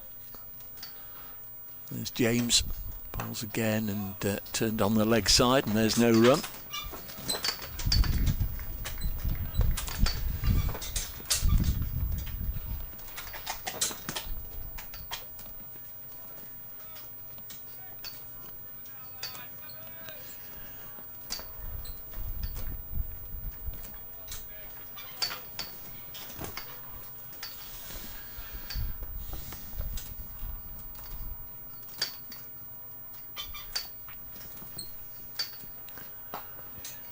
This one is pushed back to the bowl. In fact, we're just having a little look there in the records. That's a record that we've had today. That 6th wicket partnership of 137 between Tom Moores and Daniel Sams. Highest 6th wicket partnership of all time for Notts against Essex. The previous best was at Trent Bridge in 1983. And then James in to bowl now, pulled away on the leg side, and will that be cut off? Decent stop out there. They'll settle for 1. So a new 6th wicket record for Notts against Essex. 91 set in 1983 between Derek Randall, who made 107, and Eddie Hemmings, who made 34. That was a match in the old John Player League at Trent Bridge. Essex won by 89. James bowls. It's played up to Mead at mid-on. That was a 40 over a side game, and Essex got 306 for 2. That's the match that Kenny McEwen got 162, 17 fours and 7 sixes. Graham Gooch got 116. Tremendous score for Essex on a Sunday afternoon, 40 overs. Notts 217 for 9. Rags got 107, Derek Randall. Basher 33, Eddie Hemmings 34. This one's eased into the offside here, and there's no run. Beg your pardon, there's 1 run. 1 or 2 more scores have filtered through. In fact, the 2 scores from this group, Hampshire have defeated Glamorgan at Neath by 72 runs. Gloucestershire have defeated Derbyshire by 59 runs. So the only other match in Group A is between Notts and Essex. So Glamorgan have lost to Hampshire. Derbyshire have lost to Gloucestershire. In the other group, Group B, Yorkshire beat Warwickshire. Lancashire and Northants rained off. Durham 310 for 7. Sussex 245 for 8. After 44, they need 66 from 6 overs with only 2 wickets left. Keep half an eye on that one as Pocklington bowls. And this is defended. Sussex have hope through Lamb. Danny Lamb is 74 not out. Pocklington bowls. Slog sweep. Again out to Daniel Sams, and again it'll just be a single. In fact, I beg your pardon, Daniel Lam is out for 74, so I suspect Sussex might just come up short in that one.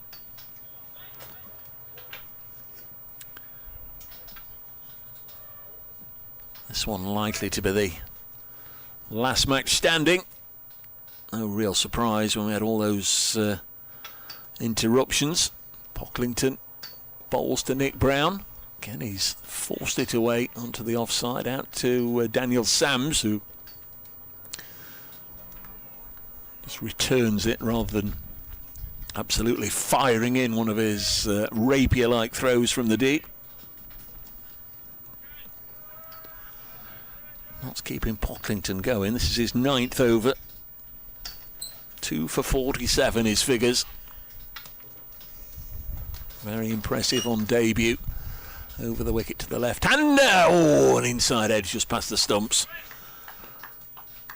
For all the world, I thought that was played on there.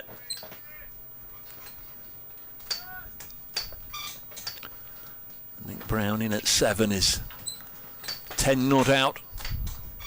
Having faced 8 deliveries.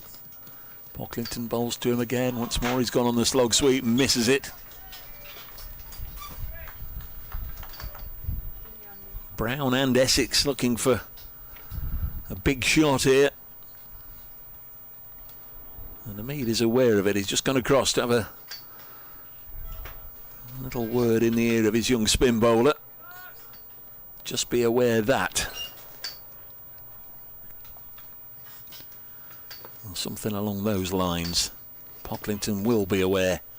Comes into Nick Brown, who goes on the slog sweep, and he's hit it out 1, 2, 3 bounces and a bobble out to Ben Slater, who's a long way deep on the leg side. And that's the end of the over. Good stuff from Pocklington again. Good stuff from Notts, 171 for 6. And Essex are 2 runs at the moment behind where Nottinghamshire were at the same stage.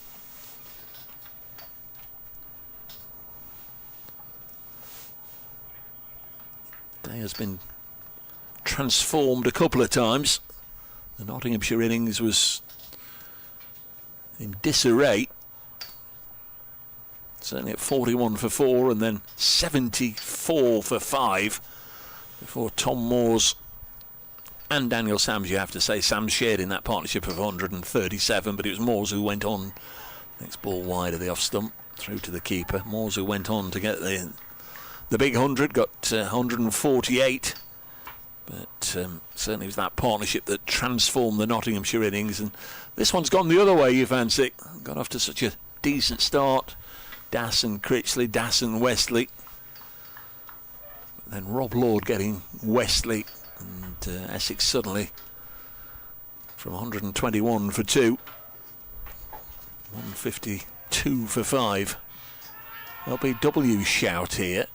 Not had one of those upheld all day. In fact, struggled to think of any really convincing LBW shouts. Lyndon James doing his best there. Leg bye.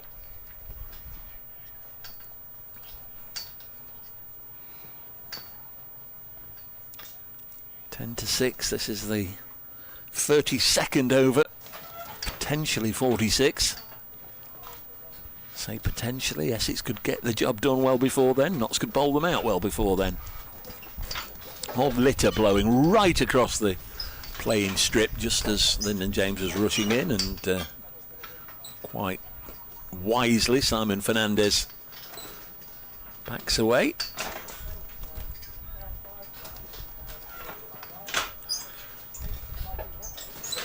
Somebody feeling a right twerp, no doubt, for taking their last sandwich out of the plastic bag and then seeing it blow onto the pitch. Good looking shot by Fernandez. Going to get a boundary here. That's a good stroke through the offside. Ups himself to 4 precious runs. Put that away nicely.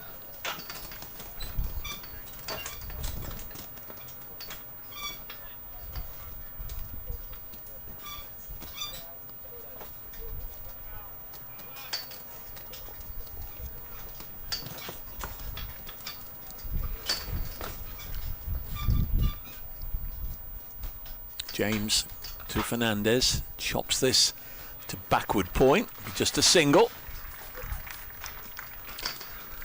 Notts back here at Welbeck on Thursday. Not been, and you're mildly tempted. All the details on the Nottinghamshire County Cricket Club website be made very welcome. The polythene bag, plastic bag blows across the ground. Let's look at the speed that it's travelling. Very windy all day today as Nick Brown eases this into the offside. Jack Haynes has taken a couple of catches, does the fielding.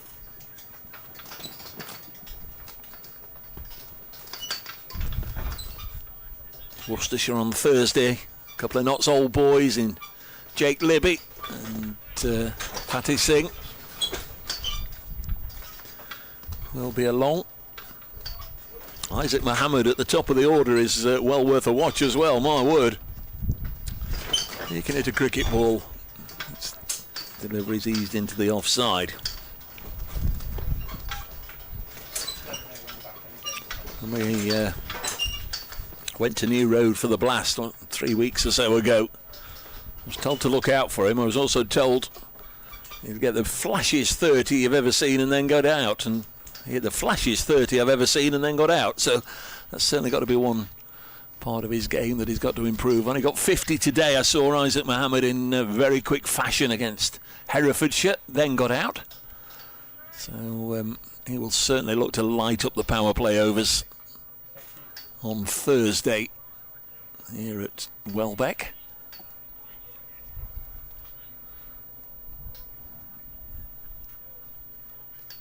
Pocklington, who's going to be the one anointed by Asiba Mead to have 10 overs. This one's chopped away as he begins his final over. 46 over game. One bowler can have 10 overs, 4 can have a maximum of 9. And Joe Pocklington on debut. Been left on by the Notts skipper. I'm sure he'd like to keep him bowling until the end of the innings if he could, but this will be his last. Comes in now to bowl to Nick Brown, trying desperately to get him away. It's just singles coming at the moment for Essex. You wonder how they're reasoning they're going to get another 100 more, 108 or 9 more. Pocklington to Fernandez. Again, just help through mid-on.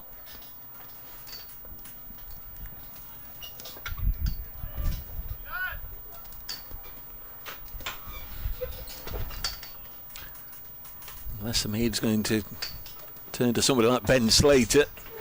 It's going to be all pace on from here on in, and Brown across his stumps there looking for a big shot. Ball strikes him on the pad outside the line.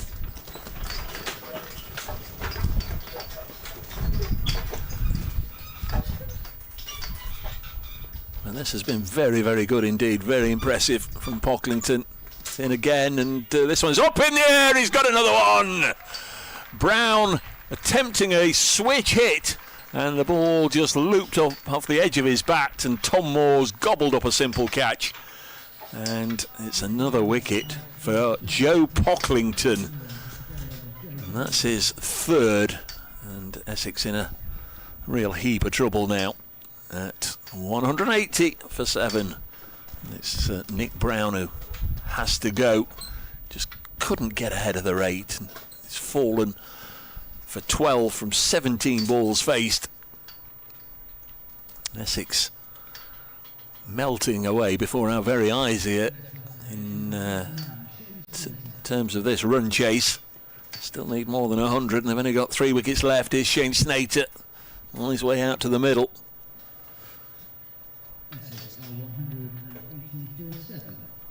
Pocklington getting his first wicket when he bowled Luke Benkenstein. Simple return catch from Charlie Ellison was his second, and Nick Brown on the reverse just top edged the ball gently up into the gloves of Moores. 180 for 7. He's got one ball left in his 10 over allocation. Switched on crowd here. Just thinned out a little bit, it has to be said, but switched on crowd here, I'm sure will give him an outstanding ovation. I would imagine it'll be announced over the tannoy as well, his figures. But this has been wonderful stuff from Joe Pocklington. Comes in to complete his allocation, bowls to Shane Snater, lets it go through to the keeper, and he's done. 3 for 53 on debut.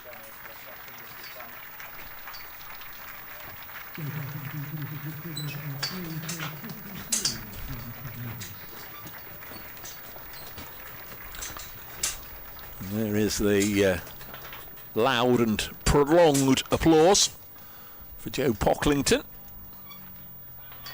Been very, very good indeed.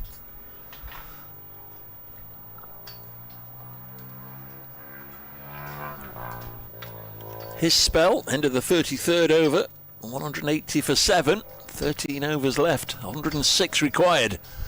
Lyndon James comes in and bowls. This is turned by Fernandez onto the onside. Hamid doing the fielding. Breaks on this innings.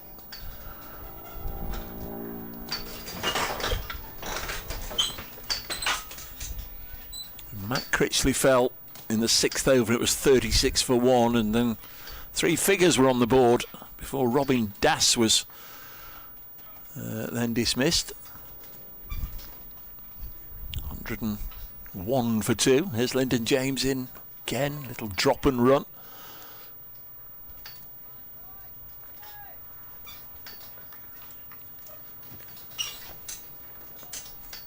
$121 for 3 when Wesley was out. 149 for 4 Benkenstein. 152 for 5 Allison. 156 for 6 Thane, and 180 for 7 Brown. Those wickets have fallen. Great regularity. Lord and Pocklington doing a really fine job between them. Next delivery is just worked again out on the leg side, fielded by Hamid. Lord and Pocklington, 17 overs, 5 for 79. Lyndon James coming on and relieving Rob Lord, getting a wicket straight away, and before then Brett Hutton with the opening wicket, that of Matt Critchley. James in again, and there's a nick behind, and Notts have got another one. Very brief trip to the middle for Shane Snater, edging behind, and Lyndon James has got 2. Snater caught behind by Tom Moores. Shane Snater out without scoring. And it's 181 for 8. And all of a sudden, just wonder about Notts and their net run rate and recording a big win. Essex still require 105 runs. That's unlikely now. Usually pretty optimistic when I'm watching my cricket or supporting a side. Go on. But even I would say 105, looking a long way off here. And Notts will be eyeing up a huge victory here to celebrate Paul Franks in charge, Pocklington's debut, one or two other little things. Sam Cetron making his List A debut. Daniel Sams playing his first game at Welbeck. Charlie Bennett is the Essex number 10. Time for a hero.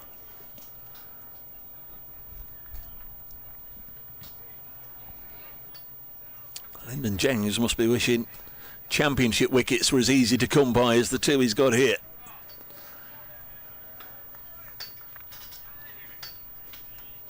The new man is Bennett. 181 for 8. Stands very tall, very upright, and misses his first delivery by some margin as it goes through to Tom Moores. He's got a couple of catches now to follow up from a simply glorious innings. 148 for Tom Moores. He was Nottinghamshire's best player in the Blast by some distance. James bowls, and this is eased into the offside. Shall we, shan't we, shall we, shan't we? Shy at the stumps, and he would have gone had there been a hit. Oh, it's going to be a 5 here, I think. We're going to get a 5. The ball is trickling towards the rope and reaches the rope, and it's a 5. That's one way of doing it. Shy at the stumps. If it's Pocklington came round, had he hit, it would have been done and dusted by a country mile, but narrowly missed, and Seba Mead I think was wrong-footed backing up, and it went for 5. So Essex up to 186 for 8. They need 100. A little bit of an inquisition going on as to how that happened. Scorers love that, of course, getting a 5 in their scorebooks. Daniel Sams coming back to replace Joe Pocklington. That's certainly the end for the left-arm bowlers, isn't it? And James Hayes opening up from that far end with 3 overs, but since then Sams 4 overs, Pocklington 10, and now going back to Sams. Yeah, those 5 runs quite rightly gone against Charlie Bennett, off the mark with a 5. So here's Sams, 186 for 8 after 34 overs, and this one's hit up in the air, catching opportunity here. Oh, Citron just getting his fingertips to it, couldn't hang on. Is it Citron? No, it's a skipper, beg your pardon. It's a captain. Sam Citron's been out there for much of the innings, and it was the captain running back who took control, assumed control, and couldn't hang on.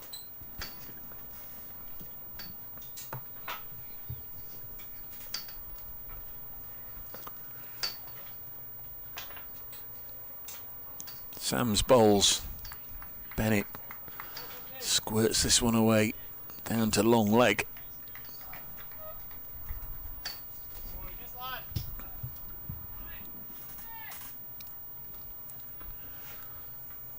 Citron at mid-wicket, now being sent out. Mead at wide-ish, deep-ish mid-on. The ball was in the air for a long time. Skipper couldn't just quite get to it. Essex 188 for 8. Sams bowls to Fernandez. Pushes this into the covers. Just Jamie Porter to come for Essex. Seen it all before, Jamie Porter, but I'm sure when he finished his bowling spell, 4 for 29, didn't envisage he was going to be on the losing side. About 5.5 hours later. Sams bowls. Fernandez, he does this to point, and there's just a single. Slater coming in from the fence.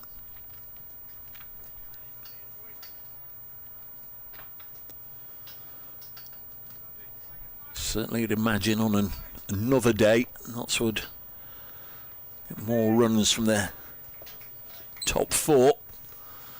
All blown away. Well, indeed, the top 5, really. Counting Lyndon James, they're all blown away fairly cheaply this morning as Sam's bowls.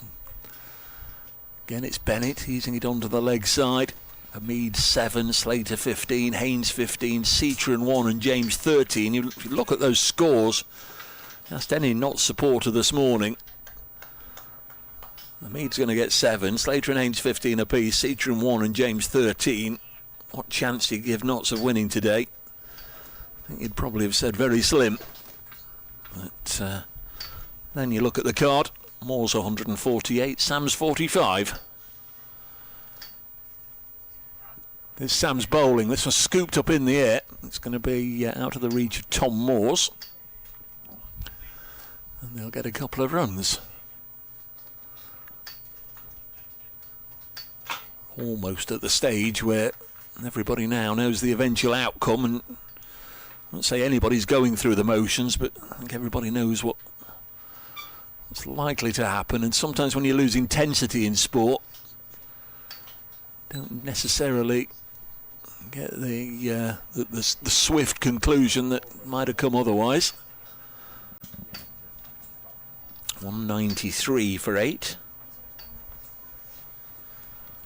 That's after 35 overs. Simon Fernandez on 18. Charlie Bennett has 9. It's Lyndon James. In now to bowl. And another catch for Haynes at mid-wicket. He gobbles them up in there. Another low diving catch. And Bennett's gone. And Lyndon James with a very cheap and almost gifted 3 for here. He's bowled beautifully, don't get me wrong, but some of these shots in desperation, admittedly, have aided him hugely. 193 for 9. Third catch of the innings for Jack Haynes. It'll be just Jamie Porter to come then, and Notts are on the brink of a huge win here over Essex as it stands.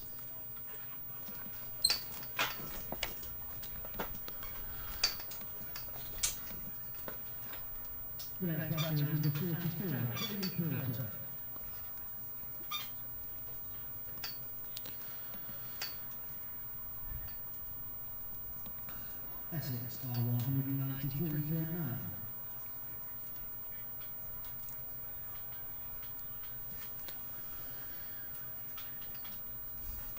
I was just looking, it would be anywhere near Nott's biggest victory over Essex. That came as recently as 2 years ago, 2023, at Chelmsford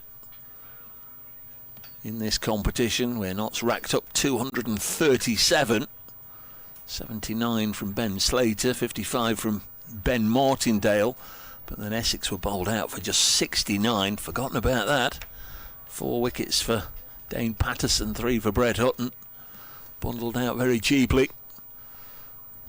Not been anywhere near as easy today, but Nott's on the brink. 193 for 9. Can Lyndon James finish with a 4 as Jamie Porter steers this into the offside, so he's off the mark. And still 10 overs to go after this one.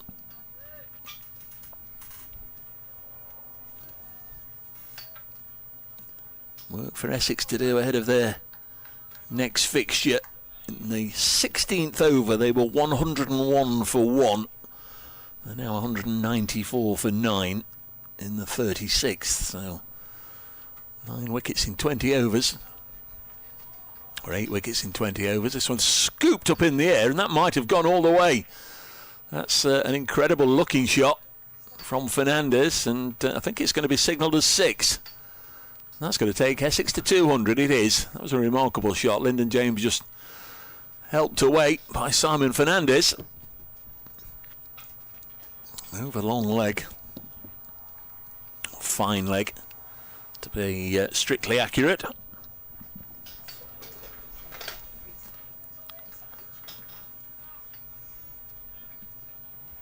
$200 for 9.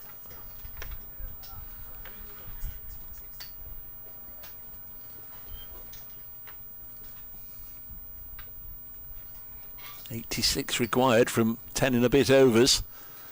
Don't think there's going to be a twist of that magnitude as Fernandez again works this one onto the onside, the pavilion side of the ground, where Slater again fields. 201 for 9.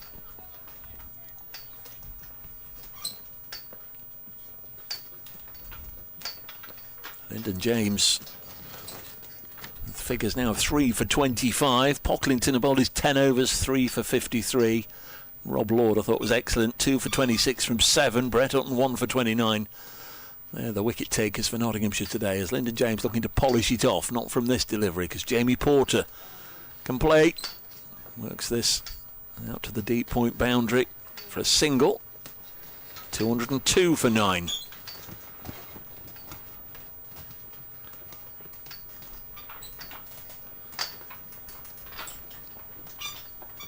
More and more seats being vacated. Still a decent number inside the ground. Fancy there's quite a few that have adjourned to the pavilions. A lot looking through the glass windows of the pavilion. Bouncer.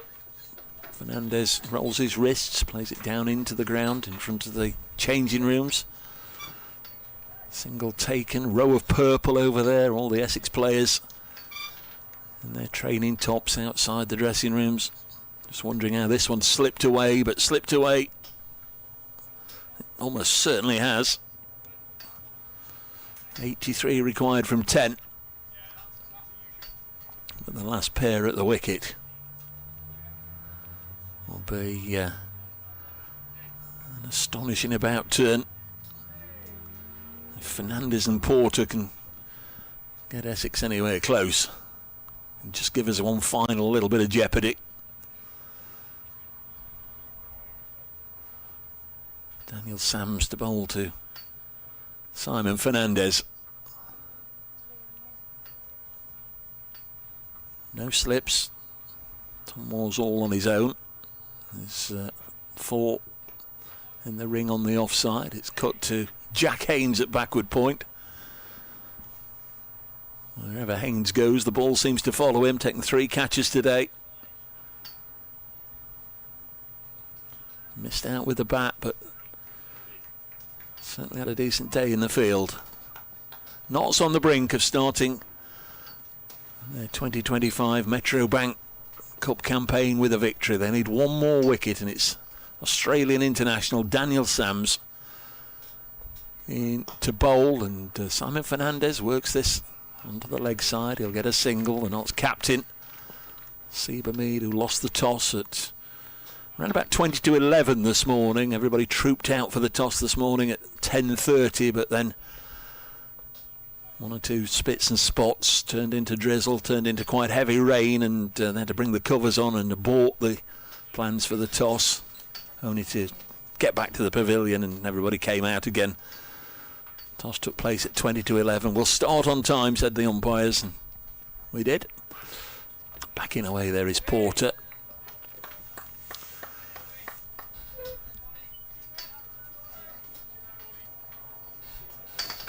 Mead tossed the coin. Tom Westley called correctly and said we'll have a bowl.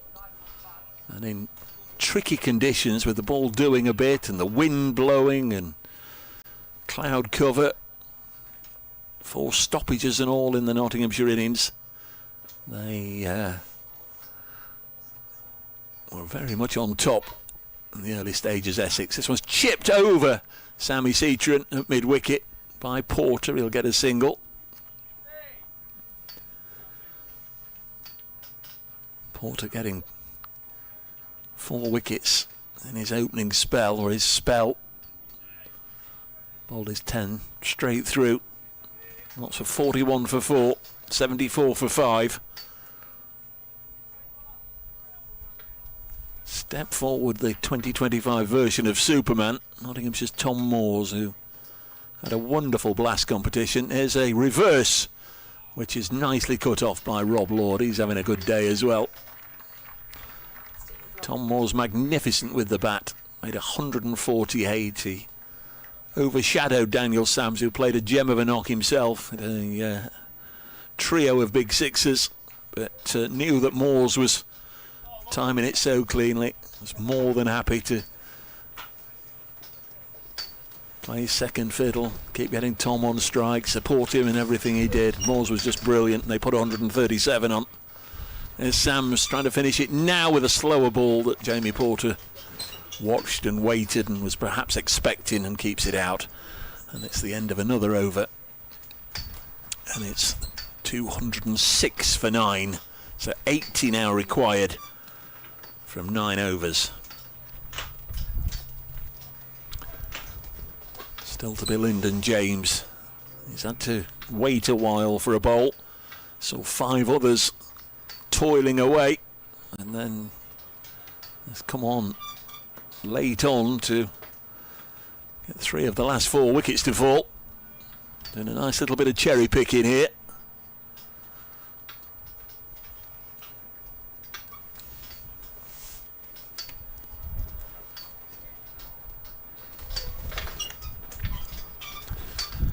In Josh Tongland, it's rabbit pie. Next one is through to Tom Moores, with Simon Fernandez trying to get on the front foot and looking to whip him away, but didn't get anything on it.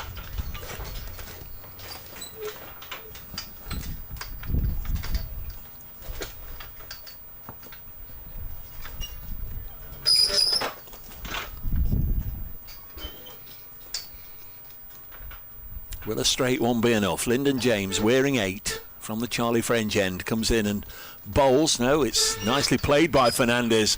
Went a long way across his stumps and then deflected it down to fine leg for 4. Knew where the gap was and executed that as well as anybody could have done. Really nice shot from Simon Fernandez, just to keep Essex hopes alive.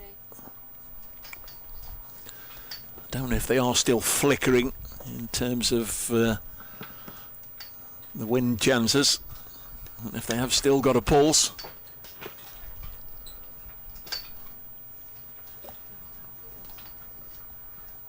Lyndon James to bowl again to Fernandez. And again, he's got bat on ball, but I think he's only going to get a single. 211 for 9, 75 required.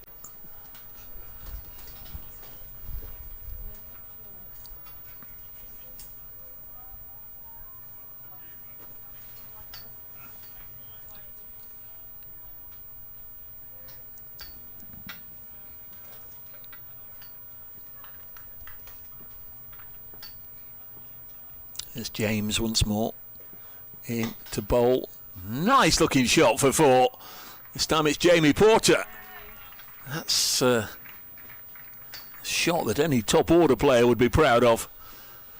Played by your number 11.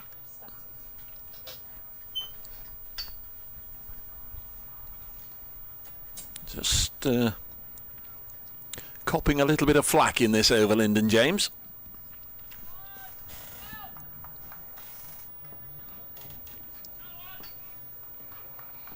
$215 for 9. Porter's on strike. Lyndon James bowls and a play and a miss. Last wicket went down on 193. So they've added 22 already for the last wicket.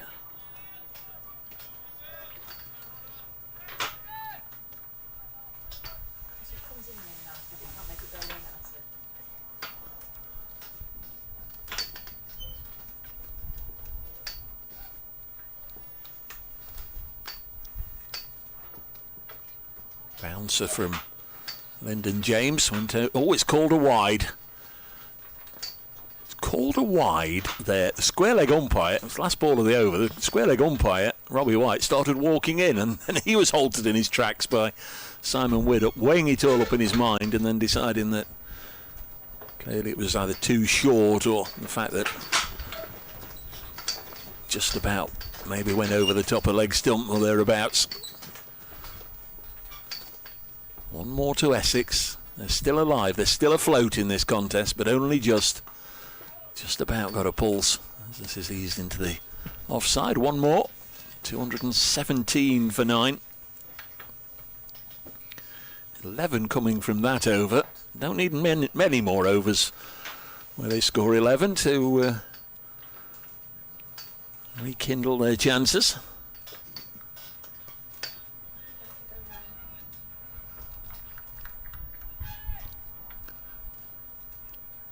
James Hayes, plenty of overs rather in hand. Didn't get a wicket. 3 overs, none for 19.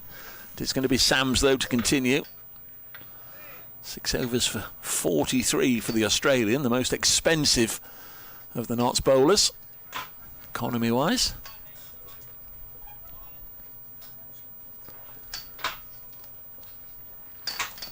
Can he finish things off here?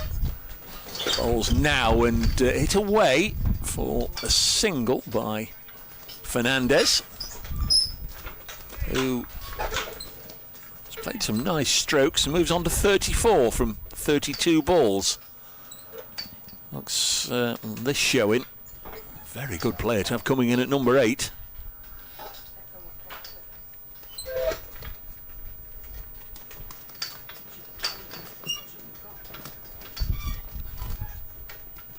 Game goes on. Essex needs 69 more. Daniel Sams in to bowl. Oh, Jamie Porter was backing away. Backing away. Nearly went too far. Couldn't reach it. But Daniel Sams only narrowly missed the off stump.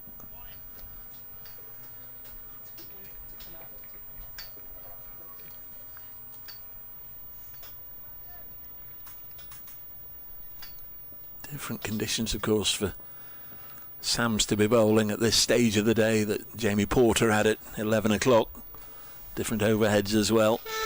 Sams bowls and Porter gets this out onto the offside, takes another single, brings Fernandez back onto strike.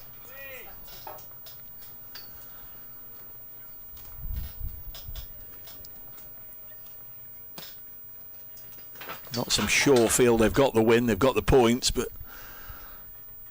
just can't knock over the last man, and that's always the most difficult.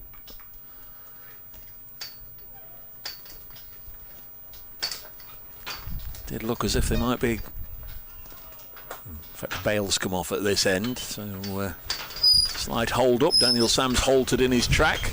Simon Fernandez says, "Whoa!" Oh, he's pops the bail on, goes back to his crease, and then the bail drops off again, so he has to take his glove off and go through it all again. By now, Simon Widdup, the umpire, has run in, and he's popped the bail on. Not that he will have done anything different to what Fernandez did. Hopefully they've stayed on now. Sam's trying to knock the bails off for real. He doesn't, though. Full pitch Yorker is defended. And Essex prolong the game a little bit longer. 218 for 9. 286 the target. We're in the 39th over.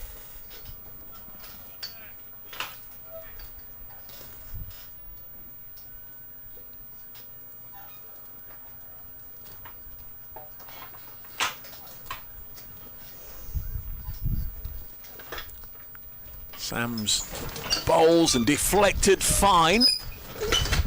Runs down to long leg. There'll only be a single.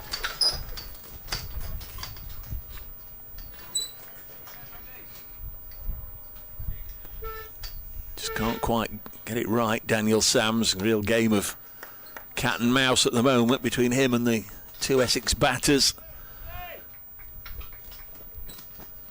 A lot of movement in the crease from both Fernandez and Porter. Is Jamie Porter going to back away again? Can Daniel Sams at the base of the stumps? He's in now, and Porter does back away, but makes a good contact driving to mid-off, and that's the end of Sams over. And it's 219.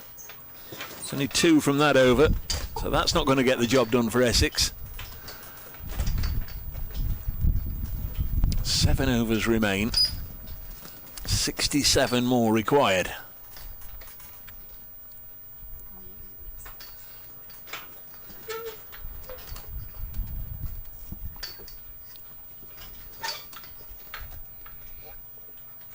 think we've got a bowling change. We have indeed.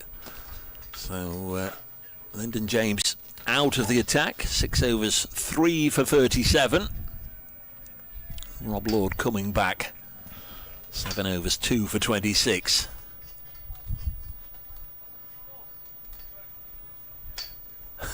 The one thing that was holding play up there was the fact that the umpire has still got the ball in his pocket. Rob Lord asking who'd got the ball. And then it's eventually tracked down. I didn't need Cluso to find it. It was in the umpire's pocket. Rob Lord in, bowls, and this is pulled away. onto the leg side. Slater will do the fielding. In fact, that's not Slater, that's Jack Haynes out there. Where's Ben Slater gone? Slater's square. Slater's right in front of the changing room facilities. Jack Haynes had been also dropped out on that leg side fence, and now he's brought up inside the ring. And Slater will go back into a much squarer position, patrolling the deep mid-wicket boundary. Rob Lord in, Notts looking for one more wicket, won't get it here. It's to Hamid at mid-on, bit of a wild throw from the skipper, and another single taken. Essex inching closer, but at this rate, they're not going to get there. But they're extending the game, they're keeping the game alive. 28 now added. Rob Lord wearing 4, bowled beautifully, bowls again, and this has gone down the leg side, but only because the batter had gone so far across his crease. Probably went over the top of the stumps. Fernandez going outside the line of off. It's a big boundary on that leg side. But also it's a big boundary and hard to protect. Next ball hit back towards Rob Lord. Gets a foot to it. They take a single.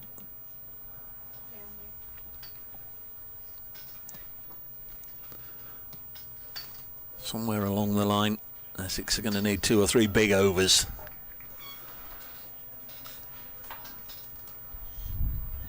Certainly if they're going to challenge the 286, they're obviously just improving their net run rate. The margin of their defeat coming down with every single. This one through to Moores with Porter backing away.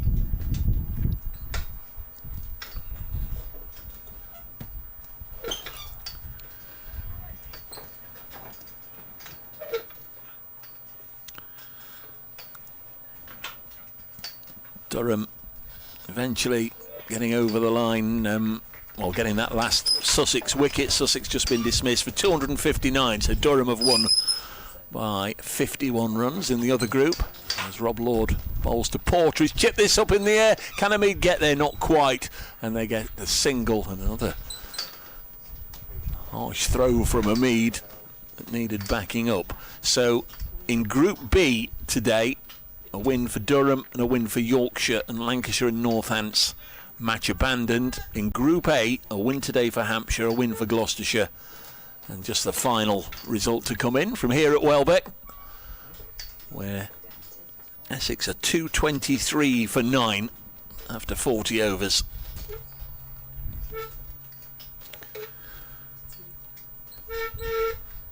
They need 63 runs from 6 overs. Just wonder what that conversation is between Jamie Porter and Simon Fernandez. Is it, let's try and frustrate them till the end and just improve our net run rate a little bit, or is it, let's have 2 or 3 more overs, see if we can get 3, 4 or 5 and over, and try and go for it. There's Sam's in to bowl, ooh, and ducking short, and Porter played it well from in front of his chest, drops it down on the leg side and gets a single. 224 for 9.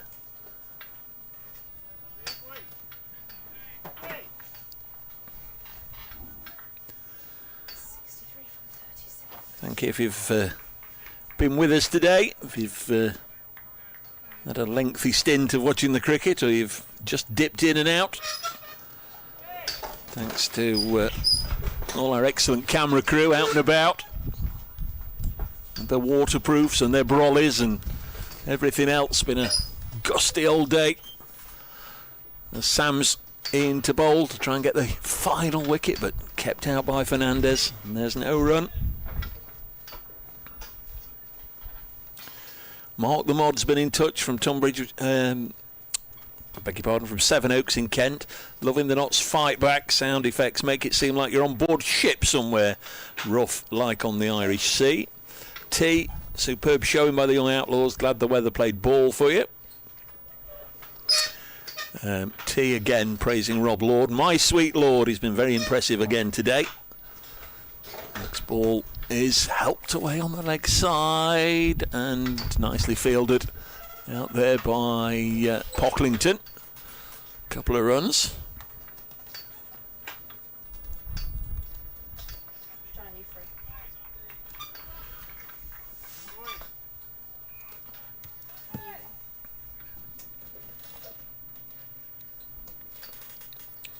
To 26 for 9, 60 more required. Highly unlikely, not impossible. Sam's bowls all pulled in the air. Sam Cetron on the fence. Can he catch it? No. Over Sam. And that's gone for 6. Huge blow by Fernandez. And that's taking him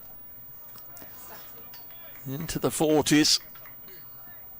6 off Daniel Sams.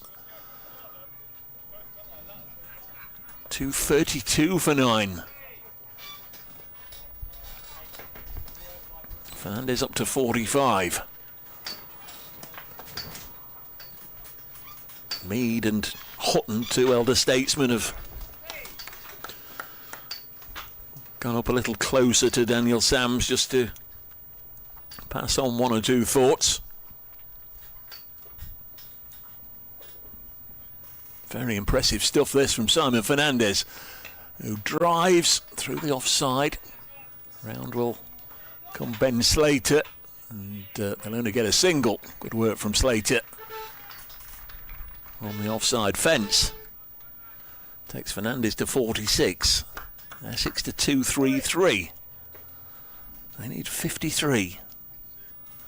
And they've got 5 overs and 1 ball.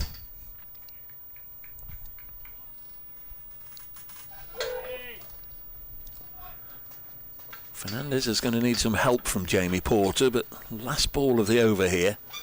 Won't want him to do anything too silly against Daniel Sams. And he doesn't. That's, well, he just played a textbook defensive push, but it was into a gap, so he's taken the single. Why not? Fernandez can't do it all on his own. And that's another excellent over for Essex, 11 from it. Rob Lord greedily comes up and gets the ball. Eager to go again. 234.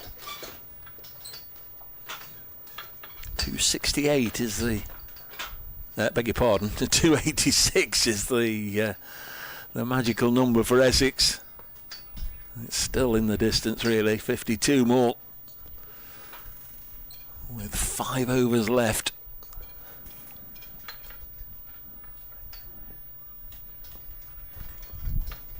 .52 from 5 overs.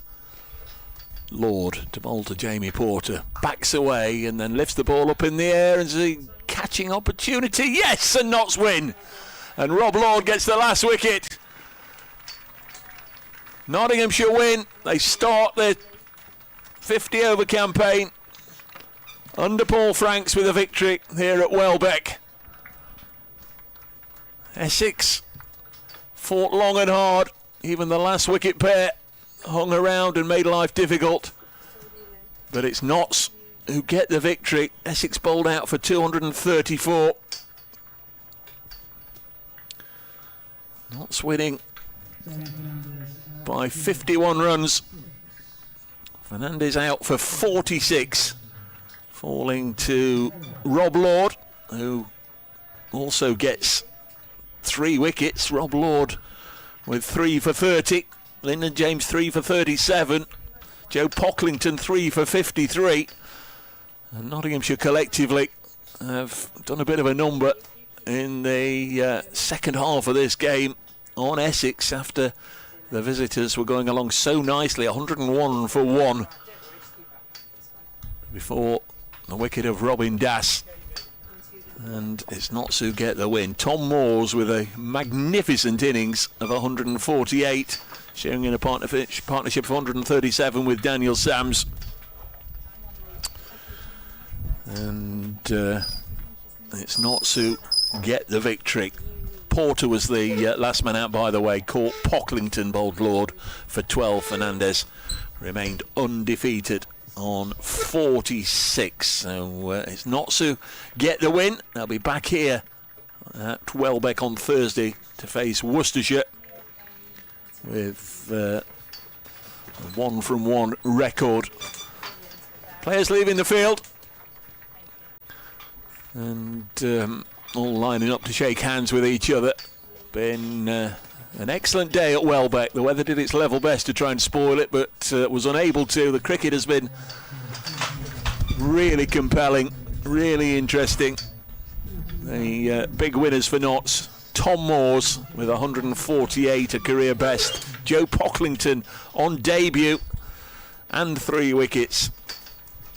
Daniel Sams played his part in that magnificent partnership for Notts. Thought Jack Haynes was good in the field with 3 catches. And 3 wickets as well for Lyndon James for Essex. Top scorer was Simon Fernandez, 46 not out. Tom Wesley made 43. Robin Das made 46, but certainly with the ball, their linchpin was Jamie Porter with 4 wickets for 29, but not enough on the day. It's Notts who take the points from here at Welbeck. They have managed under Duckworth Lewis Stern to defeat Essex by 49 runs. Thank you everybody for being with us. Thanks as ever to our production team and the camera crew, and most importantly thanks to everybody for tuning in and watching. We'll do it all again on Thursday. You'll be able to join us then.